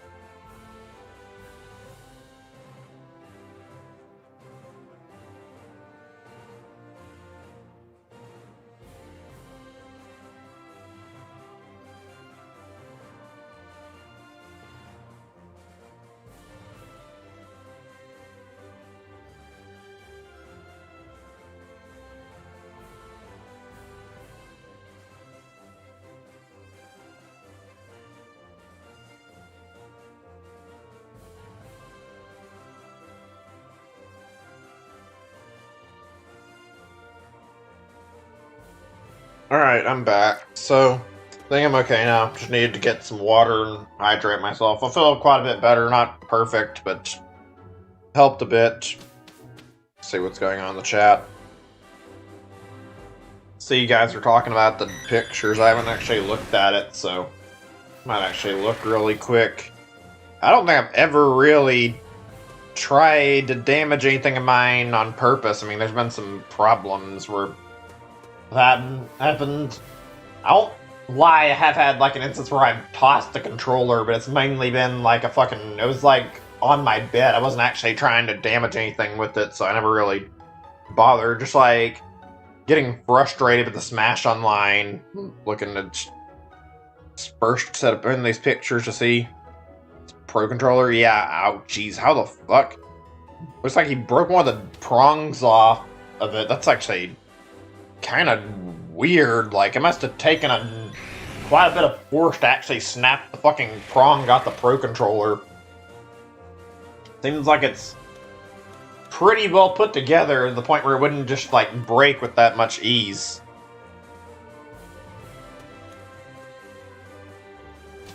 I couldn't imagine why anybody would fucking want to do that. I guess if you get too angry, because Smash can sometimes get you in that kind of mood, but I mean, need to maybe think about what you're doing and not fucking toss your Pro Controller at a wall. Especially if it was to damage more than just the controller and also the fucking wall. Oh, cool. Actually, I haven't checked it as much as I've been meaning to. I've looked at the stuff, and I've got like a lot that I've been just actually a little bit busy between trying to keep my stuff done and like on my computer, so I've been meaning to like check it.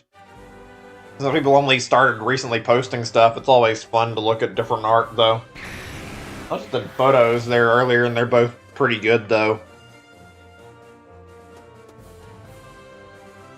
I can draw, but I'm not exactly very good when it comes to drawing stuff myself. I feel like I definitely need to work on improving that. I can do decent. Whenever I draw, I feel like I have to have a reference point. I always end up screwing up if I don't. Like, it's weird to talk about, but I have this issue. I think a lot of people do, where if I try to draw something, usually when I'm visualizing it, I'll have like an idea very clearly of what I want to draw, but whenever I draw it, it ends up coming out looking like total garbage, because I can't fucking... I guess it's like a problem with like visualizing to actually drawing it from my mind. I don't know why. Like, if I was to show you a picture, like me trying to draw, like, say, a dog, for example, it would not look pretty. I think if I focus, I can do decent, but it's not very simplistic. Like I said, I really suck when it comes to drawing, unfortunately. Something tells me we're not going to get our shiny tonight. I wish that was the case, but I think I'm going to call it at 5 hours, since I don't really feel like the 6th hour is going to make a huge amount of time. In difference, I'll probably end up be better off like trying again tomorrow for another 3 to 4 hours instead. I'm not going to make any promises here, but when I get done, I'm going to try to remind myself to go look at Google and like try to figure out a video client service we can use for watching stuff now, so we can actually have like something for watching anime and shows and stuff. That way I can set something up. I mentioned earlier that I wanted to watch like that show with you guys, one that I've already watched, like one of the older shows I like, Psychopaths. I wanted to watch Psychopaths with my viewers again, because I really like that show. I've been meaning to rewatch the first season. Hey, Zachary. Welcome to the stream. Good to see you again. Appreciate the raid. Been hanging out a while. Just not really had any luck yet. It's been nearly 4.5 hours. Oh, actually, before I forgot, I was going to switch the music off again so I could put on some different music. Let's do that. There we go.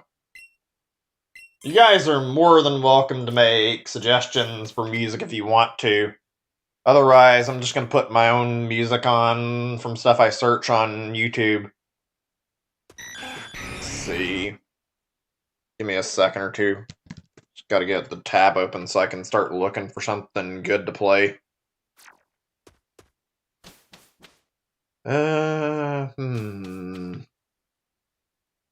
I'm not touch today that'd be good for music.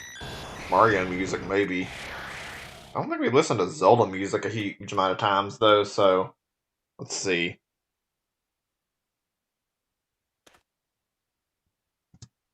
Do some music from Zelda, sure. Been, like, quite some time since I've listened to any of it. Of course, I'm having trouble finding the song I'm looking for.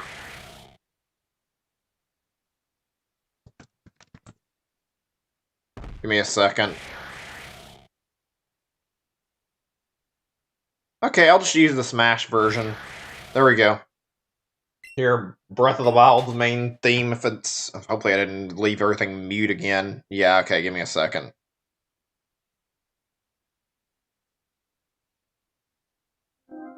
Okay, there we go, that's better. Huh. It's not as good as the original, but I'll take it. I'm not even, like, the biggest fan of Breath of the Wild's soundtracks. There's, like, so few songs that are really, like, extremely memorable.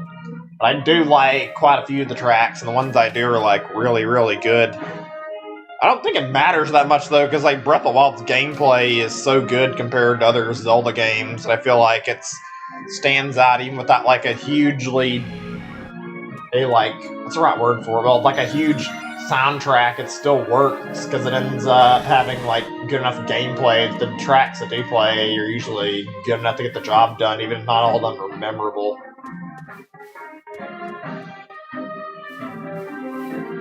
So I talked about Smash being, like, my favorite Switch game. I'm not sure what my favorite for, like, single player is, though. I'd have to think about that. I really like playing all my Switch games, though. I'd say maybe Mario Odyssey? It's kind of hard to decide, like, Zelda's good, too, honestly. But I played Breath of the Wild on Wii originally, so it's not really... I don't really see it as much of a Switch game, even though it released on both, because my experience wasn't on Switch originally.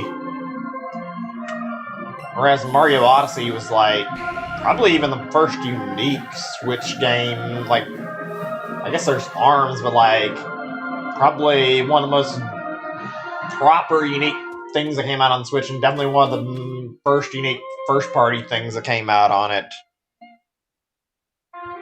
And it's still, like, really good and stands the test of time, even though I'd say it's not as good as the other 3D Marios. That's weird to say that, and I'm sure there's a lot of people who would disagree with me on that, but I don't really like the approach they took for Mario Odyssey compared to how 64, Sunshine, and Galaxy are structured. I like the structuring with, like, less stars and having, like, more meaningful collectibles. Like with the moons, they're fucking everywhere. And they're scattered all over the place. Like, it kind of decreases the value of the moons when you can just fucking jump up and grab one out of nowhere. And you get rewarded for doing pretty much nothing. It doesn't feel as rewarding as it does getting a star in Mario 64. Like, I don't know. I want to like it more. I do like Odyssey in general, but if it wasn't for how little meaning it felt collecting the power moons, I think I would rate it, like, significantly higher. I have a feeling they're probably going to make a Mario Odyssey 2 as well. I hope they take that criticism to heart, because I'm sure there's a lot of people who've expressed the same exact concern that I have. I would legitimately be really pleased if we got another Mario Odyssey, but they toned it down to have, like, even 500 moves, even though there were, like, 800 plus in Odyssey. Like, they changed it to mostly quality moons. That would make a huge difference in the game, I feel like. That would make it that much more fun to play. Something tells me that won't happen, unfortunately.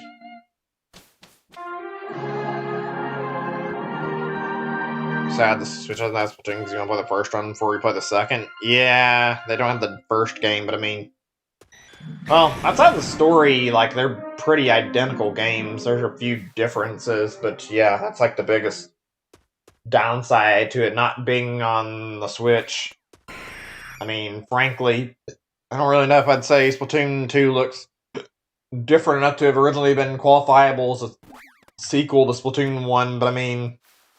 Considering how they've added a bunch of new stuff, I guess it's fine now. Give me a second. I'm gonna play Cass's theme, because I actually like the song a lot. Then we'll do another Zelda game's music instead. There we go, this one's good. This may be the best NPC in Zelda. There's just something fun about bumping into Cass and hearing all of his different dialogue. Then again, seeing Beetle again is fun, even though he's been like so many Zelda games. It never gets boring. Hi there. Don't know how to pronounce that. Minorda? 29? Sorry if I say that wrong. Welcome to the stream. Just chilling out, talking about games and shiny hunting. Right now we're just talking about, like, favorite Switch games, I think. I've already talked about my favorite multiplayer game on Switch.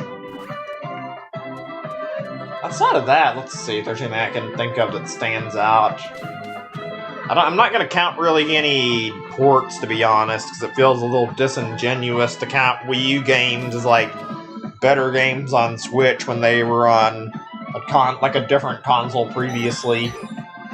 I'm trying to think more like specifically Switch exclusive stuff. Let me see.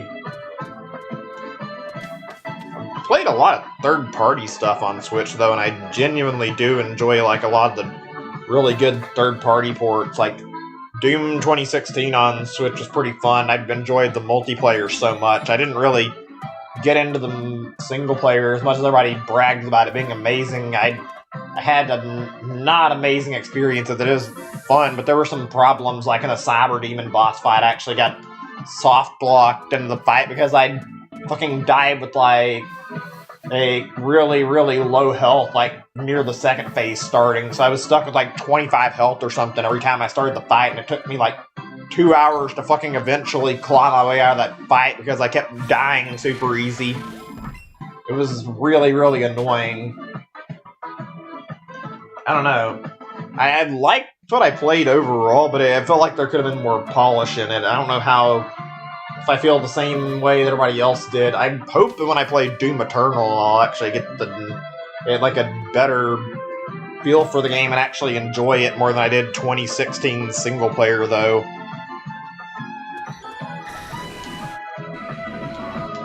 Let me see, I'm just thinking for a second, since I was meaning to bring up that. Actually, this may be one of the few single-player games that's came out since then. Like, I don't remember, like, a lot in terms of first-party. Oh, that's not true. There's a few. There's also Yoshi's Crafted World. I'm not gonna say that was the top-tier Switch port, exclusive, though. And Kirby was alright. I don't know, Fire Emblem's good, but I have yet to really play Fire Emblem Three Houses, which is, I don't know, I want to play it, but I don't really want to pay full price for it, which is weird, because I have this fine with paying full price for both Echoes and Awakening, and I like both those games a lot, but I still want to wait until I can get Fire Emblem Three Houses for like $50, and it looks pretty good, honestly. Let me see, are there any other big outliers I forgot about? I don't think so. It's kind of a shame when you have to say, like, a lot of the actual, like, big first-party games on Switch were, like, Wii U ports, and there were original ones, but not as many. Hey, welcome to the stream, Alex. Really appreciate the raid, like I said, though. Hold on a second. Let me get another song. Let's see. I don't remember this one too well. This is the same to the... Okay, yeah, this is close to the original. I was going to say Xenoblade music would work. Plus, there's the remake coming up in a month. That'll be fun.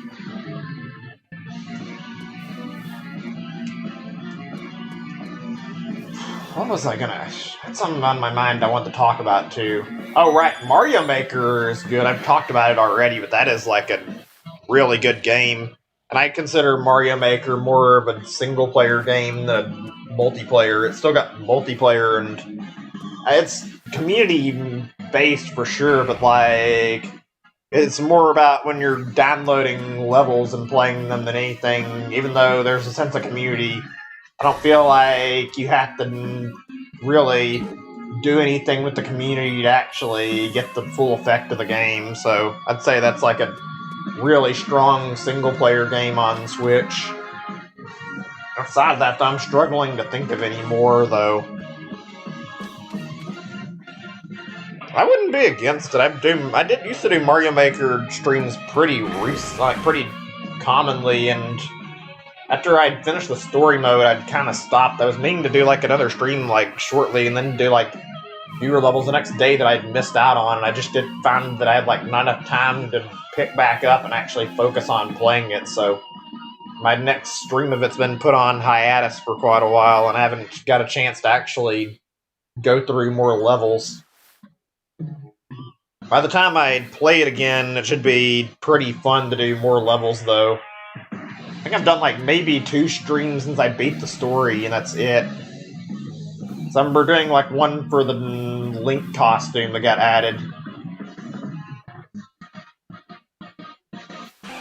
I hope we get news on Metroid Prime 4 soon, though. That was like a big thing that was promised, that was supposed to be coming, and well, it's not really bad. I mean, I'd like to see like some footage, even a teaser trailer sometime in the future.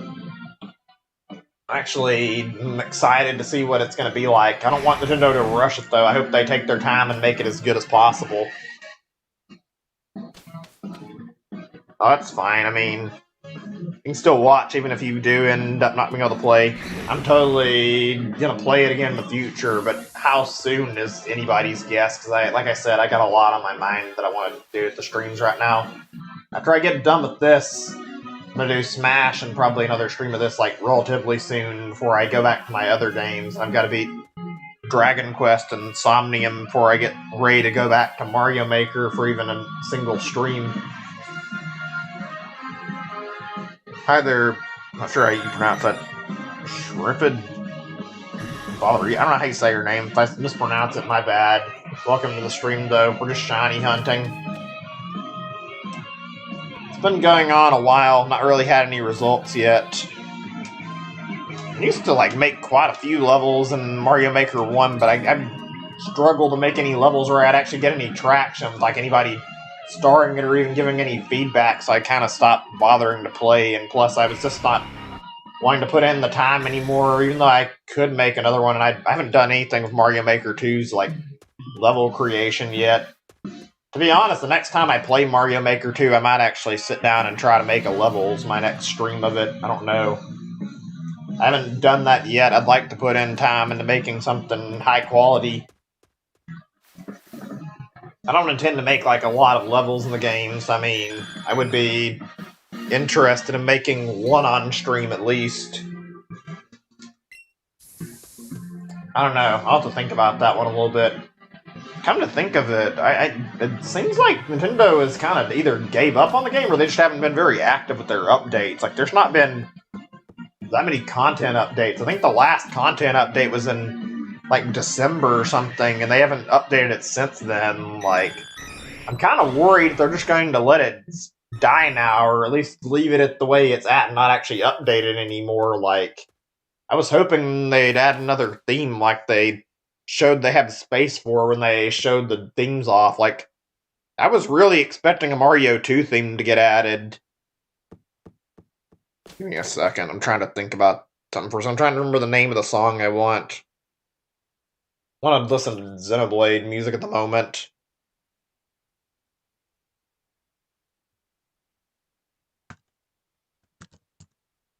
Is this it? Let me see. God, it's kind of crazy to think, like, I've talked about this a lot, but, like, it's crazy to think this game's getting a fucking remake in, like, a month. Xenoblade is legitimately, like, really damn good, and it's been ported over to the 3DS and got a fucking digital release on Wii U. You wouldn't expect it to be, like, first in line for a remake, and here we are seeing one coming out next month. Try the tip and the trick from Poke Tips Official. What do you mean the trick? I've been waiting a while to get this shiny, and I've been doing a lot of shiny hunts. I mean, I know what I'm doing in general. If there's something I'm forgetting about, I'd be surprised, because I've been shiny hunting in this game for like 2 years practically. I mean, that might be a little bit of an overstatement since the game isn't turned 2, but I've been playing since launch, so I know a lot about the shiny hunting already.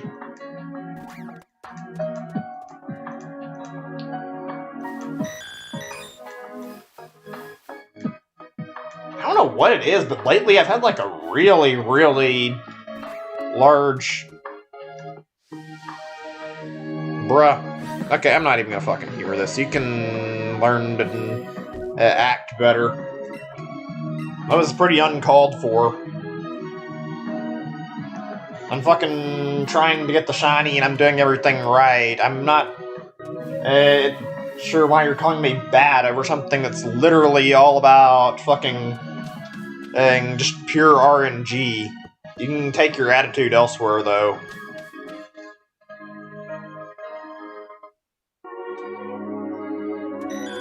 What is with the people today that have been, like, getting on the stream? Hey, Wayne, good to see you. Got that fucking dude earlier who was being a total asshole and just, like, fucking... and using slurs as names and spamming later or get attention, and now this guy who wants to fucking try to insult me because I'm not doing a shiny and acts like he knows more about shiny hunting than I do just because it's not popped up yet. Alright, later, 9:35 Fox. Good to see you though, man. I've got another 30-ish minutes left in me before I stop anyway. I'm not gonna stop until we get to that 5-hour mark. I'm almost done though. I don't know why people always have to be like this when it comes to shiny hunting. Stop getting smug attitudes. Holy fuck, it's not... It's something you can control. The shiny pops up when it pops up. It's RNG. There's not fucking any amount of me doing anything different that's going to influence the shiny showing. That dude's attitude was, like, totally uncalled for. No, there's just some guy who came in the chat and, like, basically called me shit at shiny hunting, even though I'm doing literally everything you're supposed to do in a shiny hunt. Just because I'm not getting the shiny, I'm pretty sure he was trying to imply that I was doing something wrong. You probably missed the message. There was a guy who, like I said, he had basically insulted the way I was shiny hunting, and he got timed out before you got in here. You didn't know? Pokemon's always had, like, shiny hunts as RNG based. It's never been, like, anything based on, like, skill. It's just based on and continually keeping at it until eventually the shiny shows up. It's really annoying. Grand Pure? I'm not sure how you pronounce that, but okay. I don't know. Probably left, I would assume, unless, I don't know.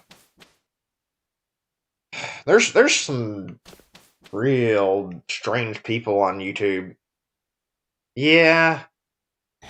I don't know. There's a lot of people I've met who do this shit on YouTube, and not only do they like to imply you're doing something wrong, but they'll also go along the lines of, oh, you got a shiny charm, bro? It's like half the time, if I don't have it, well, you shouldn't be fucking bothering me about it in the first place. But the other part of the time, it's like right here where I do have a shiny charm. I wouldn't fucking be wasting all this goddamn time if I didn't have the shiny charm right now. I have the shiny charm to speed things up. I'm trying to go through the living dex, for God's sake. Of course I have a shiny charm. If I was getting a few shiny, it'd be a different matter, but any sane person doing a living dex is going to have a shiny charm. Okay, let me see. Need another song. Give me a second or two. We'll do Mario 3 music.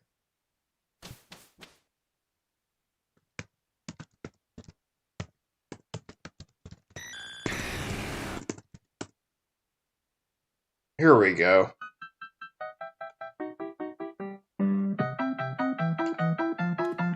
Oh yeah, if this was based on any degree of skill at all, I'd already had my fucking entire shiny decks done probably like a year ago, or maybe even like actually before that, considering the fact that it's right now I'm just stuck here waiting because all I'm missing is like the shiny itself popping up. I've done everything I can do for this hunt, which is catching up to the 31 plus and popping lures while I have my shiny charm and pretty much just sitting here waiting. I even caught the 100 Kadabra to make sure I could have an easy capture. Like, I know what the fuck I'm doing very clearly. I've done this for long enough that I have a very clear picture of how to shiny hunt. I don't need some douchebag coming into my stream basically criticizing the way I'm shiny hunting. Oh, gosh. I just wish this would show up already.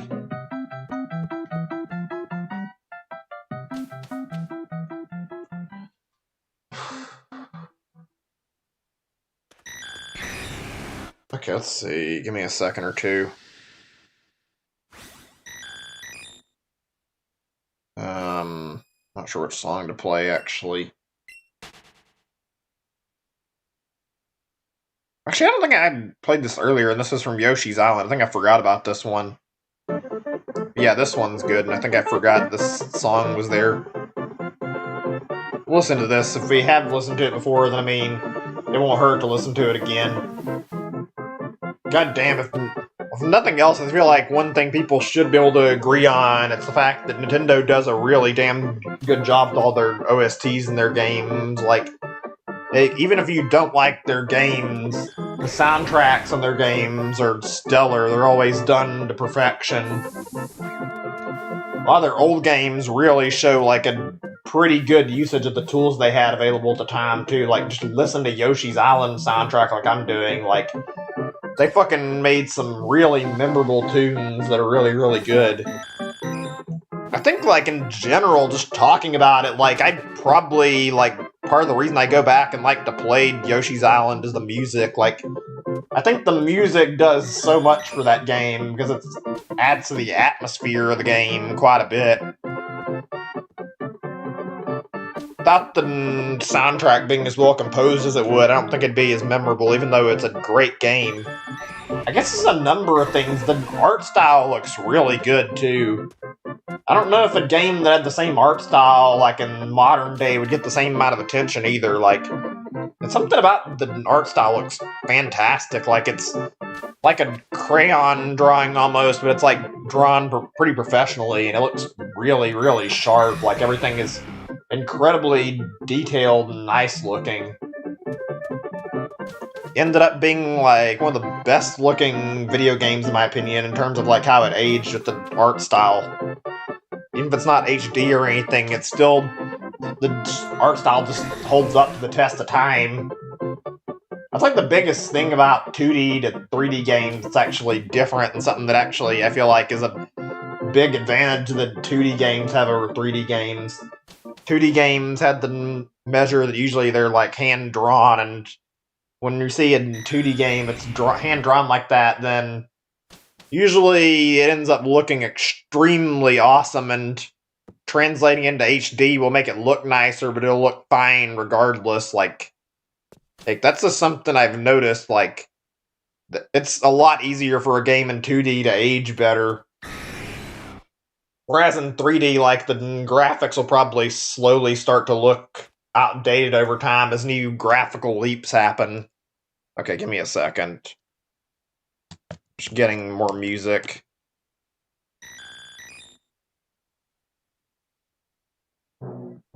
There we go.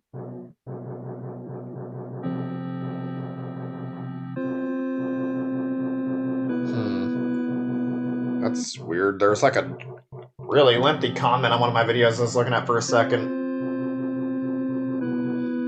Alright then, as long as you learned your lesson, but that was like really, really rude to basically come in and then treat me like I didn't know what the hell I was doing and call me bad at shiny hunting because my shiny luck's not there today. That doesn't mean I'm doing the hunt wrong. Like, I'm doing everything I can to get my shiny.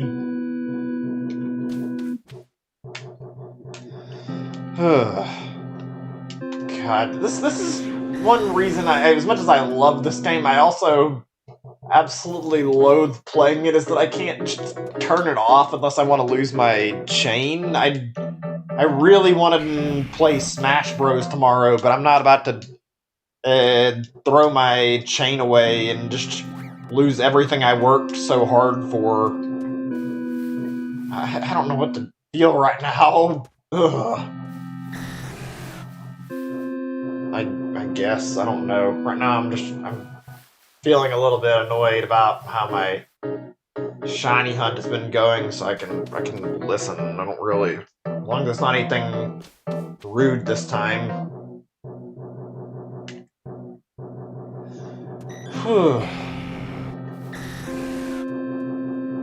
God, this doesn't help me any, because I'm the kind of person who gets stressed out really easily, so being stuck playing the same game like this and not being able to swap just bothers me a lot. I prefer to have that variety. And there's other games that I want to play too. Even though I enjoy this, I don't want the time commitment that comes with it.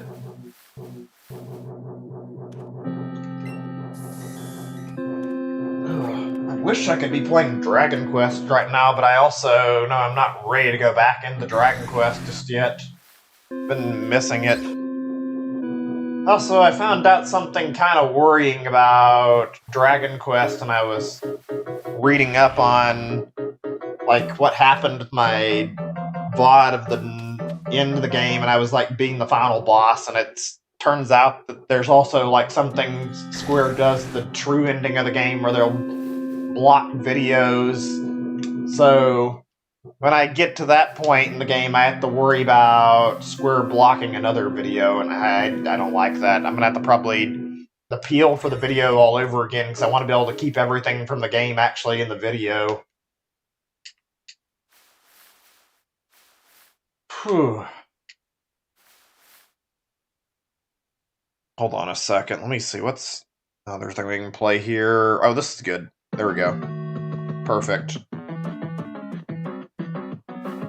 Got 20 to 15 minutes left. A lot of people talking right now. That's okay. I mean, we've been going a while, and probably people can't hang out like for the entire duration of the stream. I get it. Like, wow. Ooh. I think I'm running a little low on Steam myself. I've been playing for so long. It gets really annoying when you go on like 5 hours of gameplay and nothing happens, though. I've been sitting here hoping and waiting and resetting the spawns as much as I can. Let me see. Do I have my lures active? I thought I did.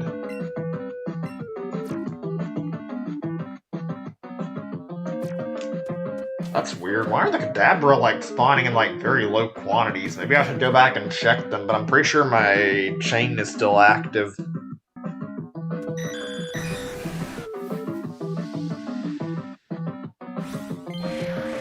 Yeah, I've got 64 of them, which is more than enough.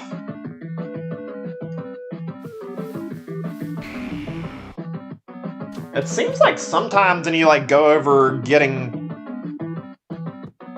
like when you go over and like get a whole bunch, or you get like a whole bunch of them like over 100, the shiny pops up faster. But I think it's just a placebo effect. It's already been recorded that nothing happens outside of like the whole 31 plus. Once you've got to that point, then you end up getting enough that your chain's already maxed out, so it shouldn't be impacted by getting any extra. The only reason I have as many as I do is I was building up to get 100 total caught.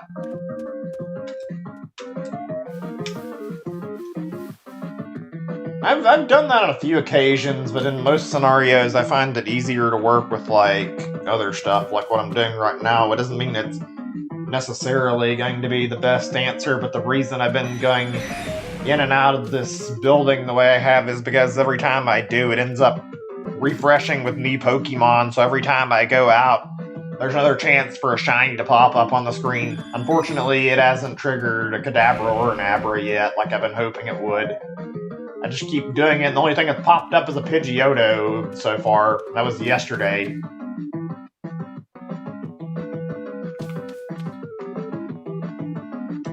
This is gonna be lame if I have to do this again tomorrow, though. I don't want to sit here for like 12 hours of combined gameplay, which is what it's starting to scare me into thinking might actually happen at this rate.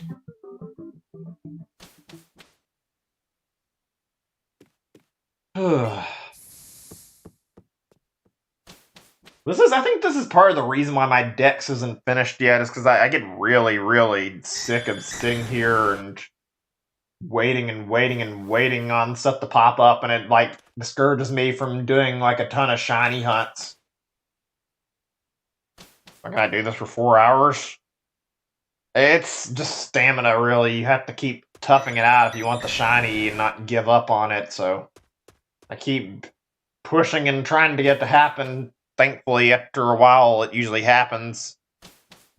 Let me see. Actually, I might switch the game's music back on in a second. We'll do one more song, though. Or we'll do some music from another series and then switch. Let me see. What do I want to play, though?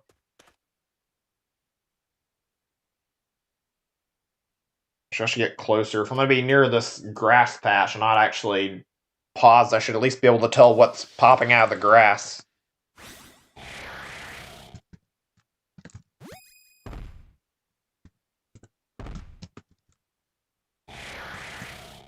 Let me see. Here we go. Mario Galaxy music. This will be good for right now.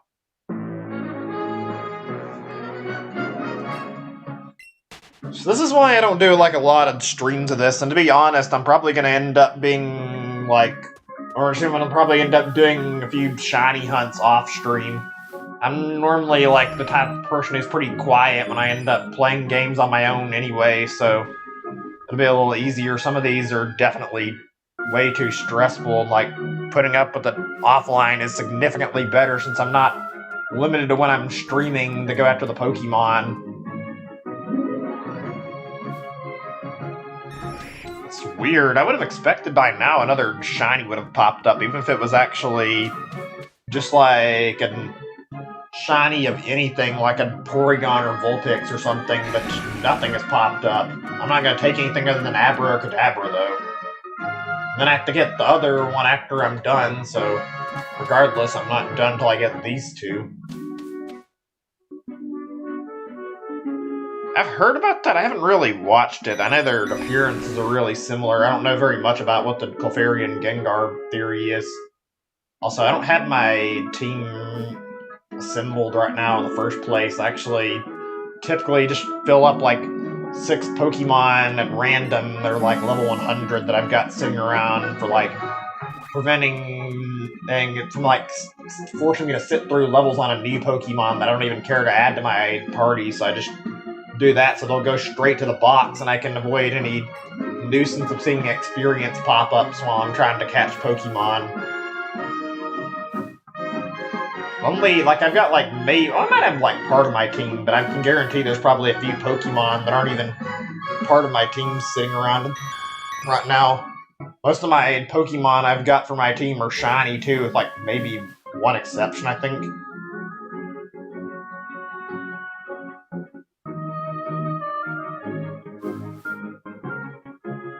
God, I haven't played this game in so long listening to this. I love listening to Mario Galaxy's music. I like listening to a lot of Mario music in general, but like, oh my god, I can't wait that rumor turns up true. I miss this game a lot. Mario Galaxy was great, both 1 and 2. Played X, Sapphire and Sun. I haven't played any. I didn't play too many of the 3DS games. I can play any of them. I don't remember. I think I might have played like a little bit of Alpha Sapphire and didn't really play it that much. I kind of gave up on the series after 5th gen and then came back after I saw this so basically where I picked up again. Cool. Like beans, they're pretty good as a food. Don't eat them very often. Merch coming soon. I don't have any merch, and frankly, my channel's not really big enough for any type of merch. I've thought about enabling ad revenue, but I also don't think it's worthwhile or even the right time, to be honest. Like, I'm perfectly fine with streaming without making any money off of the streams, so I don't really care. I mean, maybe eventually, because this is basically my job now, so it'd be nice to be able to make money off of it, at least so that I could have source of income rather than relying on SSI every month. Time is it in country? It's currently like 12 minutes from 8 o'clock where I live, so I'm in Central, I think it's called Central Standard Time, so yeah. So in like the next 12 minutes, it'll turn to 8. Live in Texas. Okay, let's get one more Mario Galaxy song, and then we're going to turn the game's music back on. Let's see. Ooh, I haven't heard this one in a while. Let's listen to this. Let me turn this up. I can't hear it good enough, but I want to hear more of this. There we go.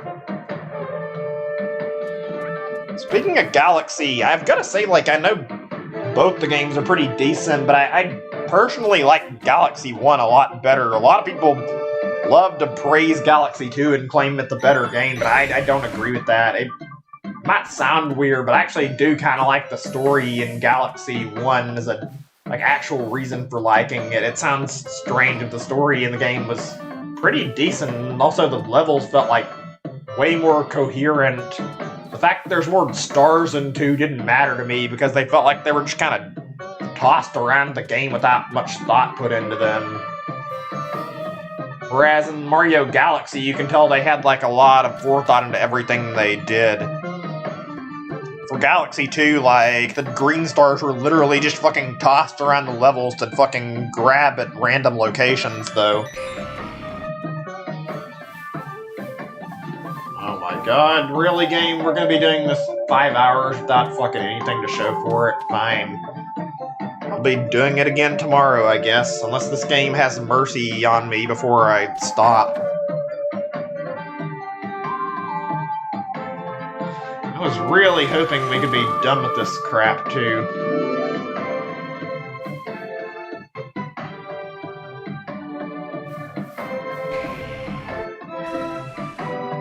I would, but stream's about to be ending in like 5 minutes, and I'm about to put the game's soundtrack back on, so probably not going to be putting any other music on right now.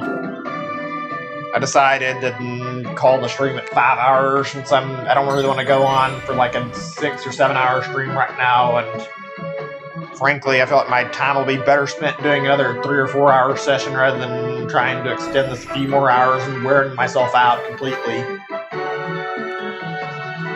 I hate that I have to turn this into a 3-day shiny hunt, though. If I was lucky, this would have happened to be a lot quicker, but it doesn't happen very often anymore. Like, I had instances where I've literally got into a shiny hunt and, like, took, like, 1 or 2 Pokemon out of the catch combo, and then out of nowhere, the shiny just immediately appears. Yeah, I know what you mean. I think that fucking Pidgeotto wasted the shiny luck I had. Like, I'm pretty sure that Pidgeotto took up the shininess that another Pokemon would have had, which is actually something that pisses me off a little bit. I don't even want that Pidgeotto, and it fucking swooped in on my screen. I'm glad I didn't bother to catch it, though. Otherwise, I'd be waiting even longer to get more Kadabra. Ugh.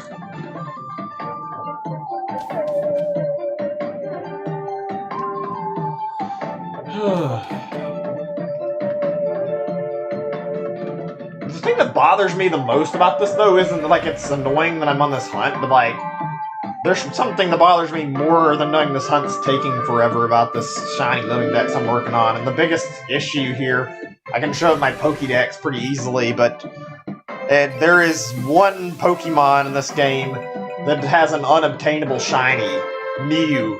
There is no way to get a legitimate shiny Mew in Let's Go.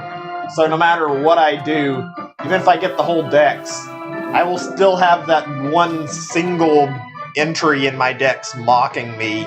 There's not going to be any way to fill it out, and I'm not taking a hacked Mew from somebody, so I'm just going to have to fucking look at a dex that's missing this single Pokédex spot on it. It feels infuriating to know that'll never be filled out. Unless for some reason Game Freak decides that A, they're going to unblock Mew from coming from Go and Shiny Mew gets released there, or B, there's like an event for it, but it's been like nearly 2 years, so I can't really imagine Shiny Mew event's going to be a thing at this point. Yeah, you got a hacked one probably, unless you got it outside of Let's Go. Huh. I'm surprised there's that many people who are playing Pokemon Let's Go. I mean, I'm glad it showed mine on the page, though. Trying to do my best at this. Good game, definitely not the absolute best in terms of some of the problems. There's definitely some quality issues, but it's an overall really good Pokemon game, in my opinion. I like this game a lot.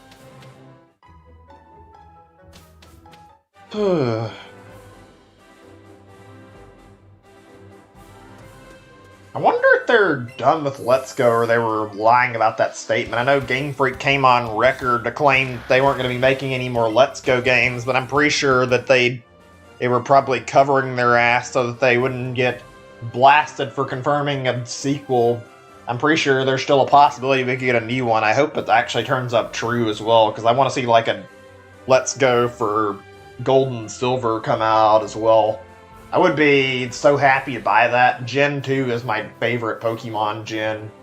I would buy that like day one. I hope that actually happens. I just hope that they do that. They actually listen to people's criticisms, and they also listen to people like me who want to have a full living dex and not be missing Pokemon. Hopefully they'll at least make Celebi a shiny that you can hunt if they do, since there's already precedents to catch it and Crystal version now, so there's a reason that you can get Celebi that way, so there's no reason to bar it from being obtainable in future games. Like the fact Kadabra has one spin Alakazam has two. Yeah, it's a nice little evolution. It's a little odd, but it's neat. I like how it's like slowly growing in strength with each time it evolves. You know, you got Abra, who's just a little baby who hates people so much that the first sign of a person coming too close to it, it immediately teleports away from you. It's a nice slime, though. I like how as you raise it up in its evolutions, you can very clearly see it growing from the shy little whatever it is. I guess it's a cat, I'm not actually sure. To like get an Alakazam. Actually, what does the Pokédex say about Abra?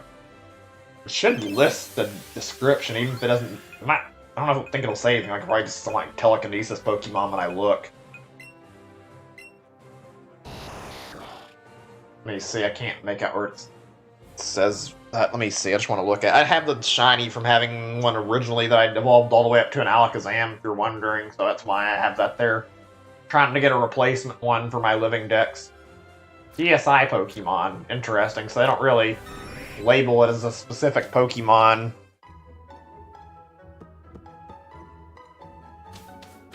Are these the extra switch training? Yeah, I know what you mean. It's not fun doing some of the training in this, but I mean, it's whatever.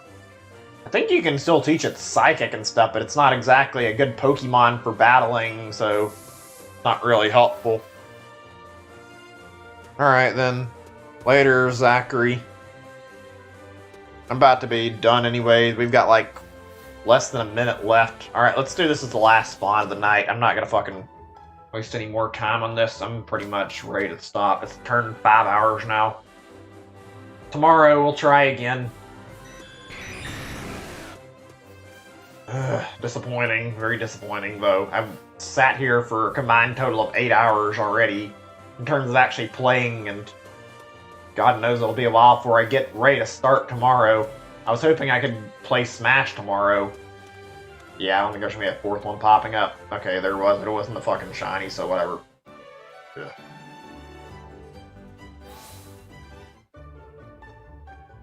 Ugh.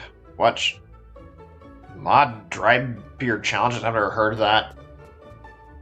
Okay, so yeah, same procedure as yesterday. I'll just save here where I can easily set a nature. Well, that's unfortunate. We'll try again tomorrow. Hopefully tomorrow will be the day and we can get this over with, because I'm getting a little sick of being stuck here without Kadabra.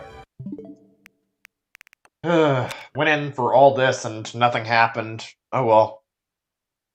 Alright, see you guys later. Thanks for watching. It sucks that we didn't get any shiny, but I mean, not much I can do about it. That was an alright stream. Bye everyone. Take care. Have a good night.